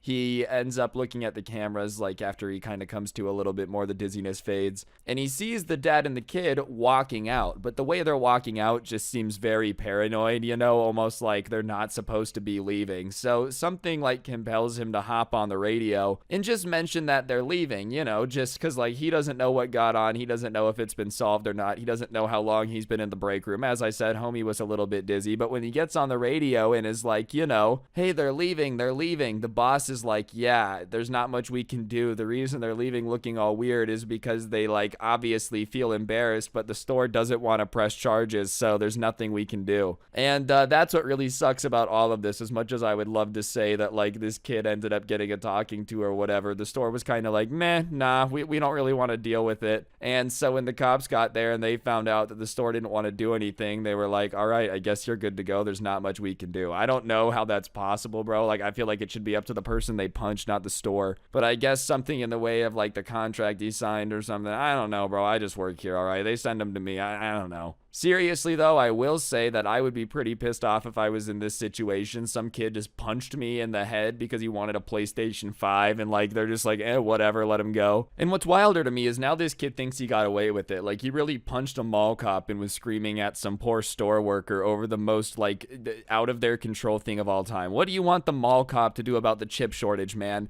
Would you like him to start making chips to provide more PlayStations? Like, there's nothing that they can do about it. I love that he's sitting there like, oh, man, if they won't give me a PlayStation 5, the best thing for me to do is punch somebody as hard as I can in the head. You know, let's just run around using that tactic from now on. Someone steals your parking space, punch him in the head. Can't get a PlayStation 5 because scalpers buy up all the PlayStation 5s whenever they're in stock? Better punch a mall cop. I will say, though, dude, like, how embarrassing. I feel like you can never go back to that mall after this. Knowing how shameless he was about punching the guard, though, I wouldn't be surprised if he ended up trying to go back in there with, like, a fake mustache with his friend and a trench coat on his shoulders. People will really be out there doing crazy things. 2021 just gets more nuts and nuts. I'm telling you guys that. And today, ladies and gentlemen, I've got a story time for you guys about a time that a subscriber absolutely owned a cheater in Minecraft. Ended up getting a bunch of diamonds out of it, very swag. But before we get into it, be sure to press the like button. Otherwise, no joke, no scam, you're going to get yeeted on by a hacker, and let's go. I'm getting quiet now. Lay low when you reach zone, piping down, making out, stack the bread. Alright, so this story takes place back when this subscriber was in middle school at a birthday party that happened to be Minecraft themed. You know, in this particular party, everybody had brought a laptop and Xbox, something that they could play Minecraft on in one way or another, and they were all just gonna spend the day playing Minecraft. Obviously, you know, they wanted to make it interesting, so what they decided is that, like, okay, everybody that was playing on PC would break up into two teams and they were gonna race to the end. Everybody that was on Xbox was gonna break up into two teams and they were gonna race to the end. And they're playing on a LAN world on the computer, and one of the kids happened to have privileges, you know, he was the one guy who knew how to set up the LAN world really well, and everything was all good and fine. It just happened that the kid that had the admin was not the birthday boy, you know, and the way it works is if it's your birthday, you're allowed to spawn diamonds and do whatever you want, but otherwise, you know, it's kind of not cool to be spawning stuff to get ahead, especially because it was like a competition to see who could beat the game faster, and the subscriber ended ended up noticing that this kid that had given himself admin seemed really, really far ahead of everybody else for the amount of time they had been playing. And like, when I say really far ahead, I mean like bizarrely far ahead. They had only been playing the game for about an hour at that point, which is, you know, enough time to get relatively far, like you could have good tools and whatnot. But when I describe what this dude had, you'll be like, yeah, it's obvious that he was spawning something. He was x-raying. Something was off. He had already gotten a full set of diamond armor, a full set of diamond tools, all enchanted at like insanely high levels. And so instantly the subscribers like, this dude's definitely spawning stuff somewhere. And there was a very strict rule before the game had started where the birthday boy was like, I don't want anyone spawning anything or cheating because it's going to ruin the competition. So he decided to investigate for himself and confirm that the guy was like spawning stuff before he accused him of it. You know, he didn't want to just go and like snitch on him with no evidence. So he was just going to go look at his screen and be like, all right, how many diamonds does he have in his inventory? You know, just like went to go find him. And the teams had obviously broken apart so that way they couldn't spy on each other. So like he went to the room where the other team was playing, and obviously like when he walked in, everybody looked up and was like, it's someone from the other team, you know? And they all kind of were like, what are you doing? And hit pause on Minecraft so that way he couldn't really see what they were doing. And he realizes that like the one kid he's looking for that's got the admin privileges is missing, and he's looking around and he sees a kid under a blanket. This kid had like had his laptop on his lap and had put a blanket over him so that way no one could see his screen. And so he's like, hey man, I'm just gonna ask you straight up, like, are you doing anything in Minecraft, like spawning anything or anything like that? And he's like, who, me? And he hasn't even lifted off the blanket yet. And he's like, yeah, can I talk to you? Like, can you come out from under the blanket? And he's like, yeah, 1 second. And he hears him typing something on his computer, and he takes off the blanket, and Minecraft is tabbed out. He has a YouTube tab open with nothing playing and nothing searched. And next to it, he sees a tab about like what commands to type to spawn stuff. And so he realizes that, you know, this guy's definitely spawning stuff because he has the tab open with the commands.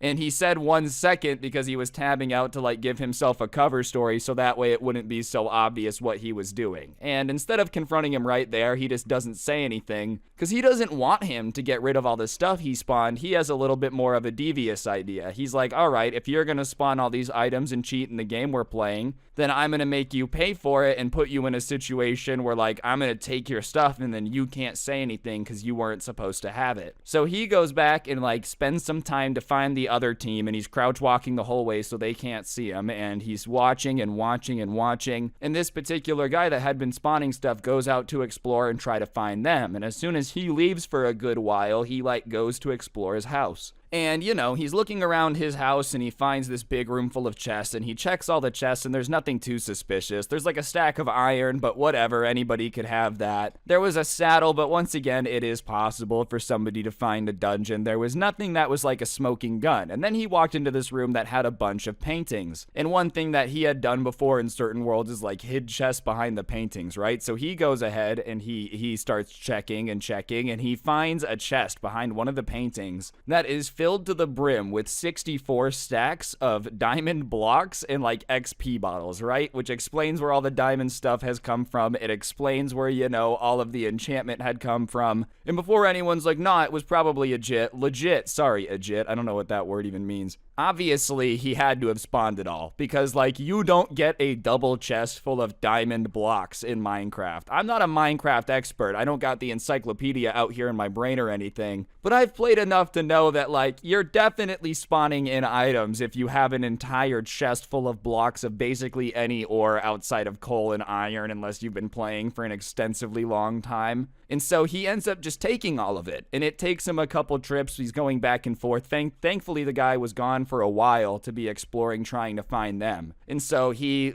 like backs up a bit, has his inventory full of the last trip of his stuff, and he sees the guy come back to his house, walk into the painting room, and then walk out and like start running around from house to house looking in chests. And then he sees him hears him, screaming from where the room the other team was in, you know, and so he's like, oh, here we go. And he hears some stomping, and the door opens to the room that they're all playing in, and the kid who was cheating is standing there, and he's like, who stole everything from my chests? The one rule was they were competing to see who could beat the end, but they couldn't take anything, along with like the don't spawn anything rules. So obviously it was a pretty big deal that someone had taken something from a chest. So everybody on the subscribers team, including including the birthday boy, is like, whoa, whoa, whoa, someone stole something from your chest? All right, we'll figure out who it is. Like, you know, none of us want the game to be ruined. And so the birthday kid is like, everybody come out into the living room. We've got to figure out who stole what from the chest. And so they all go out there, and the kid who had his chest stolen from is fuming. You know, he is pissed off. And so he's like, I know one of you stole from my chest. Just admit it right now, and this will be easy, but we're gonna figure it out either way. All right, guys, I'm gonna interrupt the video for just 1 second. If you take a look on screen now, you'll see a gift card code. I give one of these away in every video, so subscribe and turn on notifications so you don't miss out on a chance for free money, and press the like button, or no joke, no scam, your mom's a hoe, and let's get back to it. And this is when the kid who's been spotting items planned backfired. The birthday kid is like, all right, well, what was taken from your chest so we can, like, check their stuff and see if they have it, you know, because if we're gonna start looking at what everybody's got, we need to know exactly what they took. And at that point, it becomes like, aw, crap. And he starts to literally turn red and sweat a bit. And he's like, well, you know, I don't want to say everything that was stolen. I think the person should just kind of bring it back. They know what they took because, you know, and he can't come up with a good reason, but he also can't say what was stolen. What is he going to say? I had a double chest full of diamond blocks that somebody took. Everybody knows that he's the guy that made the world, so he can spawn stuff. And on top of that, everybody is like going to know that he didn't have that. It's going to be obvious that he was the one cheating. So whatever. The subscriber at this point knows his plan has worked. He's got him trapped in a corner. So he just looks at him and goes, I'll admit that I took some stuff. And he looks super relieved. And he's like, yeah, I took a stack of iron. And he has this smile on his face that's just absolutely smug, because he's basically saying, I took it and I know that you can't do anything about it, you know, so I'm just going to say that I took this. And the kid is like, you took way more than that. Admit it. I know you did. I know you took way more than one stack of iron. You have to admit it right now. And so the subscriber's like, no, I didn't. What are you talking about? If I took more than the stack of iron, please let me know what was missing, because I only took the stack of iron. So if there was more than missing than just that, then somebody else took it, you know? I don't understand.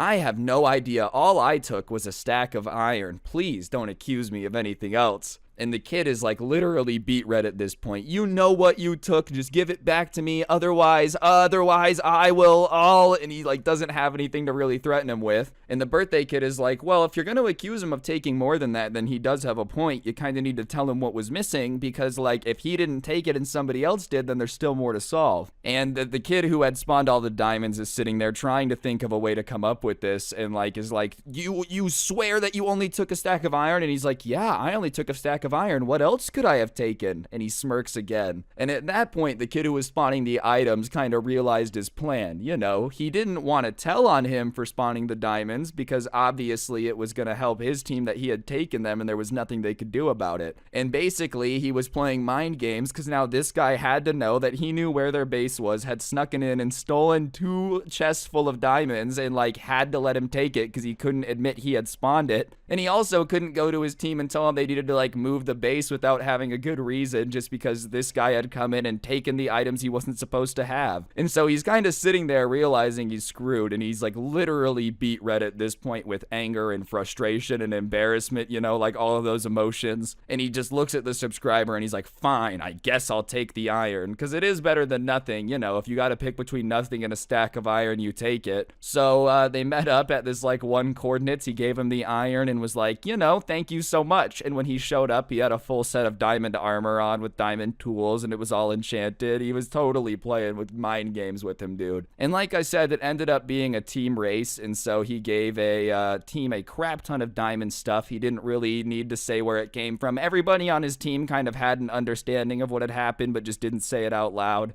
But yeah, they did end up winning the race, because obviously the team that has like unlimited diamond supply is going to do quite a little bit better in your Minecraft competition. The story was very nerdy, but I honestly thought it was funny. Moral of the story, if you are going to be the admin and like be spawning items without permission, make sure you hide it a little bit better, because otherwise someone will steal your diamonds and big brain 500 IQ you, so that way they like can tell you they took it and you can't do anything about it. Honestly, I love the way he handled it though. Like, all things considered, what a mind game, dude. Like, they probably won from that moment on just the pure amount of like, how did he know? Today I have a really cool story time for you guys. Somebody sent me in a bunch of stories that they had from their time working at a hotel, and it's kind of like Sweet Life and Zach and Cody-esque, but imagine if the person that sent me the story time was Mosby, not the Sprouse twins. But a cooler Mosby. Either way, I knew that you guys would like it, so that's what we're going to be doing today, so without further ado, let's hop into it. Alright, so the first one happened when they were off-season. The resort that the person who sent this to me works at is one of those places where they're really only busy during the summer. They have pretty harsh winters where they're at. So, during the winter, the job of this person is mostly to, like, answer phone calls and help people book rooms and whatnot. And you can do it through the website, but every now and then, there's a boomer that doesn't know how to use the internet that needs help booking a room, or people have questions, so they just have somebody waiting on the phone. And he gets a phone call, and he picks it up, and he's like, hello, and the voice on the other end sounds like somebody trying to do a deep voice. Hello, I'd like to book a room.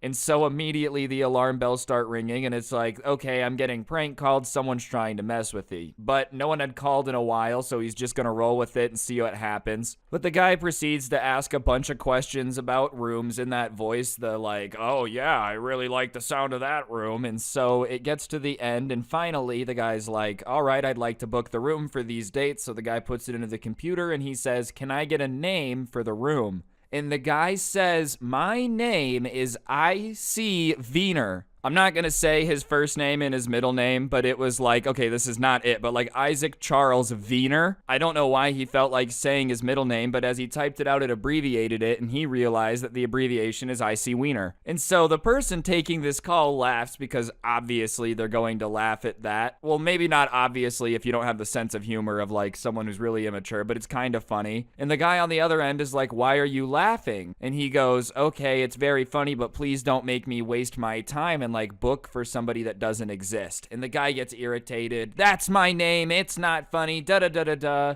And so to just get this over with, the person on the phone decides not to argue with him and says, all right, well then I'll take your name and your card and I'll see you on these dates. And so he puts it into the system, I.C. Wiener, and after that, the guy says thank you and hangs up, and he takes him right back out of the system. He doesn't even charge the card that the guy gave him. He's like, this is ridiculous. That's not a real person. So he just takes it out of the system. And after that, he forgets about it for a very long time. But that winter ends. The summer comes around when it's getting busy. And when it was the summertime, this person worked the front desk. And they're standing there, and their job was to check guests in, help with stuff, and they had completely forgotten about the guy that had called under the surname I.C. Wiener. And so they're just doing their thing, checking people in, when all of a sudden they hear a and they look up, and it's an elderly man there. And he goes, hey, how may I help you? And he says, I have a reservation. He goes, all right, can I get a name? And he says, like, Isaac Charles Wiener. And immediately, the guy accepting the reservation feels his face just start to get red because he's embarrassed at the fact that he thought this dude didn't exist, but also at the fact that he didn't actually book this dude's room. Remember, he had just taken it out of the system assuming it was a prank call, and probably should have double-checked, but I mean, come on. My name is I.C. Wiener. Can I get a hotel room? You're going to assume that it's fake. But either way, he's kind of embarrassed, scrambling to find a room. And it just so happens that the only room that they have open, because it's super busy, is like a double queen room. And the guy who had booked this room, I.C. Wiener, had gotten this huge suite. So he says, sir, my apologies. We've overbooked the suite. You know, is there any way that I can interest you in a double room for a lower rate? And he's like, actually, I wanted to talk to you about that. I realized that they had never charged my card for the room. And he's like, and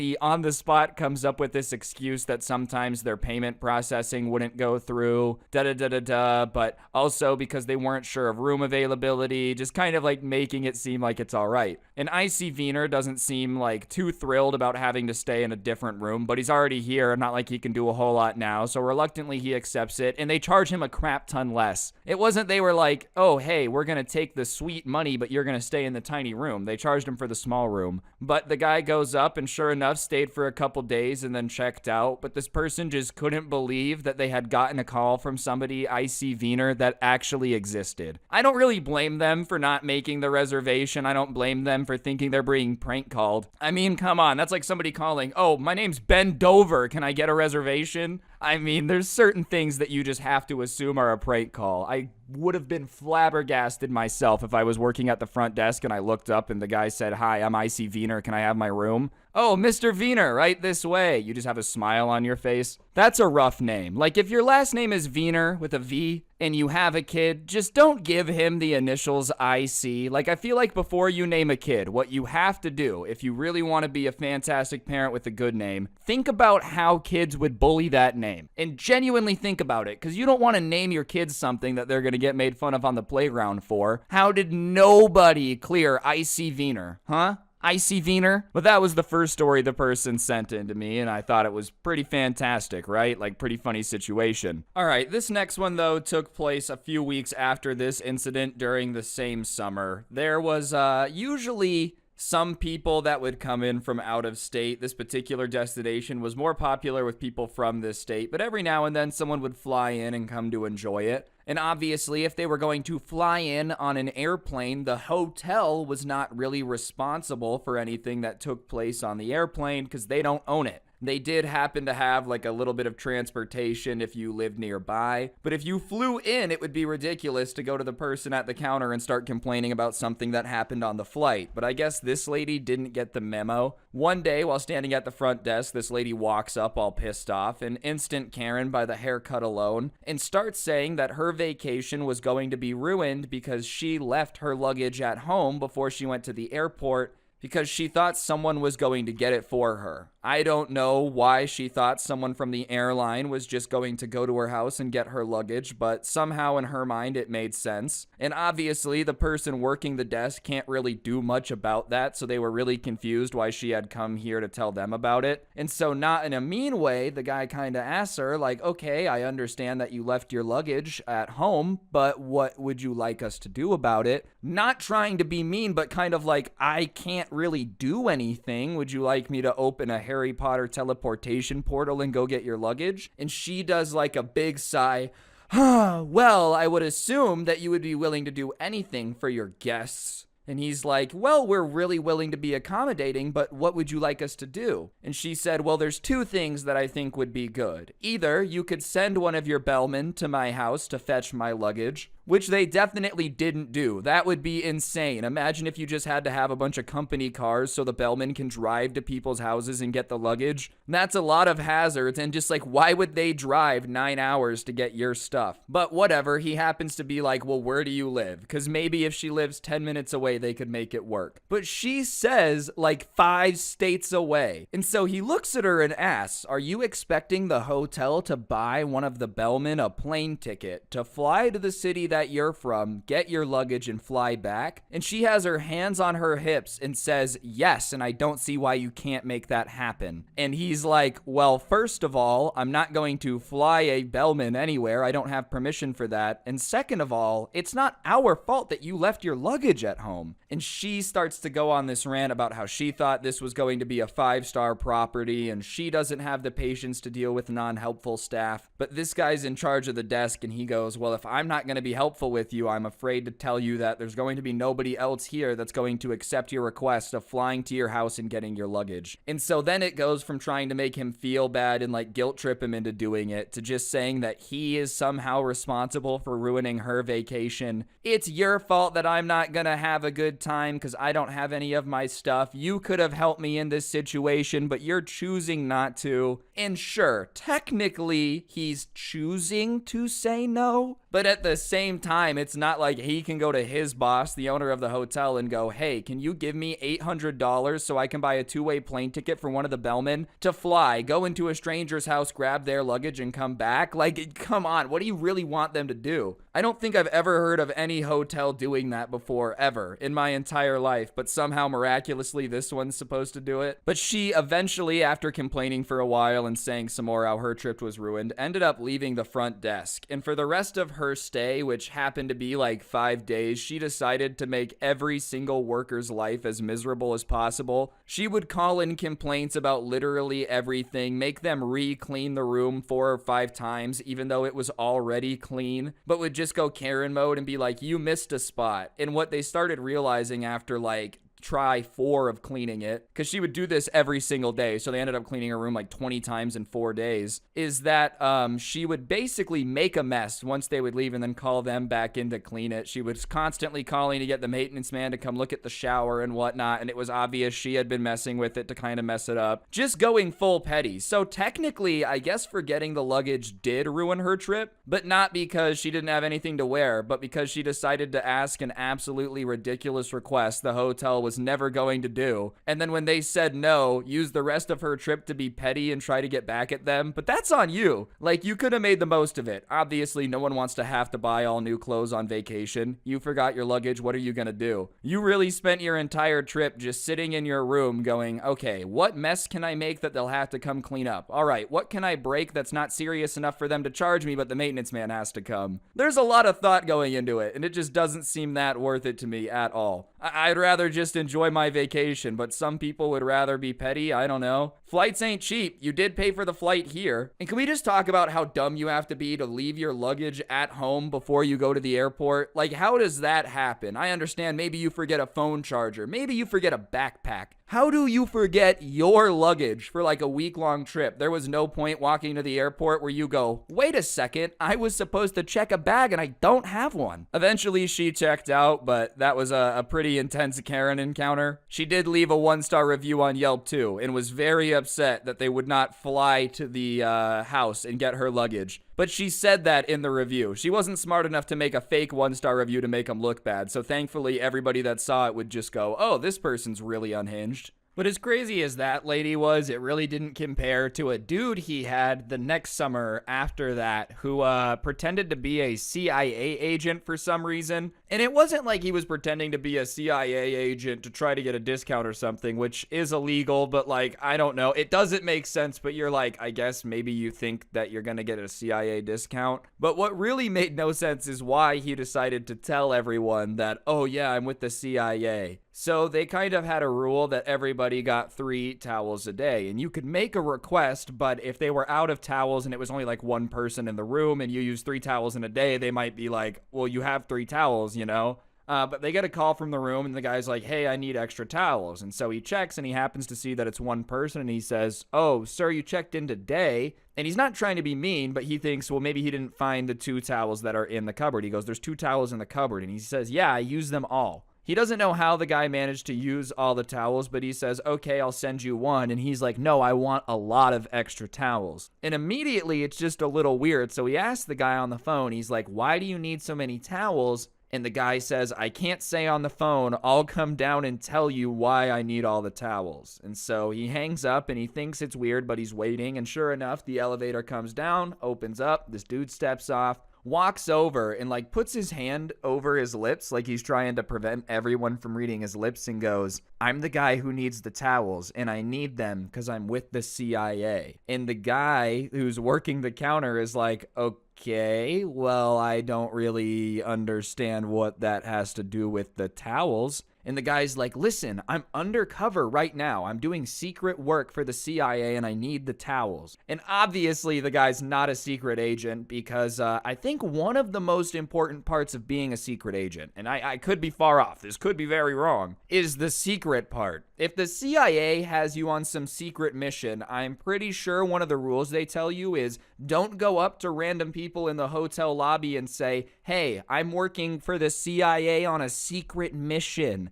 Especially because he was covering his lips, but he wasn't talking quietly, so anyone else in the lobby could have heard him. I'm spying on room 278. He didn't say that, but that's basically what he should have been doing. If whatever he was trying to be spying on probably would have been tipped off by this little interaction. So whatever, the guy decides it's probably better to not argue with him about pretending to be a secret agent because he's clearly a little out of it if he's pretending to be one or he is one. So he gives the guy 2 towels and he says, that's all we can give you. We have rules about how much stuff can be in one room at a time. Makes up a little excuse. And the guy's like, fine, I guess this'll make do. Goes back over and goes back up in the elevator. And so he kind of lets all the staff know, okay, there's this dude claiming to be in the CIA. He's not in the CIA, so you don't really have to like get anything for him. Just so we're all on the same page, which is a pretty cool thing to do. I feel like most people wouldn't have told the staff. But what if this guy starts being like, I'm with the CIA. I need to take your luggage cart for a high-speed chase. Where's all the luggage carts? Oh, the dude in the CIA said he needed them. Well, all of our luggage carts just got stolen. Like, probably good to tip people off about it. At the same time, kind of frightening that there's people out there that you have to warn not to just trust that strangers are a secret agent. Hey, I'm on a secret mission. They're like, really? That's so cool. Take everything. The part of a secret mission is the secret part. So, whatever. It's kind of chill. He doesn't hear anything from the guy. But the next day, they get another call at the desk. And he answers and he says, hey, it's the CIA agent. And the guy kind of laughs on the phone. Not the guy who said he's the agent, the one working the desk. And the guy's like, I need more towels. And so he tells him, all right, I can get you more towels, but you need to give us the towels that you have in the room right now. I can't let you have like 19 towels in there. We have to do laundry and get the towels that you've used so that way we can reuse them. And he says, okay, I'll send it down in the elevator. And so he thinks he's going to come down with the towels. He goes, no, we'll send someone up. He's very insistent that he wants to send it down. And so they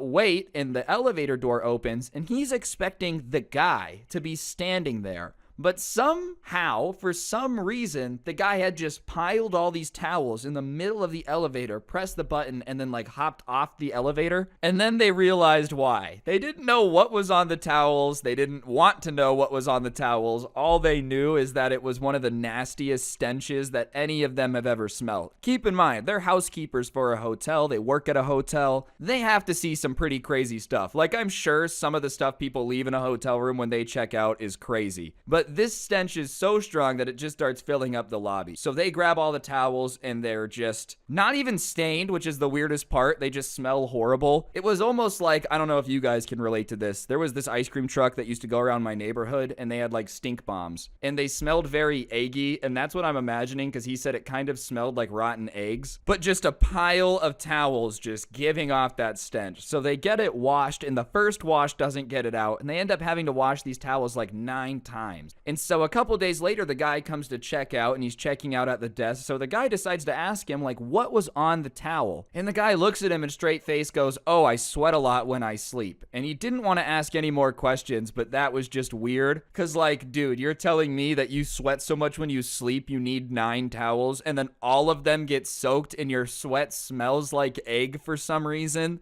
Maybe you're not a CIA agent. Maybe you're a CIA experiment, like Stitch out here. But come on, there's no way that you're sweating through 3 towels and that smells like rotten eggs. That just doesn't make sense. But whatever. He didn't question him anymore. He checked out. He was just glad to see him leave at that point. And the room wasn't in a horrible state. It didn't smell. It was like only those towels smelled, which is really weird. All right, this next one happened with a set of parents. So this family checks in and they have 2 younger kids. And when I say younger, probably like 4 or 5 years old that they check in with. And that was a little bit bizarre because this place wasn't insanely kid-friendly. Obviously, the tourist attraction, you could bring kids. It was just like 4 and 5-year-olds might not be old enough to like enjoy the hiking and stuff nearby. They can't walk very far. Their legs are still pretty new. But whatever, they were like, all right, some people want to bring the family on vacation. I'm not here to judge. You paid for the hotel room. Do what you want to do. But the next day, they're down there bright and early, and the parents are dressed up in all this hiking gear, but the kids are in pajamas. And the staff is taking mental note that that's weird. And then all of a sudden, the staff turns around and they turn back and the parents are gone and the kids are on the couches in the lobby just chilling, watching like an iPad video. And so they think maybe the parents just went back up to grab something for a second. It's super irresponsible to leave your kids alone, but I guess they knew the staff was there. Like, it's not a good parenting move, but obviously they wouldn't leave their kids here, right? And about an hour goes by and the parents still aren't back. So he walks over to them them and is like, hey guys, what's up? Where are your mom and dad? Where did they go? And the older kid looks at him and says, oh, they went hiking. They'll be back tonight. They just told us to hang out here. And the guy's shocked. He can't tell the kid that that's not allowed, but you know, it's not like they're getting paid double the salary to also babysit. Like, what's wrong with you? You gotta be a pretty bad parent to just assume that the people in the lobby are gonna watch your kids all day. Like, what? It'd be different if they maybe said something. Even then, probably stretching it, I'm gonna say no if I'm the employee personally. The fact that they just dipped, nah, they got him, don't even worry about it. Like, I don't, what? You don't know anyone who works at this hotel, just leave him in the lobby. And so he asks if he knows his parents' phone number, and he's really young, and he says no, and even if he did, they'd be hiking, so they basically just have these kids chilling in the lobby, and for the next few hours, they're fine, they're just on the iPad or whatever, but then they start to get hungry, and it's not like they have a bunch of food on deck, so they let them eat some of like the breakfast cereal that they have at hotels, that really depressing breakfast cereal. Sometimes it's good. I feel like cereal in a hotel is hit or miss. It's either some of the best cereal I've ever had, or it's just a depressing bowl of cereal that makes me feel more sad than it does full. But whatever, they're like, oh, we don't have a lot of food, so they're just giving them the cereal. And finally, about 9 hours after they had originally left, there's a whole shift change. He has to hear about this from the person who manages after him. They showed back up, and when they got confronted and the people were like, dude, what is wrong with you? Why would you just leave your kids here and not say anything? They acted like the hotel staff was in the wrong for not wanting to babysit the kids. You should be honored. We have great kids. And they're like, yeah, we're not insulting your kids. They were cool. We're insulting your parenting. You can't just leave your kids here all day. We're not babysitters. And the parents are like, well, you're going to be here all day anyways. What's the difference if they're here? And they're like, well, we can't really do our job if we're also watching your kids.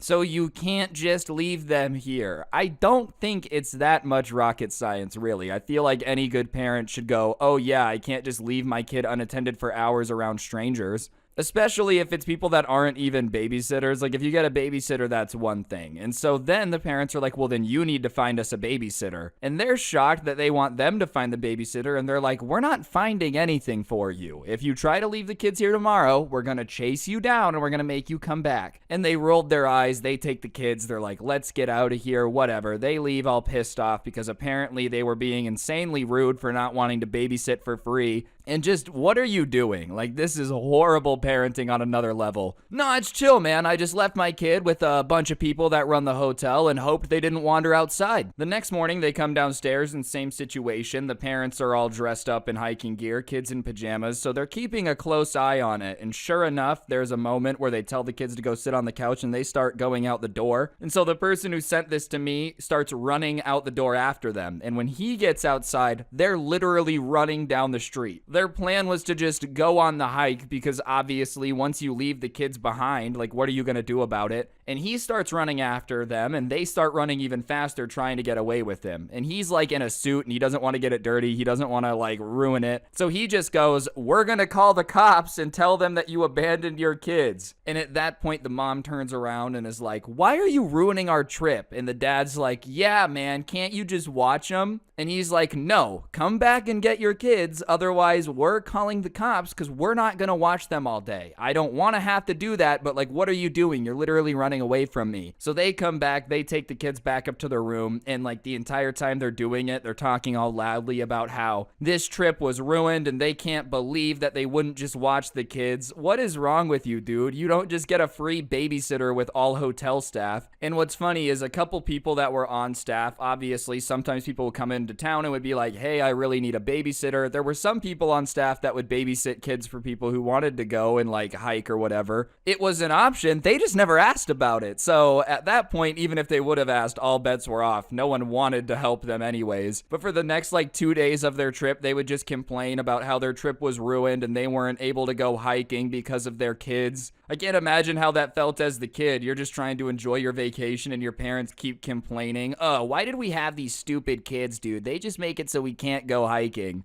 Horrible parenting, but after they checked out, everybody was relieved once again. I can't imagine running away, dude. When he got outside and saw them running away, he must have been so confused. Like, wait, they're literally running away from their children right now. Those poor kids, man. Here, just take the iPad and go sit on the couch. Those are definitely some iPad kids at home. They probably don't even talk to their parents. They're literally being raised through YouTube videos. I learned my morality from Captain Sparkle's Minecraft Let's Play 87. Alright, this last one's a little bit shorter, but it's definitely awkward. You know, he would check in quite a few people in a day. Usually people that were coming to hike, couples coming to hike, families coming to hike, that type of stuff. But one day he's standing there and this couple walks in to check in, and it's very obvious that they're not getting along too well at the moment. They're just not making eye contact. They're not talking. They sound really pissed off when they talk. Like, oh, how's your day? Fine. What's the last name? Da-da-da. Like, you know, just very matter of fact, not seeming too happy. And so he's checking them in, just staying silent, figuring that the best move is no move. Just pretend that it's not happening, keep checking them in, and they'll leave and everything's okay. But as he's typing in all the information, out of nowhere, the guy goes, "Can I ask you a question?" And the girl goes, "Yeah, can we ask you a question?" And immediately he's like, nope, please don't ask me the question. But he's trying to be nice. And he's like, well, if it's travel related, of course. Trying to imply that asking me anything about your guys' fight would be really, really awkward for me. So please don't do it. And at once, they both start ranting about like the same situation from two different perspectives about how da-da-da-da-da. Well, then they did this and they did this. And they're both going off and blah, blah, blah, blah, blah. And they're talking so loud and so fast over each other that he has no clue what the fight was about or what was going on, only that they have the ability to both talk about it and be so mad for like 5 minutes. And they get to the end and they go, "What do you think?" Keep in mind, he hasn't been paying attention. He hasn't been listening. He doesn't want to be involved. So he's just typing and says something along the lines of like, "I can see how it was a disagreement, but I think that you guys should find a way to come together." Just some super vague crap about like, just make up. I don't know. I don't want to be involved in your guys' fight. And then their anger turns on him and they're like, "That's what you got out of what we just said? Were you even listening? Da-da-da-da-da." No, he wasn't listening. What are you going to do if he says that? It's not his job to be your therapist. But whatever, they're mad at him. And so he gets them all checked in and he's like, "I'm sorry for whatever I did to make you guys so upset. Here's your keys. Enjoy your vacation." And they're walking away and they're like, "I can't believe that that was his opinion on that. The least he could have done is at least chosen a side." So in a weird way, he did make them get along again. Now they just both thought that he sucked instead. So whatever, as long as he was able to bring them together, that was his job. Seriously though, dude, that's the most awkward situation ever. Being with a couple and they like try to make you decide the fight. It's almost as bad as when you're like at a friend's house and they start arguing with their mom. Please stop, please stop, please stop. What do you think? Nope, I don't want to be involved. Alright, so sometimes people get a little bit of social media clout and end up going bonkers, and the story time I have for y'all today ends up with a spoiled TikTok lady punching her teacher in the face because he dared to question if she was addicted to TikTok. So it's pretty nuts. Let's go. I'm getting quiet now. Laying low when you reach zone, wiping down, making out, stack the bread.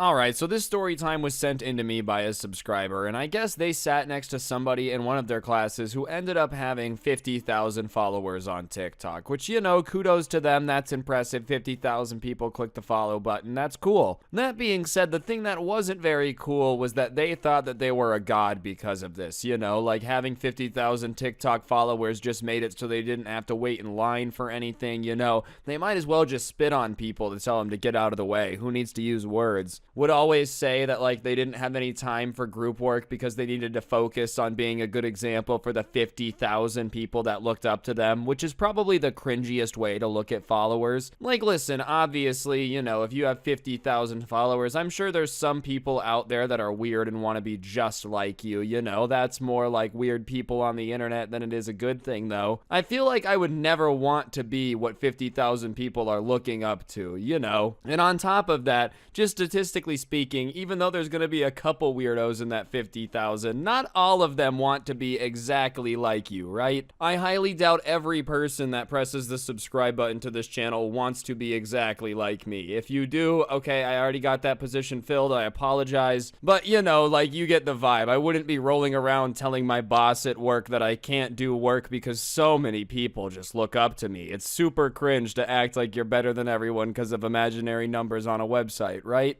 Regardless, one day the teacher was just trying to present this PowerPoint about modern technology and how it's impacted things, you know, how society has changed since the internet, that type of thing. And obviously, as he's going through these slides, he's talking about different social medias, Instagram, YouTube, all that good stuff, and nobody's really saying too much about it. It is a teacher presenting this, so it's a little boomer out of touch. But then the teacher ends up getting to a slide that's about TikTok, you know, and they start explaining the slide about how TikTok is one of the newer social medias, but it's probably one of the most, like, you know, manipulative in terms of what it shows to you and blah, blah, blah, blah, blah. It can put you on rabbit holes and da-da-da-da-da, which, listen, I don't think is really up for debate. We all know that TikTok is pretty good at the For You page thing and, like, constantly keeping you in a loop and trying to make you as addicted to it as possible. You can't sit there and argue with me. I'm not saying TikTok's even the only one to do it, but it's been proven at this point that a lot of these social media apps want to get you addicted, right? Regardless, TikTok girl just wasn't gonna sit there and let this teacher, you know, slander the platform that everyone looked up to her on. Nay, nay, nay.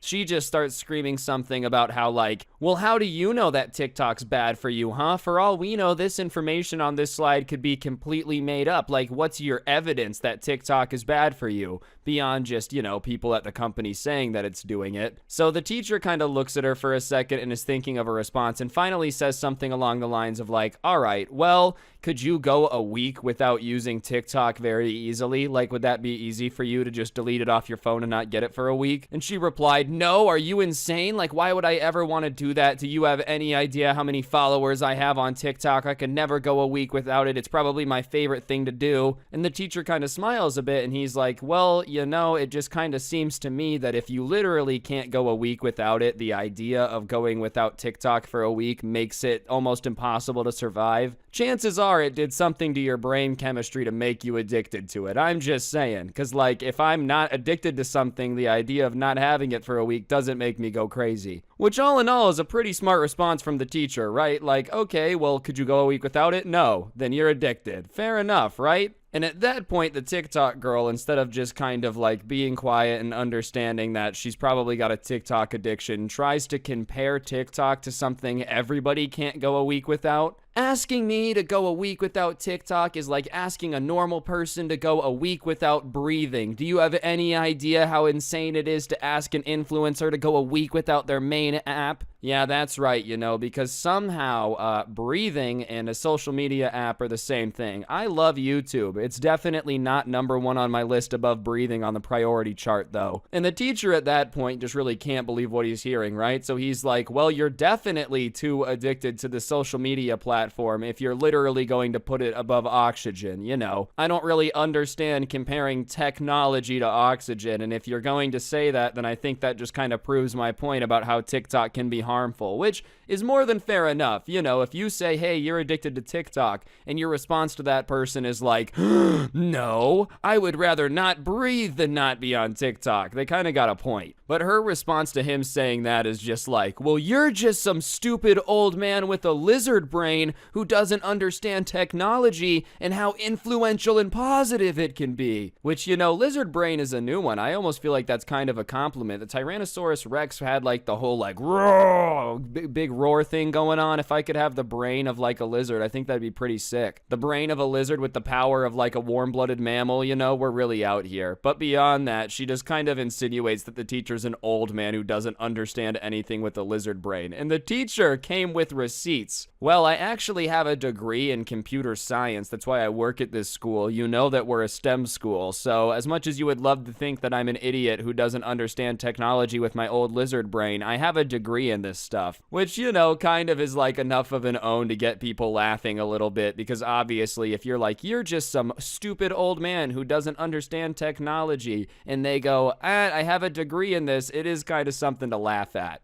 So the entire classroom just starts to giggle a little bit because this girl is getting bodied trying to look all impressive with like some TikTok followers, making the teacher feel stupid and old and all that stuff. And it's just not really working out. And at that point, instead of, you know, once again apologizing for like embarrassing this entire situation, she stands up and starts demanding that the teacher apologize. I'm not going to be spoken to this way. You need to apologize to me right now. Otherwise, you're going to be hearing from my lawyer. You can't talk to me that way. And the teacher is kind of sitting there confused as to what she's going on about because he literally has no idea what she could possibly be wanting him to apologize for. So he asks her, he's like, what do you want me to apologize for? And she says that somehow he is shaming her for having followers on TikTok and like is enjoying embarrassing her because he's jealous of her social media platform or something. And listen, man, I'm sure maybe like some people on the school bus or whatever are jealous of your TikTok followers, but I've got a pretty good feeling that the old man teacher does not care that much about TikTok followers, YouTube subscribers, or anything of the sort. So whatever, the teacher's kind of sitting there like, I'm not trying to shame you for having TikTok followers. I think it's cool that you've got a platform. I'm just saying I was presenting something about how TikTok might be harmful. You started arguing with me. I said you seem addicted to the app, and you replied by comparing it to oxygen. At what point was I trying to shame you for having followers? I'm just saying it's like not oxygen, which is pretty, you know, fair enough. Once again, I'm not seeing anything from the teacher that's crazy out of bounds. It's not like he was like, if you use TikTok, you're stupid, you know, nothing like that. And the girl's response to that was obviously, you know, to quadruple down and is like, well, I classify it as important to me as breathing, okay? And if I feel like TikTok is as important to me as breathing, you have no right to tell me that it's not. Which, listen, man, I guess like technically, whatever, you have the right to think TikTok is more important than breathing, but I feel like everybody else also has the right to just point out the medical fact that breathing is in fact more important than a smartphone app. And so obviously the teacher laughs a little bit at that because how could you not? If somebody starts to like give you this big emotional speech about how their Nintendo DS is as important to them as drinking water, try to keep it together as long as you can. It's not going to be very easy because the reality is you just don't need an app or a video game to survive. But as soon as the teacher starts laughing, this girl has had enough and she ends up reaching back, like just pulling back the fist like a giant draw on a crossbow, you know, just going back, winding up, clenches her palm into a fist and just swings it forward as hard as she could. And she connects with the teacher insanely hard, like right on his cheekbone, in that upper part of your cheek where you can feel the bone, you know, right there. And there's just a clap, like a thud, you know, from the punch. Usually in these situations when the spoiled kid ends up going ballistic and punching the teacher, it's something of a weak punch. Nah, apparently this girl's two passions were TikTok and MMA because she packed a punch. She actually connects with the teacher. The entire class does like the oh, just because of how hard the hit is. And like I said, usually in these stories, the teacher just kind of shakes it off, keeps on chucking. The velocity and power of this punch was definitely not anything this guy was expecting, on top of it just being a sucker punch. So the teacher, instead of just eating the punch and continuing to like talk about how TikTok is not as important as breathing, drops to the ground. And at that point, a bunch of kids, not teachers, sorry, a bunch of kids come and get between her and the teacher and are like, whoa, chill out, you don't need to hit the teacher, calm down. And she's like trying to get through them, so they're holding her back from, you know, going more crazy on the teacher. And so the teacher, after about a minute, kind of comes to a little bit and is kind of like, what happened? And they're like, she hit you. And the teacher can't believe it. He's like, you hit me? And her response to you hit me is, what do you think about that, old man? I learned how to punch like that on TikTok. Do you think that's stupid, huh? Do you think that's as important as breathing? You got knocked out in front of everybody and I learned how to punch on TikTok. Which, you know, I guess kudos to TikTok for making an effective punch tutorial, but at the same time, don't know if I'd be flexing that after you hit the teacher, because hitting the teacher isn't anything to be flexing, dude. I'm pretty sure most of us could knock somebody out with like a complete surprise attack. And the teacher, instead of just being like, you're right, I'm so sorry that you learned this karate move on TikTok, tries to get the last word in one more time and is like, well, guess what? I learned how to get you expelled on Google, so I guess we're even. Which all in all, I do have to say is a weak sauce comeback. I'm going to toss it up to the head injury that he had just endured for not being able to come up with something a little bit more clever. I'm just saying, if somebody's like, you like that? I learned that on TikTok. And you're like, well, I Googled your punishment. Like, I don't know, man. There just could have been better.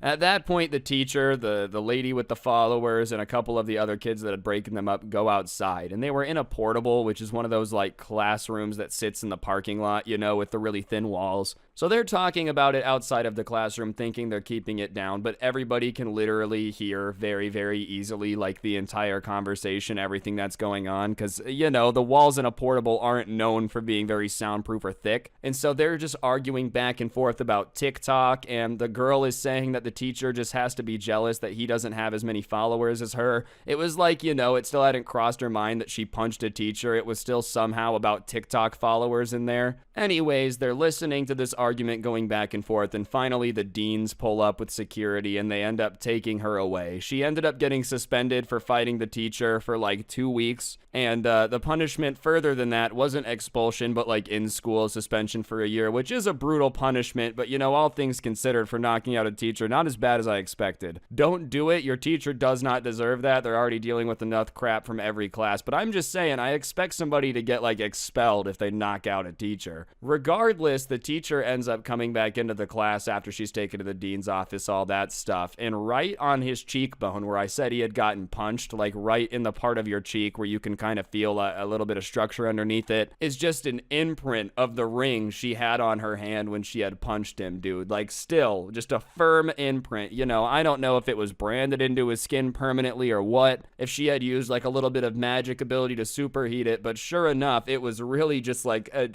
imprint of her ring on this dude's face, which is like, you know, never hit your teacher. All things considered though, like kind of an impressive punch to leave an imprint of a ring for like an extended period of time on somebody's face. Maybe the whole TikTok boxing thing is the avenue you should take instead. Anyways, to make things crazier, after school everybody was talking about it. Obviously it was kind of the talk of the school, so she had decided to make a TikTok about it, addressing it for all of her followers to know about, you know, the 50,000 people looking up to her. And she had just started talking about how the teacher had totally deserved it for giving her attitude, you know, and if she had another chance, she just would have hit him harder. Just like kind of going off about how she didn't regret it at all. And a bunch of people were commenting on it like, oh man, yo, that's crazy. I don't know if I would like have posted this, And you know, her parents must have seen it or something, because they ended up taking it down pretty shortly thereafter. Probably had a talk along the lines of, you know, we understand that you've already punched the teacher. It's too late for us to put that cat back in the bag, but you don't need to be going around on social media saying you wish you would have punched him harder, especially if your justification for it is that they were questioning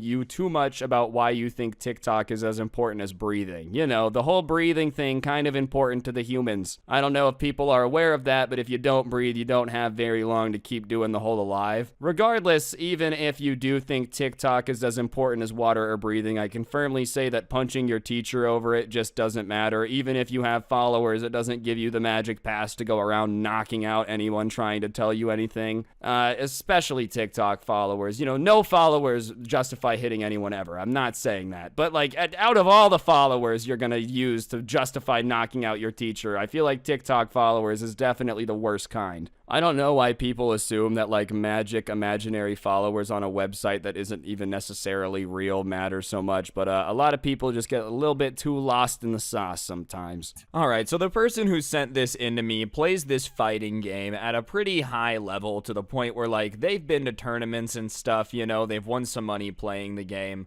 And they weren't the type of person who would always be running around bragging about it and telling everyone. Most people at their school didn't even have any idea that like they played a fighting game. And in one of the classes at this kid's school was a teacher that I guess was a big fan of the series as well, because he had like this huge poster hanging up of this game. And you know how there's little cliques in different classes. Some of the more like popular bully guys that would make fun of everybody and like cause problems, all that stuff, were also, I guess, fans of this game or noticed the poster, because one day when they're in class, you know, the subscriber overhears these like bully kids begging the teacher to, you know, let them have a tournament on it. You know, Christmas break was coming up, and if everything's still the same from when I was younger, the last week before Christmas break is kind of a joke, so they were kind of like, oh, come on, let's have a tournament. We can bring in the consoles and controllers, like, trust me, it'll be awesome. And the teacher kind of liked the idea. He was like, obviously it would be kind of fun to have a video game tournament day. Most teachers on the last day before like Christmas break were allowed to watch movies and stuff. So he said he would be willing to ask the administration if it was okay. And he said something they couldn't tell the administration was that whoever won was going to get extra credit. And obviously everybody was pretty hyped about that. You know, it's pretty cool of the teacher to be like, not only am I going to ask if we can play video games on the last day of school, but on top of that, whoever's the best at it gets extra credit. Probably going a pretty far way to like prove you're the coolest teacher.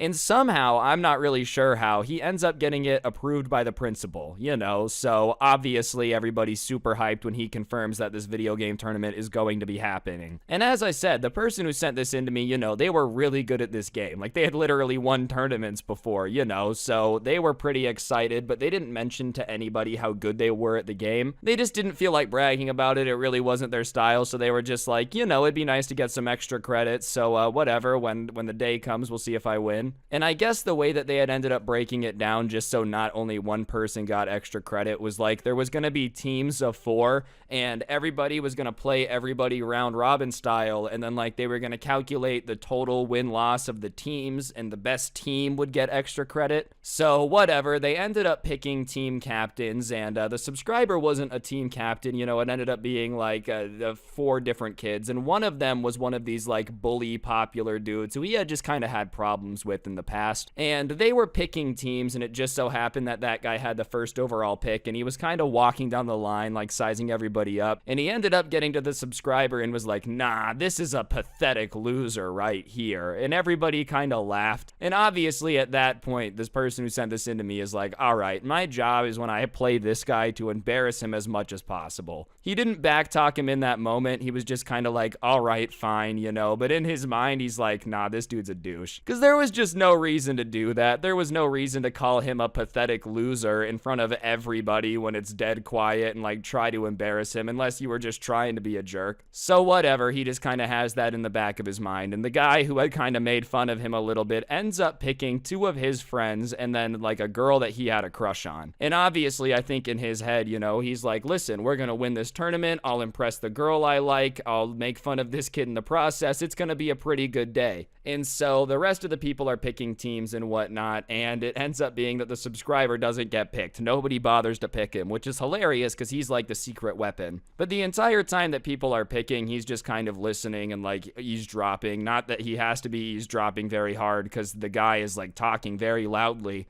But the guy that had picked 2 of his friends and his crush is talking about how he's going to make sure they got extra credit because he's really good at this game, you know, and how like, oh, she's probably going to want to go out with him after he impresses her with her skills. And obviously he was kind of half joking, but he's like, all right, so my thoughts were correct. This is this dude's kind of plan. So now he's like, I'm going to embarrass him, not only because he embarrassed me, but on top of that, I'm going to embarrass him in front of his crush. And at that moment, he decides to go like full sweat mode. You know, when you shoot one bullet at a guy in Fortnite and he decides to build like the Taj Mahal back in the day when that game was fun, that's basically the level of sweat this guy decides he's going to use against him, just to make sure that he embarrasses him, right? So, you know, he's just locks in on that plan. And before anyone in the comments is like, why does this guy want to get revenge so bad? Hey man, he didn't start it, all right? Imagine being called pathetic in front of everybody for no reason, and then like knowing that you have the ability to make that person look really stupid. It's not like he's going out of his way to get revenge and like put dead raccoons in this guy's bed or anything. All he's doing is just like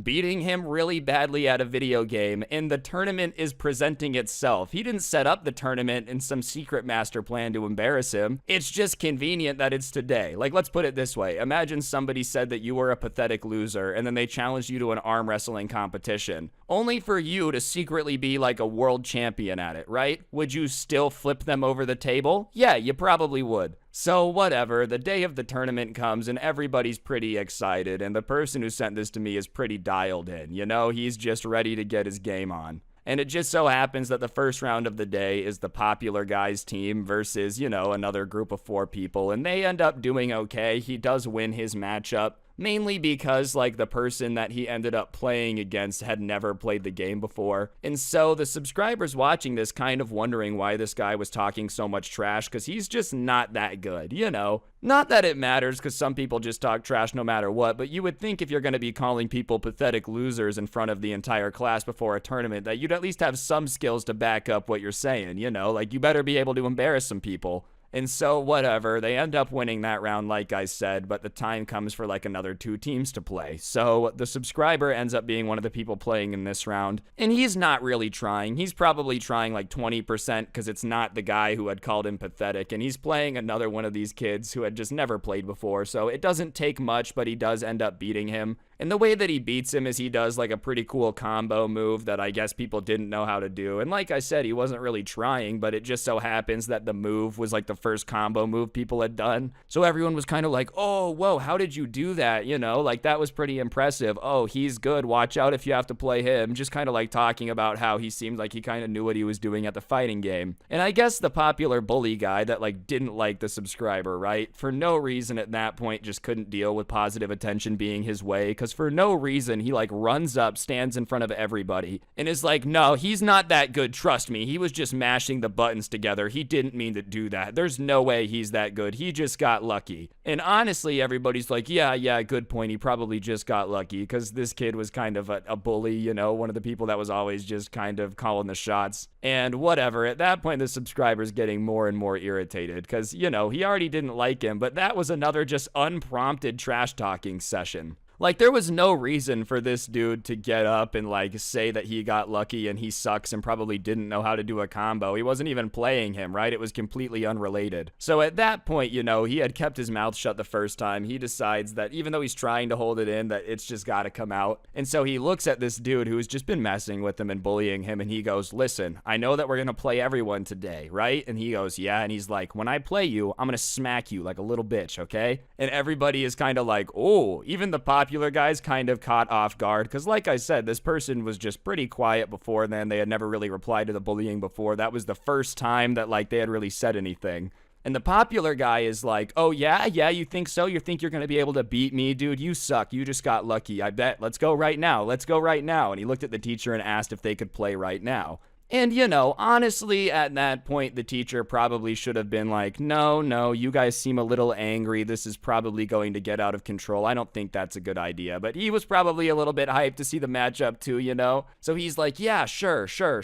And so they end up, like, sitting down, picking the map, picking characters, all that stuff. And the subscriber, I guess, you know, had ended up learning this, like, method to do this combo with one hand, right? And so he goes, everybody watch this. And he ends up beating the dude in the first round with literally one hand. And he looks at him after he does it and he goes, God, bro, you really suck. Like, you should have practiced more, man. You were calling me pathetic, but wow, you're garbage. And he's turning red. And there was going to be like 3 rounds before you played a different person, blah, blah, blah, blah, blah. So round 2 comes around, and obviously if the bully guy loses this one, it's over. If you're playing a best of 3, then like if you win 2, there's no way for you to win. So the same thing happens. This time he tries with both hands and just destroys him. Like literally it starts and 13 seconds later, it's over. It's just absolutely obliterated. And honestly, everybody's kind of laughing at that point. Even if you don't know a lot about the video games, it was just one of those things where somebody got crushed so bad you didn't even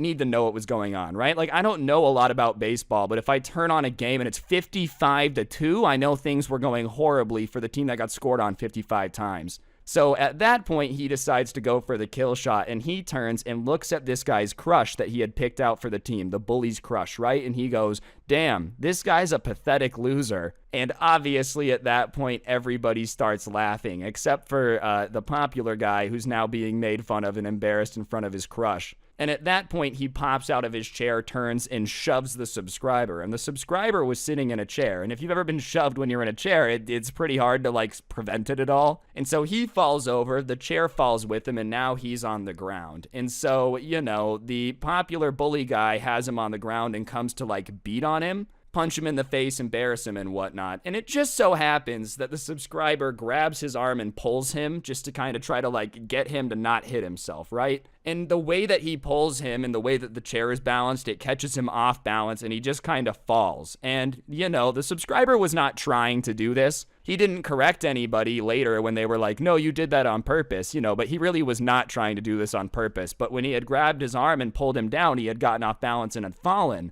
And it just so happens that this dude's face, as he's falling, just smacks into the subscriber's elbow. And it looks like he purposely pulls this guy and elbows him in the face. But he really did not mean to. It was just purely luck. And you would think at that moment that, like, this guy's gonna get angry and there's gonna be a huge fight. But no. Instead, after getting elbowed in the face, he just starts crying. Which, you know, all in all, hey, everybody cries. I cry, you cry, everyone cries. It just is what it is. But for a series of events to be calling someone a pathetic loser and then attack them, get elbowed in the face, and start crying, yeah, that's definitely not a good look. You got destroyed in the video game. You got destroyed physically. Now you're crying in front of everybody. It's just not a very good day. That being said, he started literally all of it. And everybody at that point is kind of like, damn, you know, kind of surprised when the quiet kid, the first time he ever, like, gets in an altercation, makes the popular bully start crying. It's pretty impressive. Everybody's kind of like, damn, but the teacher at that point gets between them to break it up. And he's pretty furious because obviously he knows that, like, A, he's going to have to report this to the dean's office,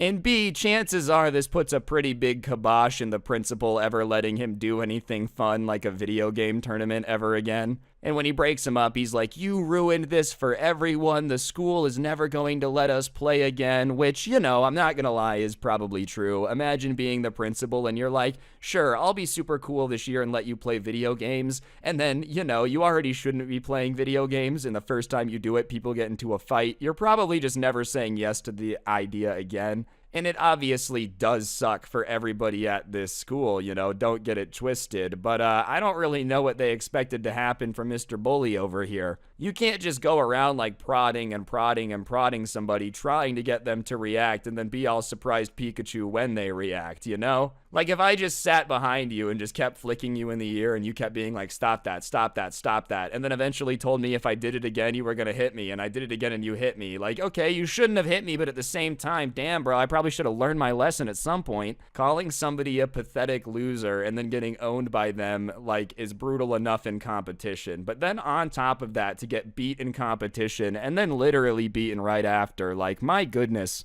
Just rolling straight L's. If you're gonna talk that much trash, you kind of gotta be able to back it up at some point, you know? Don't be rolling around calling people pathetic if you're not going to be able to beat them in the competition. Like, listen, if I went to a track meet, you would not catch me anywhere being like, oh, you guys are slow, I'm gonna leave y'all in the dust. It ain't happening, dog. I'm just gonna avoid talking trash in that situation because I'm gonna get destroyed. Anyways, they both get sent to the dean's office for fighting, which is what happens when you get in a fight. And sadly, both of them end up getting suspended, which I think is stupid. I've always thought it's dumb that, like, even if you did not start the fight at all, someone just decides to attack you, push you out of a chair, jump on you. If you swing back at all, you're both in trouble. Oh yeah, you know, we just have a zero tolerance policy for fighting. Well, how about you have a zero tolerance policy for starting the fight and 100% policy for finishing it? Anyways, they're just kind of sitting in the office after talking to the dean, waiting to get picked up, and the popular kid, like, wouldn't turn and look at him. And, you know, his parents got there first, and so he stood up to leave, and when he stands up and leaves, he sees the other side of his face where he had elbowed him. And sure enough, he had managed to give the dude a black eye on complete accident. So it looks like he just absolutely obliterated him in this fight. It was a complete accident, you know, it just so happened that the elbow perfectly gave him a black eye.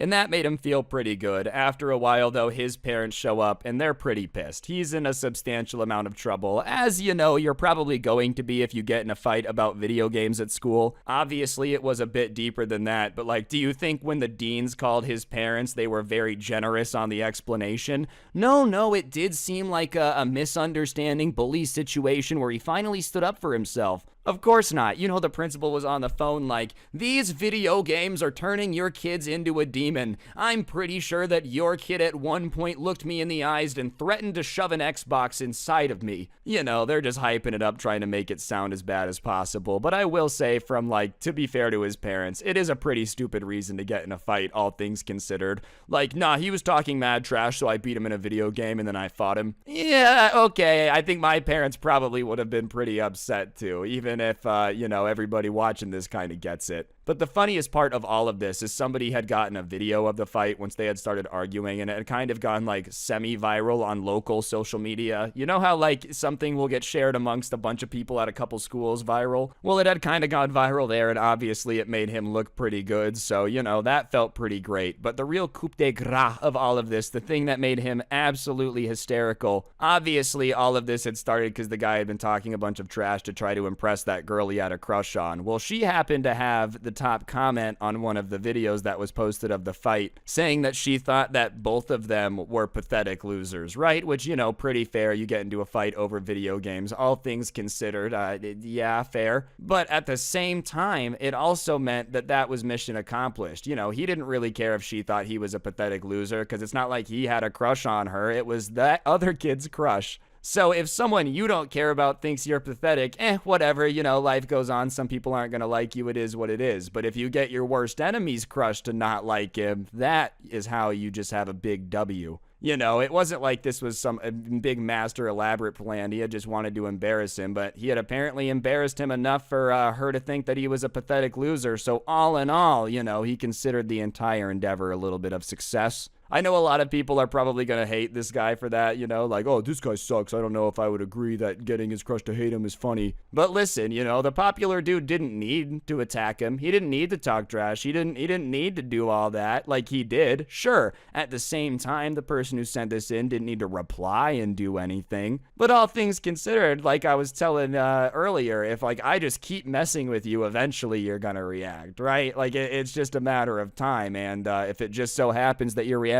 makes me look stupid, it is what it is. Everything the person that sent this into me did was just a response to something the other guy had done that was out of pocket and completely unnecessary. And all in all, it also is hilarious that the black eye in and of itself was an accident. Like, that's also pretty ironic, you know? He ends up beating the crap out of him completely on accident, but everybody's like, yeah, dude, you just can't fight anymore. Everybody's gonna think that, like, the person who sent this in is some expert karate master, you know, never gonna want to step to him in a fight ever again. He's basically going to be able to take chocolate milk from anyone in the lunchroom. But gotta remember, man, with great power comes great responsibility. You don't want to be out there becoming the bully, all right? That's not a good thing. Moral of the story, in all honesty, I think here is that everyone's a pathetic loser. If you're a bully, you're a pathetic loser. You're getting bullied and not standing up for yourself, pathetic loser. Everyone in humanity is a pathetic loser. Even if you're a winner, we're all going to die. And if you can't stay alive forever, then you're really a loser, you know? I have no idea where I was going for that one. That made completely no sense. I don't want anyone to take any of that seriously. Today I've got a video I hope you guys are going to enjoy. I was looking through some stories sent in to me, and I found a few different ones that were pretty good about, like, crazy neighbors. But they were pretty short, so I'm just going to do 2 or 3 of them in one video.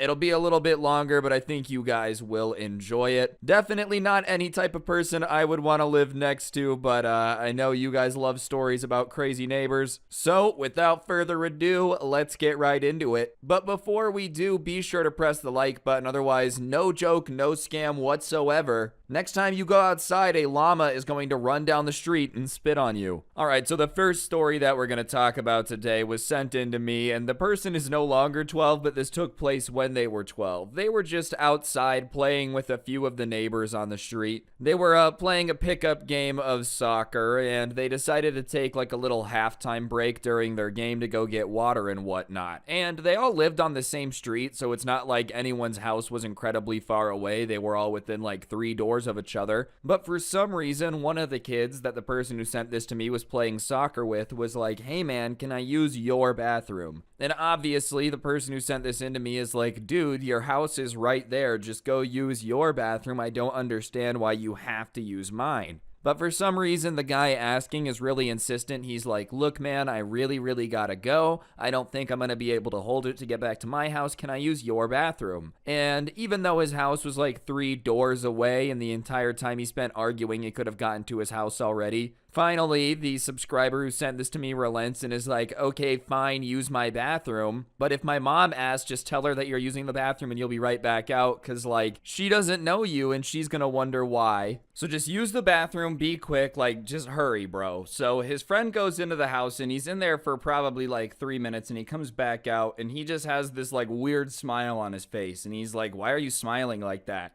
And he goes, oh, nothing, man, nothing, don't worry about it. So whatever, they keep playing the soccer game, and eventually the street lights come on, and that was kind of their signal to, like, go home. So the subscriber goes into the house, and when he walks in, his mom is standing there, arms folded, like, pissed. And the first thing she says is, why did you do that? Like, what is wrong with you? Why would you ever think that was acceptable? And he's confused and he's like, what? Why would I do what? And she goes, come on, you know what you did. That's disgusting. It took me like 35 minutes to clean up. Why would you do that? And the kid has no clue what his mom is talking about because he didn't do anything. And he's like, Mom, I was just out there playing soccer. I don't know what happened. Like, what happened? And she goes, I didn't realize that I was raising a son that was so disgusting that he would poop in the sink. And he's like, wait, what? And his mom's like, come on. I heard you come in from outside, take a little break. When you left the bathroom, I went in there to use the restroom and you had just pooped in the sink. And he's like, Mom, I did not poop in the sink. It was da-da-da-da-da.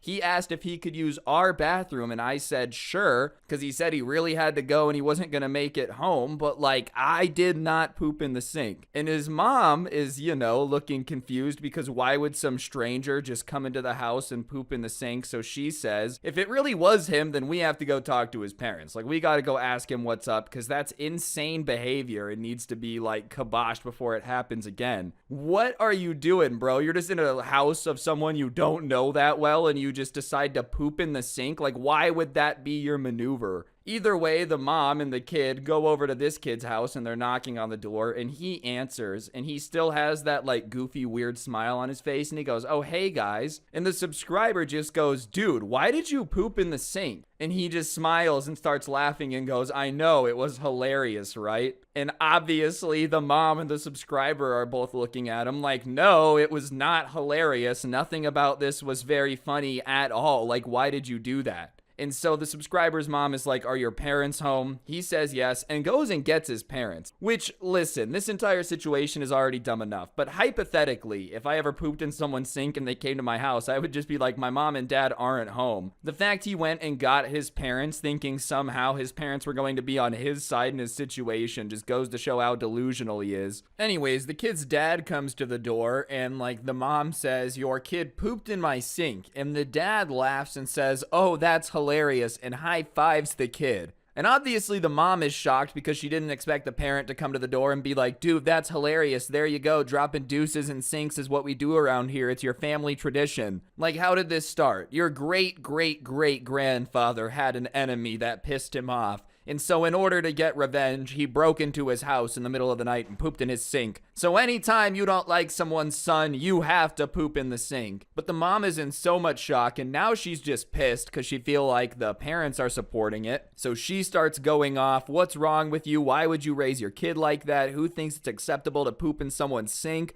I've never even met your son. Like, what do you think this is? You're gonna high five your kid and congratulate him for pooping in my sink? That's psychotic. You're a horrible parent. I ought to call in. You're clearly not fit to raise this guy. And the dad is kind of standing there wide-eyed, shocked. And she finishes her rant and he looks at his kid and says, wait, you really did it? And the kid, beaming ear to ear, goes, yeah, it was hilarious. And the dad starts yelling, I thought you were kidding. Go to your room. What's wrong with you? You can't go around pooping in people's sinks. I thought this was a joke. Are you kidding me? When would that behavior ever be acceptable? Which at least is a good turn of events, you know, he's yelling at the kid, punishing him, because, yeah, someone's got to shut that down, bro. I would have been so confused if the dad just kept supporting it. As an American, it's our right to poop in the sink. It's like, yours, not mine, bro. You want a waffle stomp in your home, I guess that's protected, but you can't do that in my house. But the dad is yelling at him and tells the kid to go to his room. And the kid's pissed off and he's like, I thought it was funny. And he stomps off to his room. And his dad turns and starts just profusely apologizing to the subscriber and his mom. I don't know what got into my kid. I'm so embarrassed. The dad at that point's entire tone shifted at least though. And he offered to like pay for a cleaning service to their house. But the mom did not want that. And after that, she was like, listen, you never hang out with that kid again, okay? I don't care what game it is, just avoid him. And he did. It's not like he really needed to be told that. If someone's gonna like beg to use your bathroom just to poop in your sink, it's probably acceptable to be like, yeah, you can't use my bathroom anymore, bro. So that story's wild, but I got another one for y'all. Hopefully you like this one as much. All right, so this one was sent in to me by somebody that actually just recently purchased their first house, and the way that this neighborhood that they bought the home is set up, there's like a really wide driveway, and there's two houses that share the driveway on the left and the right of it. And, you know, that kind of seems like a crappy situation. It's just going to cause problems. What if somebody parks too far over and now they're on your side of the driveway? What if they have friends over and they block your driveway? I would just hate to have to share a driveway with somebody because you don't get to control who your neighbor is, and what if it's a jerk? I just think it was going to lead to problems, and it was especially a problem because this guy's new neighbors were really, really rude.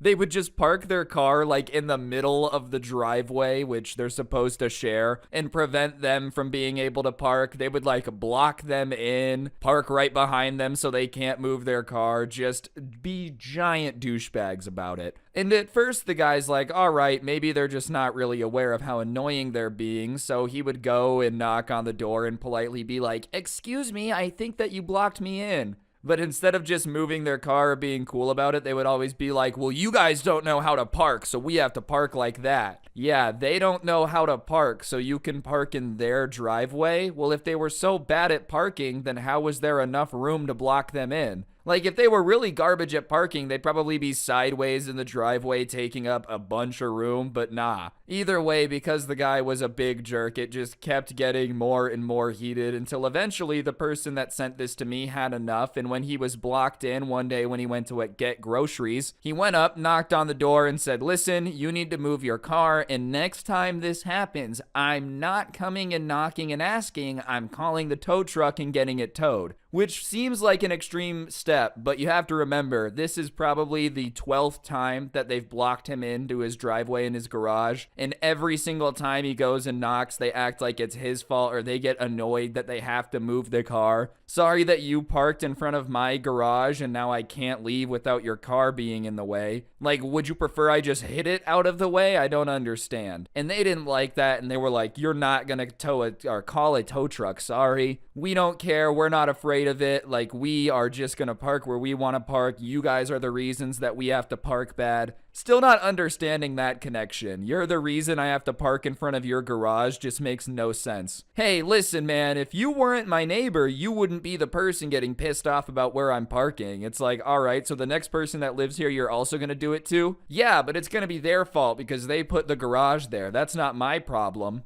But they move their car and he goes to the grocery store, and you would think that maybe they would heed the warning a little bit. Okay, you guys are insistent on parking like jerks and blocking in your neighbors. I guess fine. Like, it's obviously not fine, but you know, what are you gonna do? But you might want to wait like a day, maybe a day and a half before you go back to blocking the driveway, because he just said he's gonna get the car towed. I feel like if you block him now, it's just guaranteeing that's gonna happen. But sure enough, he comes back from the grocery store and sees his neighbor's car in the driveway, so now he can't get into the driveway or park in the garage because they've parked at the end of the driveway, which prevents him from getting to any part of the driveway or the garage totally. So he does what he says he was going to do, and he calls a tow truck. And I know some people are going to be like, oh, you shouldn't have done that. Let's be honest, you warned someone, stop blocking my driveway or I'm going to call the tow truck. And you come back like under an hour later. Let's say it was an hour tops, and they're parked in your driveway. I feel like if you don't get their car towed at that point, they're just going to think they can park wherever they want on your property. Tomorrow, you're going to wake up with their sedan in the kitchen. What are you going to do about it? You know, like at some point, you got to do something. So he calls the tow truck, explains the situation. They say they're going to send somebody out, but he just kind of sits there at the bottom of the driveway. And he can see his neighbors looking out the window at the situation and laughing. And he's like, oh, they think it's super funny that I'm blocked down here, but they're not going to think it's funny in a second. And like 20 minutes later, the tow truck pulls up, and this entire time he's been parked behind their car, like half on the sidewalk. There's not a lot of people on the street, you know, it was okay, but he's just making sure that their car can't move now. And the tow truck comes up, and then the neighbors that are looking out the window thinking this is the funniest thing ever suddenly get this look on their face like it wasn't very funny anymore. Yeah, you put your car being towed on the line and it's not funny at all. So they come outside and they start being like, whoa, whoa, whoa, whoa, whoa, you can't tow our car.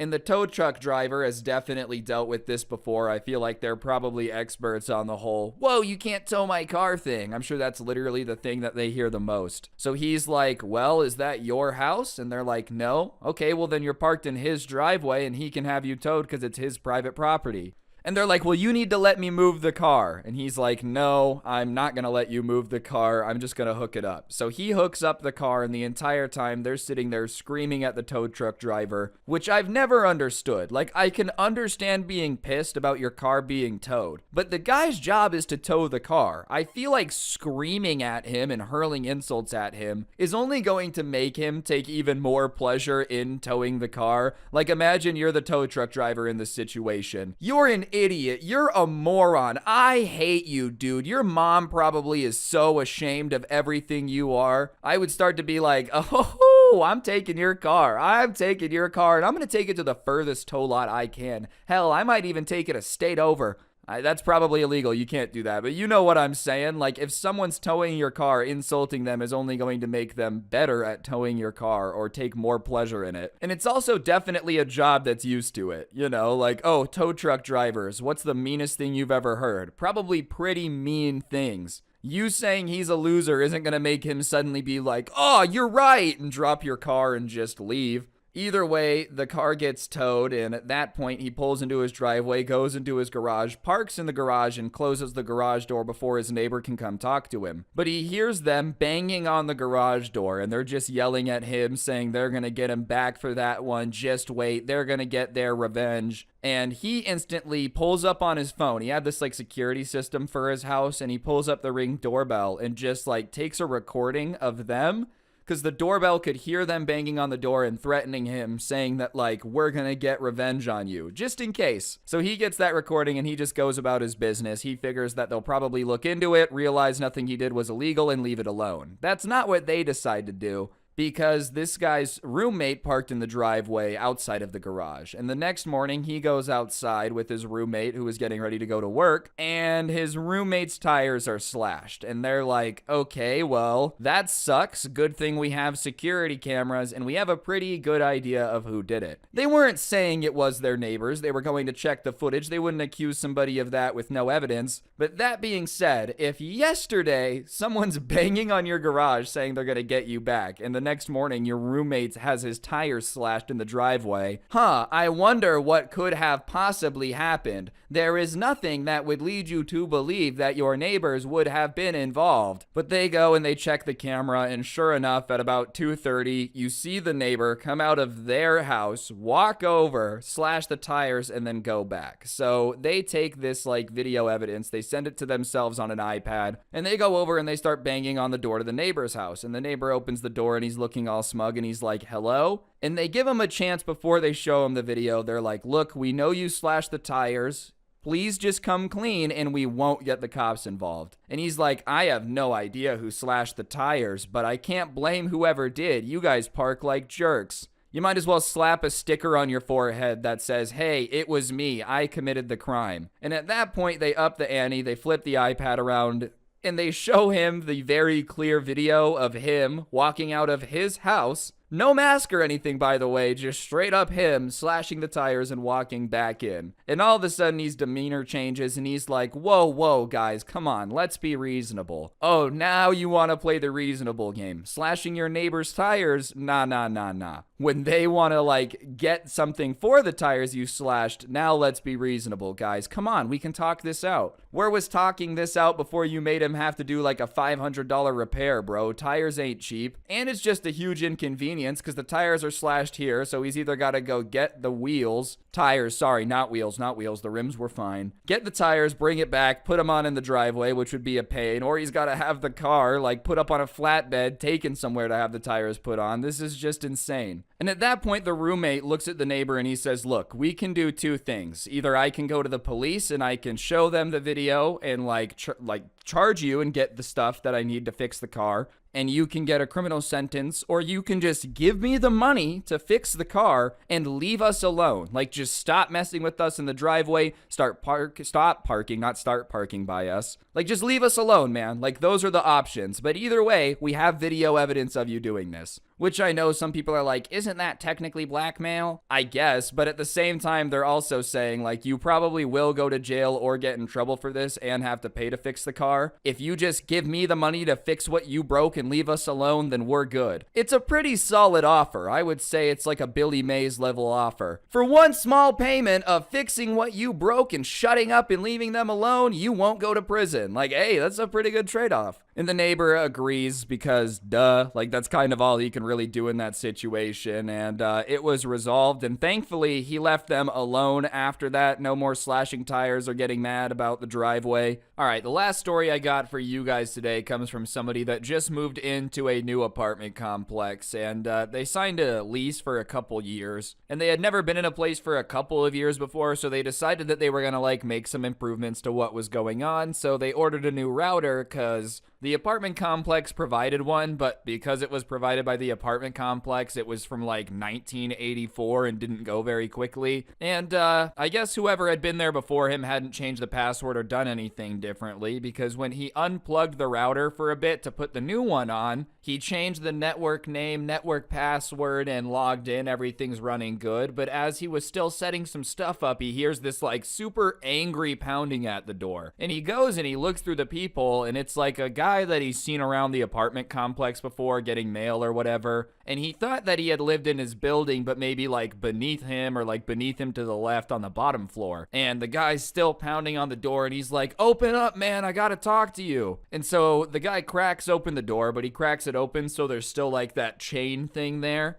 And the guy pushes it open to where the chain locks. And immediately the person who sent this to me is like, "Whoa, bro, you can't come in. You can't come in. Like, relax, relax." And the guy is super pissed off and just yelling about, "Why did you turn off the Wi-Fi? I was using it. What's wrong with you?" And the person who sent this to me is confused. They're like, "Dude, what do you mean? You don't live here. Like, why would you be using my Wi-Fi?" And the guy's like, "Dude, I don't want to pay for Wi-Fi in my apartment, so I've been using this one. Me and the guy who lived here before you had an agreement that I could use it, so you better plug it back in." And I don't think that was as good of a negotiating point as he thought it was, because guess what? The person who used to live here doesn't. So any agreements that you had with that guy just don't matter anymore. Imagine that's how it worked. You just go over to your neighbor who's about to move away. Like, "Can you just agree with me that whoever's in this house has to give me $8,000 a month?" "Sure, whatever, I'm moving." The next guy moves in. "Listen, dude, you gotta pay your taxes. $8,000 a month. The guy who lived here before you agreed to it. It doesn't matter who lived there before." So the person who sent this to me starts to get pissed off and starts going off back at the guy through the door with like the little chain thing.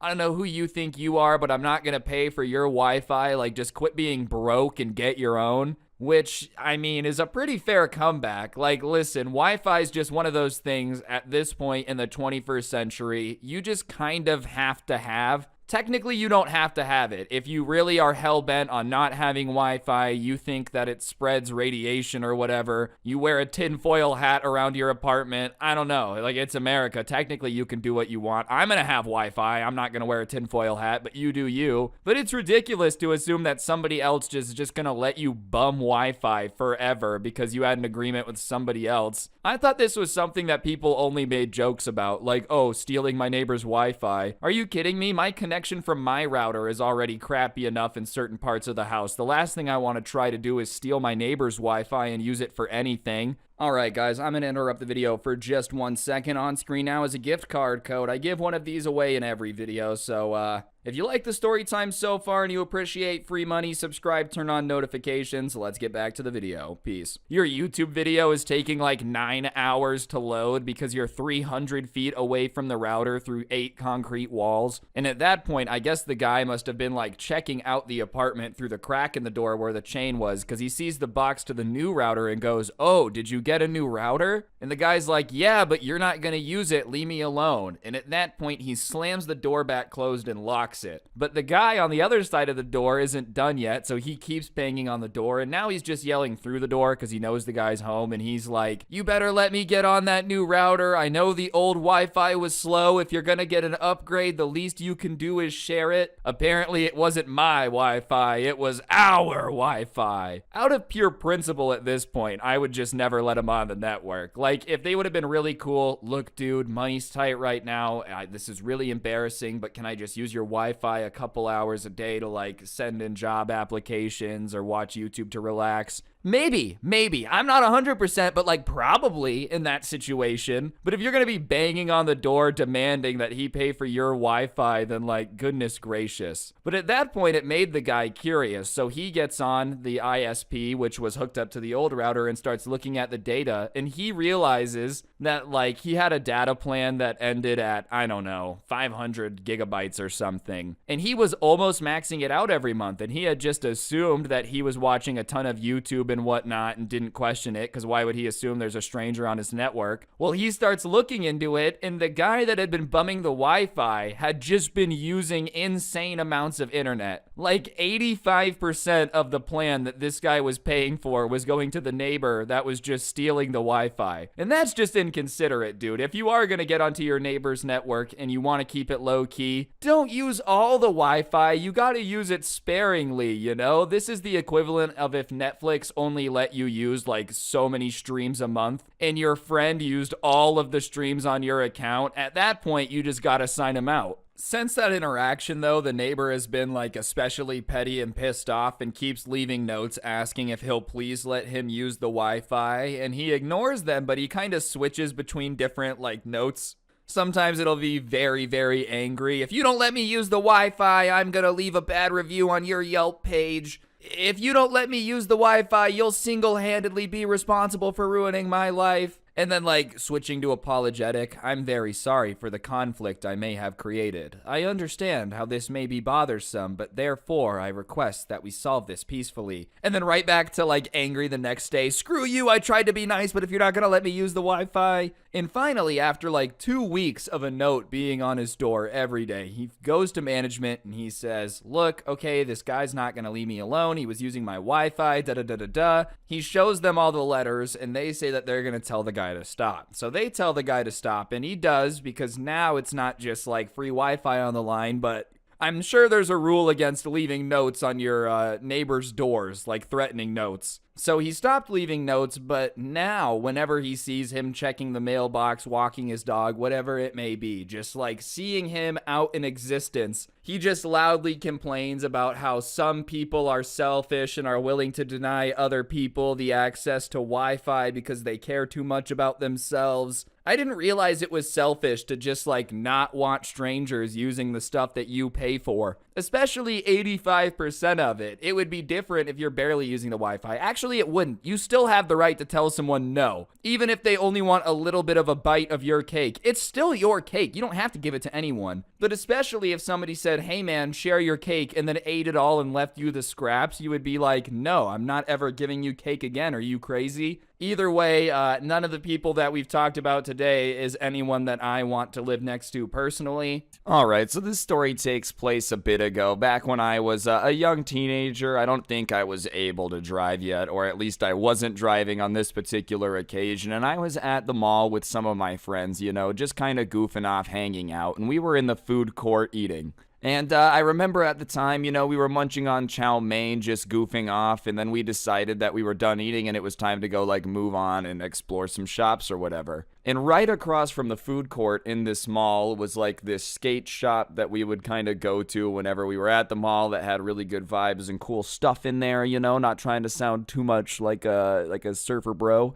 That being said, it was just the coolest place in the mall to us. So we go over there, and when we get inside the store, we start looking around, and my friend wants to buy a new deck. So he goes to pull out his wallet, and he's like, oh crap, I have no clue where my wallet is. He realizes he forgot it. And so the only place we had been in the mall so far was the food court. Like, that's where we started. So we just go tell him to go look on the table, because obviously he had paid for his food, so, you know, he had his wallet. So he starts to go over to the table, and we look out just to see what's what's going on over there. And as he's running over to check his wallet, we see this lady and her like 5-year-old son standing there. And we cannot believe what we're seeing because the lady is taking money out of his wallet right next to her kid, bro, fully within reach. She was giving him the tutorial on how to take money out of people's wallets. And so when we see this lady taking the money, we decide that we've got to get over there. So we rush out of the store, we start like backing up our friend, and obviously he gets there a little bit before us because he left earlier. And so when we pull up, all I hear is like, why are you taking my money? Like, what's wrong with you? Are you serious? Like, you're actually trying to rob me right now? What's wrong with you? And the lady is obviously just kind of caught off guard. You know, it's not like she expected the person whose wallet this was to walk up as she was taking money out of it. So she's like, no, I'm not taking money. I was putting money in the wallet, actually. No, like I do this thing where if I see a lost wallet, I put money in it. And listen, man, obviously all of us are like, okay, yeah, sure. You're running around here filling wallets with money. You know, you're running around here being the financial tooth fairy, just giving cash to unfortunate souls who lose their wallet. Yeah, that's right, guys. Did you hear the legend? If you lose your wallet at this mall, you wake up to a beautiful extra $50. Ulysses S. Grant himself winks at you. Obviously, we knew that this lady was full of it, dude. And even then, it's pretty obvious when someone's taking something out of a wallet or putting it in, even from a distance. But just to, you know, prove his point, my friend is like, all right, then give me the wallet and let me count the cash. You know, if you really were putting money in my wallet, then when I count this, it should be more than what was in there. And so the lady hands him the wallet, right? And so he starts to go through it and starts counting. And obviously at the time we were broke teenagers, so it's not like there was a lot of money in the wallet, which, you know, almost made it worse because like she had done all of this for a really small amount of money. And I guess he had like 8 $5 bills in his wallet, you know, just $40, nothing too crazy. But when he's in his wallet, he pulls out 2 $5 bills. So this lady had like gone to the lengths of stealing $30 from this wallet that was left at the food court. You know, she was really out here on her trying to get a savings account up, stealing $30 at a time. I'm not really sure why they were like that, you know, but regardless, my friend is obviously pissed because he's like, where is my money? There was $40 in here, now there's only 10. I thought you said you put money in here. Keep in mind, we are kids, dude. This lady had literally gone out of her way to steal $30 from a bunch of teenagers. And even on top of it, like, we literally catch her in the act, and her first explanation is she's giving us money. Like, how dumb do you think we are? Did you think we weren't going to look in the wallet and, like, count? Do you think we weren't aware of what counting means? I'm pretty sure everybody that had spent any time watching Sesame Street would at least know how to count to, like, 5 or 6, okay? And that's really all you need to be able to do to notice there's some money missing in here. Anyways, my friend is obviously pretty pissed off at this point because he's been stolen from. I'm still kind of watching with the rest of the squad, and he's like, all right, give me my money back. Come on. Like, all right, you've been caught. Just, like, give me the money back and let's just go our separate ways. I don't want any trouble. But the mom at that point goes from, like, financial tooth fairy running around giving free money to people to a demon spawn in literally 1 second. Because once my friend's like, all right, give me my money, come on, she starts screaming, help, help, they're trying to rob me, somebody help me, I'm scared, help. And obviously at that point, we're like, ah, crap, this does not look good, right? Because, you know, there's just a bunch of kids standing around with some ladies screaming help. So we all back up with our hands up. You know, we're like, whoa, whoa, whoa, nothing's going on. But my friend doesn't back up. He's like, give me my money. You know, now he's getting more mad because she's trying to, like, get us in trouble instead of just giving him his $30 back. And in my mind, like, all of this over $30, you know, $300, I guess I could understand her scene a little bit more. It's still wrong to steal it, and she shouldn't have done it, but I could understand wanting to cause this big of a scene. But like $30 to start making people think that we're robbing you? Come on, man. So we're backing up and these security guards come running over, which is, you know, their job. I'm not going to be mad at them for like coming over and investigating, and I don't have any disrespect for security guards. But I'll be honest, for the purpose of the story, these particular security guards were power tripping, bro. They were the opposite of Paul Blart. You know how he stood for what was right, you know, and was a nice man? These guards were power tripping. I don't even know how you get a power trip when you drive a Segway as a solid chunk of your job description. Like, you gotta have a little self-awareness. But they come over just, you know, power tripping. They, like, push us out of the way. They're like, what seems to be the problem here? And my friend starts to talk, and, like, he's not pissed, he's not screaming, he's very calmly explaining that, like, all right, me and my friends were eating lunch here, we were at this table, we go to left, this is my wallet, I got to the store, realized I forgot my wallet, came back, as I'm coming back, I see this lady with my wallet in her hand taking cash out. So I confronted her, she said she's putting money in the wallet. I counted the money, and $30 is missing. And the security guard is kind of looking at him, nodding during all of this, and as soon as my friend is done talking, instead of, like, you know, I don't know, saying, oh, okay, well, we'll get to the bottom of this or anything, he just goes, do you think I'm stupid? And my friend's obviously a little bit taken aback. He's like, no, not at all. I didn't say you were stupid. I'm just telling you what's happening. And he's like, you expect us to believe that this woman, this mother, would ever steal from a teenager? Do you think I'm stupid? And listen, I mean, no, I don't think you're stupid. It sounds ridiculous. Obviously, we all agree that this lady shouldn't be stealing money from people's wallets with their kid. We're not disagreeing with it being pathetic. But yeah, we're not making it up. You know, I understand why the security guards thought it sounded made up, because it does sound ridiculous. It sounds like something that would never happen, but we really weren't lying. And so at that point, we see that they're kind of turning on my friend. So the rest of our little group is kind of like, no, he's not, you know, lying. I swear, like, we saw it too. And they blow us off. They're like, yeah, whatever. Come on. This is a far-fetched story. You need to stop, like, you know, trying to get this lady in trouble. And at that point, I try to say something else along the lines of, like, we're not lying. But mid-sentence, he's like, shut up, okay? I'm not asking you any more questions. And usually I got a problem keeping my mouth shut, but I knew the security guard was a little bit more in charge of the situation, so I just kind of shut up. And at that point, he asked the mom what happened. And obviously, this lady is not going to come out and be like, yeah, I was just trying to steal some money and they walked up. Like, she's not going to say that. Why would she ever do that? So she continues to stick to the story. I don't know. I was just walking past this table and all these kids ran up and started accosting me, saying that I needed to give them back their money, and honestly, I thought they were trying to rob me. And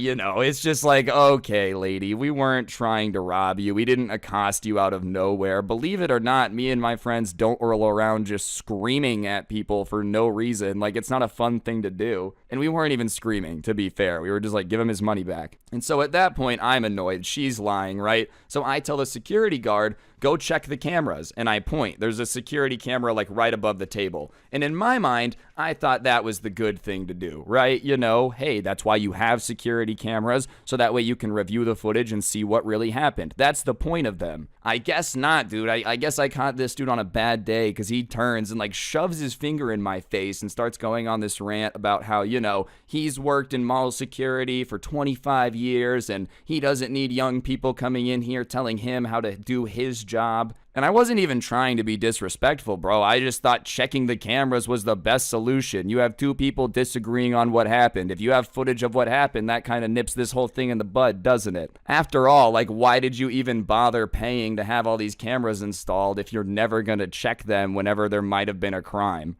So, whatever. At that point, he's pissed off at us. He thinks we're being disrespectful and, you know, we're causing problems for him on purpose. And we really were not. We were just trying to get his money back. And he's decided that we suck. And at that point, he thinks the mom's telling the truth about everything and he goes to kick us out. Which, listen, if this was, you know, if I was the guard in this situation, I think I would be skeptical, but, like, just check the cameras. If they're this adamant that she really stole the money, the least you could do is review the footage. So they go to start escorting us out of the mall, and my friend's obviously freaking out because it's his money, you know, like, his money was the money that had been taken. It sucked. I didn't want to leave. I felt like it was wrong, but it wasn't my money, so, like, I wasn't about to freak out about it. And as we're walking out, the mom says, hey, boys. And we turn around and she, like, flashes this $5 bill in her hand. And you can see that it's a decent stack of them. You know, nothing too crazy, but, like, more than one. And we instantly know that's the money she took from the wallet. Those are the $5 bills. And at that point, I think my friend just kind of snapped. Like, now she's taunting him.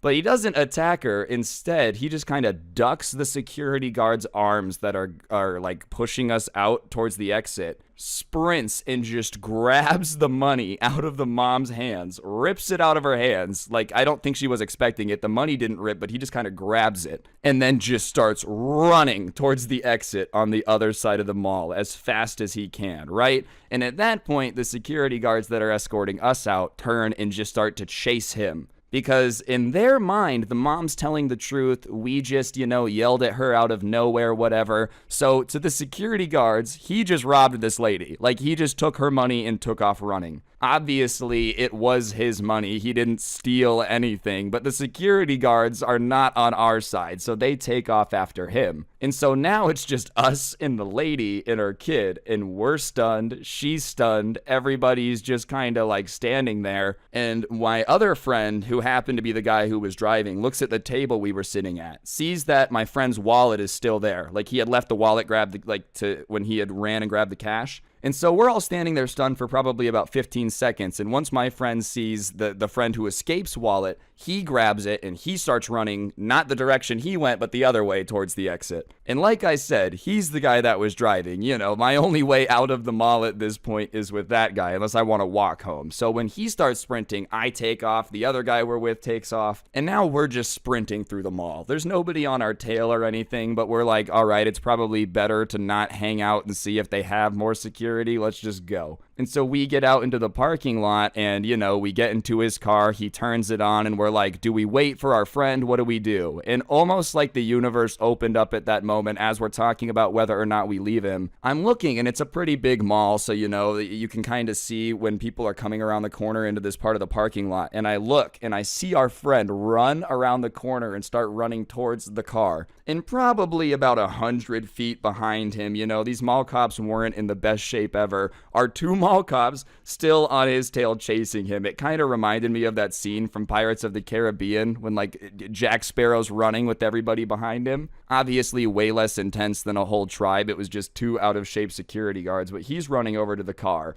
And, we're freaking out. We're like, oh my God, here he comes, here he comes. And so he's running and my friend backs out the car and turns. And there was me and then one guy in the back seat. And the guy in the back seat rolls down the window on the side that he's running up from. And we have the car so that way, like when he gets in, we can just go. We don't have to back out of the parking spot, we're ready to go. And so we're watching him run up. And sure enough, he gets up to the car, dives through the window like Call of Duty Black Ops original dolphin dive, dude. Just dives into the window and just starts screaming, go, go, go, go, go, go, go. And he just stomps on the gas and we get out of there. And probably until we got to the freeway, the only things that were said was just like, oh my God, what just happened? Like, that was insane. Didn't you guys believe that? And we finally get on the freeway and everybody calms down a bit to actually like talk about what just happened, a little bit more in detail. And so we ask our friend whose money it was who had grabbed the money. We're like, when you grabbed the money and ran, what were you thinking? He's like, I wasn't thinking. I knew she was taunting me with my money, so I just grabbed it.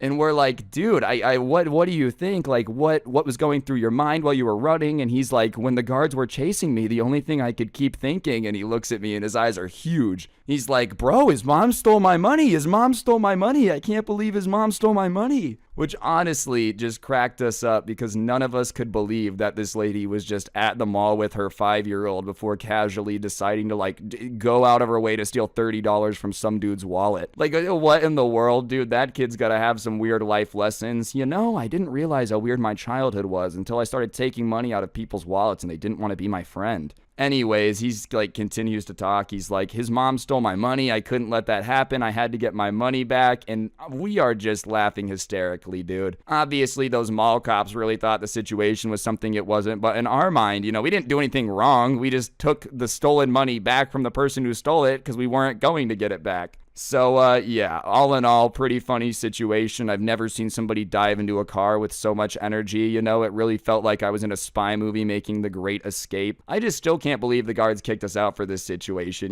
We didn't steal anything. We didn't harass anyone. We weren't accosting anyone. If you would have checked the cameras for like 15 seconds, you probably would have been able to see what was going on, but no. Anyways, I guess the moral of the story is don't steal, or the better moral is like make sure you don't leave your wallet in the food court at the mall, I guess. Alright guys, so that was one story, but I actually had one sent in to me about like a mom stealing stuff. That wasn't crazy long, so here you go, your first official bonus story time. So the person who sent this into me was working in a grocery store, and one day while he was like mopping the floors, this manager came up to him and said he wanted him to keep an eye on this lady. And he was really confused because he takes a look and this lady is pushing a stroller, you know, and it was kind of weird that he wanted him to keep an eye on this lady pushing the stroller. He didn't know why. And so he's pushing this broom about 50 feet behind this lady, just kind of trailing her a little bit, making sure nothing's going on. And she goes up one aisle, down the other aisle, and they get into like the alcohol aisle. And he can't believe it, but as he's watching, the lady like looks to see if anyone's around. She doesn't see him, and then she takes these huge bottles of vodka and puts them in the stroller.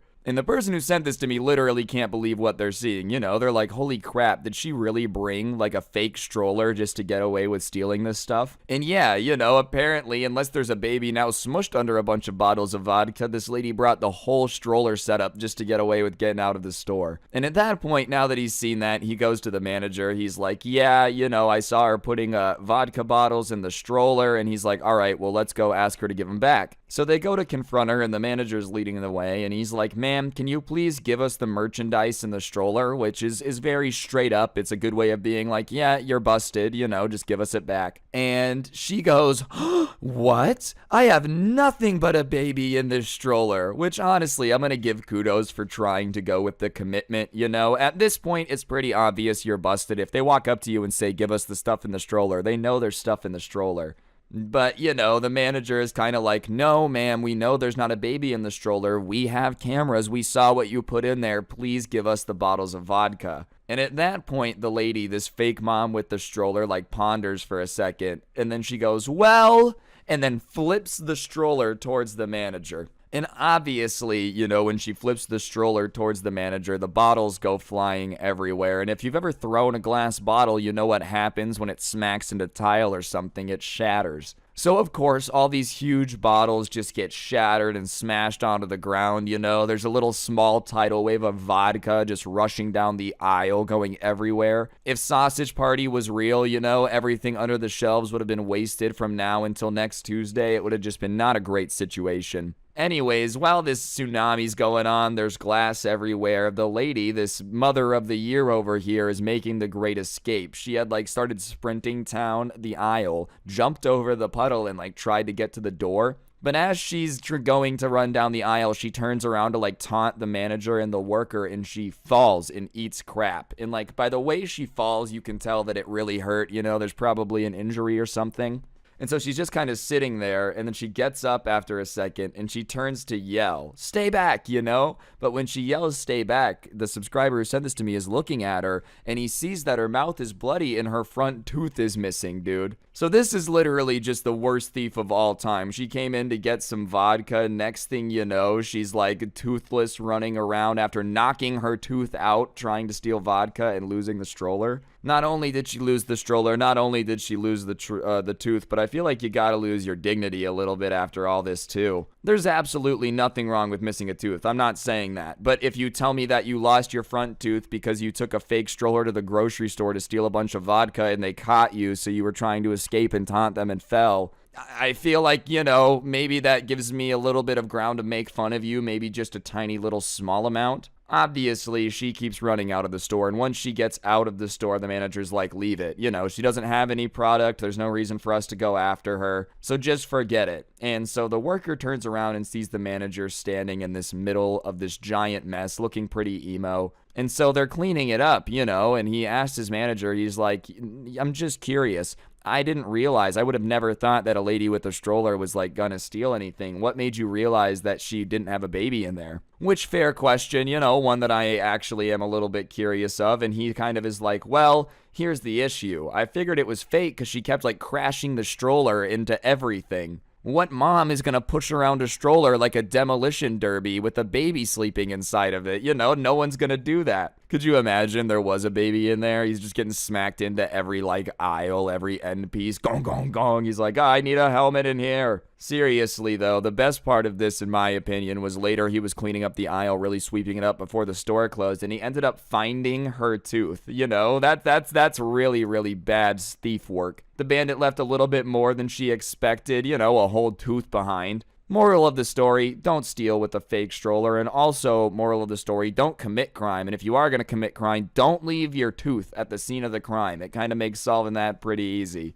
Alright, so like I said, this is a story time from when I was younger. I was actually at a friend's house a little bit after Christmas, you know, that's why this story came back to my memory. And he and his older brother, the person whose house we are at, ended up getting this, like, punching bag for Christmas, but it was one that hung from the roof, and, you know, they had gotten 2 pairs of boxing gloves to punch the bag. Each of them got a pair. And I wasn't the only kid over that day. It was like a relatively large group, and obviously when you have a group of boys together with 2 pairs of boxing gloves, we decided that we were going to fight each other. And, you know, it was almost like his parents had a sixth sense, because they ended up coming out into the garage pretty quickly and being like, no fighting each other. We understand there's 2 pairs of gloves, but we just know it's going to end badly, so don't do it. And, you know, they said don't do it, but they went back inside afterwards, and obviously we all didn't want to be the person to go, this is a bad idea.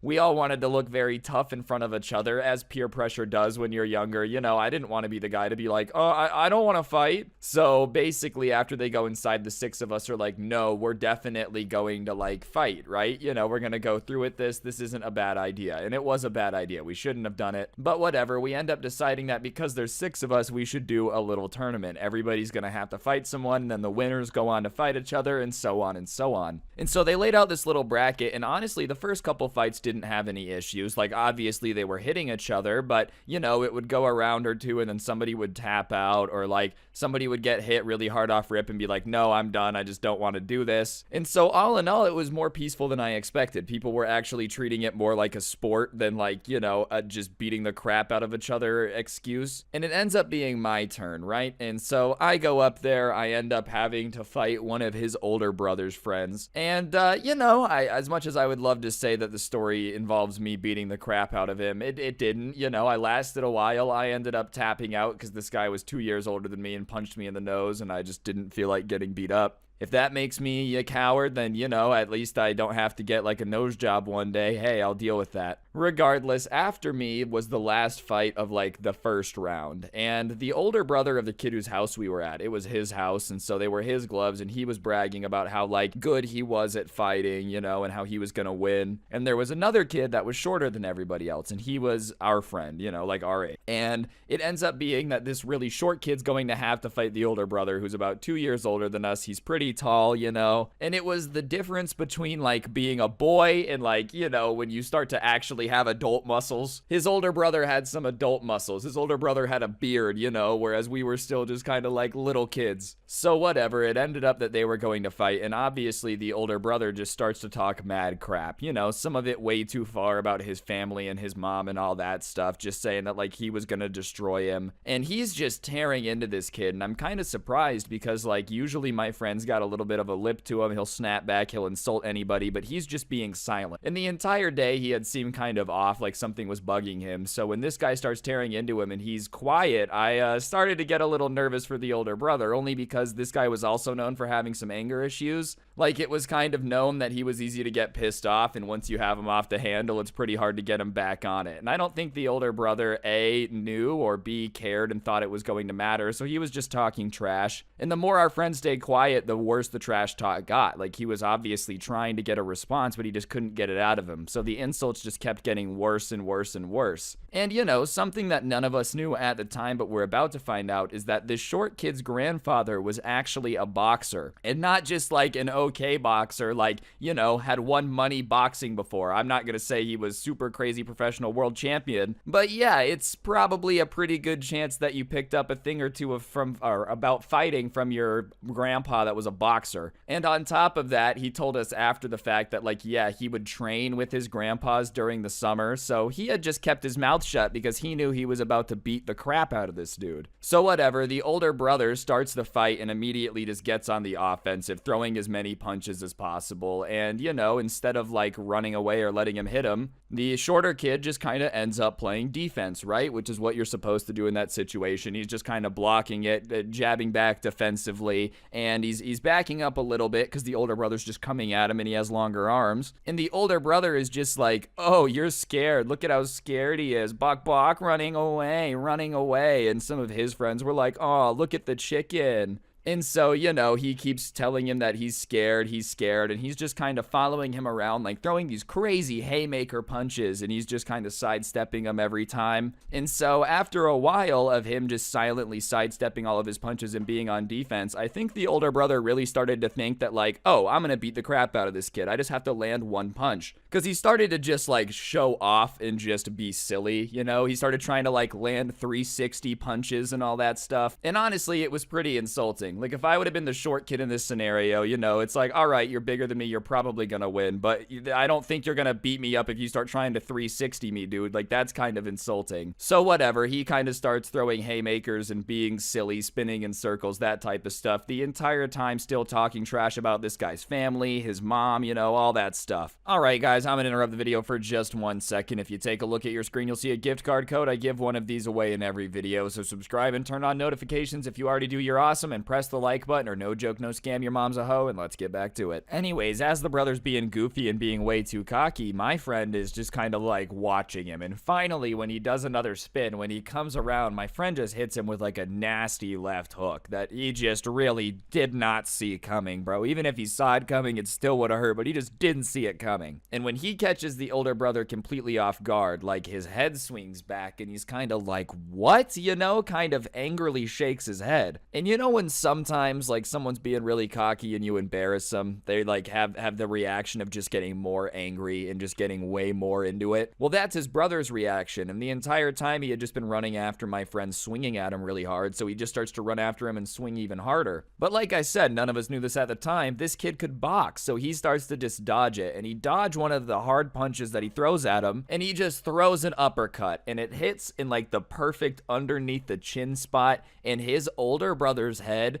just kind of like goes back, you know, just like room. And everybody in the crowd, all of us are just kind of like, oh, we could tell that that one did not feel very pleasant. When I tell you, like, we heard the of just the connection and just his head flying straight back. And to make matters worse, you know, when his head was back, he went, ugh, like a very angry sound. So our friend thought that, like, okay, it's not over yet. So when his head had come back down, our friend had his other hand ready and just punched him straight in the nose. And, you know, it was another one of those hits where it's just like, it connects so good, it sounds like somebody just dropped a sack of potatoes. Like, it's just like a thump. And you just know that hurt. And immediately at that point, he just falls down holding his nose. Like, homie crumples like a piece of paper in the wind, you know, just grump straight to the ground. And obviously at that point, we run over and we break him up, and we're like, oh crap, this definitely got a little bit more out of control than anyone had expected, except for the fact that we should have expected it. Like, obviously it was going to go this way. Nobody, like, not many people can get punched in the face and not get mad about it. And on top of that, we should have known that, like, somebody was just gonna absolutely wreck somebody else. So whatever, we're looking at his older brother, and his nose isn't broken, you know, but it's bleeding, and he definitely got rocked. Like, he's not making sense. His sentences are kind of a little bit different, and he's also crying really loudly because we were, you know, we were kids, but like he had never gotten punched in the face that hard before, and so the crying is just kind of loud, just saying ow over and over again. And obviously his parents end up coming out to investigate the yelling, and when they walk out and we're all gathered around two people in boxing gloves, it becomes very evident of like what we were doing. There's really no excuse. There's nothing we can say. Like, what are we gonna do? No, it's not what it looks like. We put on the boxing gloves to pretend they were oven mitts. We were baking easy bake ovens, and your son's nose is bleeding because he went to lift out the brownies and did it way too hard and smacked himself in the face with a pan. So they immediately started yelling at us about how they told us not to box and this could be a liability and blah blah blah blah blah. And I understand it now, I really do, but at the time I was like, I don't get it. So they ended up calling all of our parents to send us home, which if I was in their shoes, I would have done the same thing. you know, I'm not gonna sit here and say that I hate them for like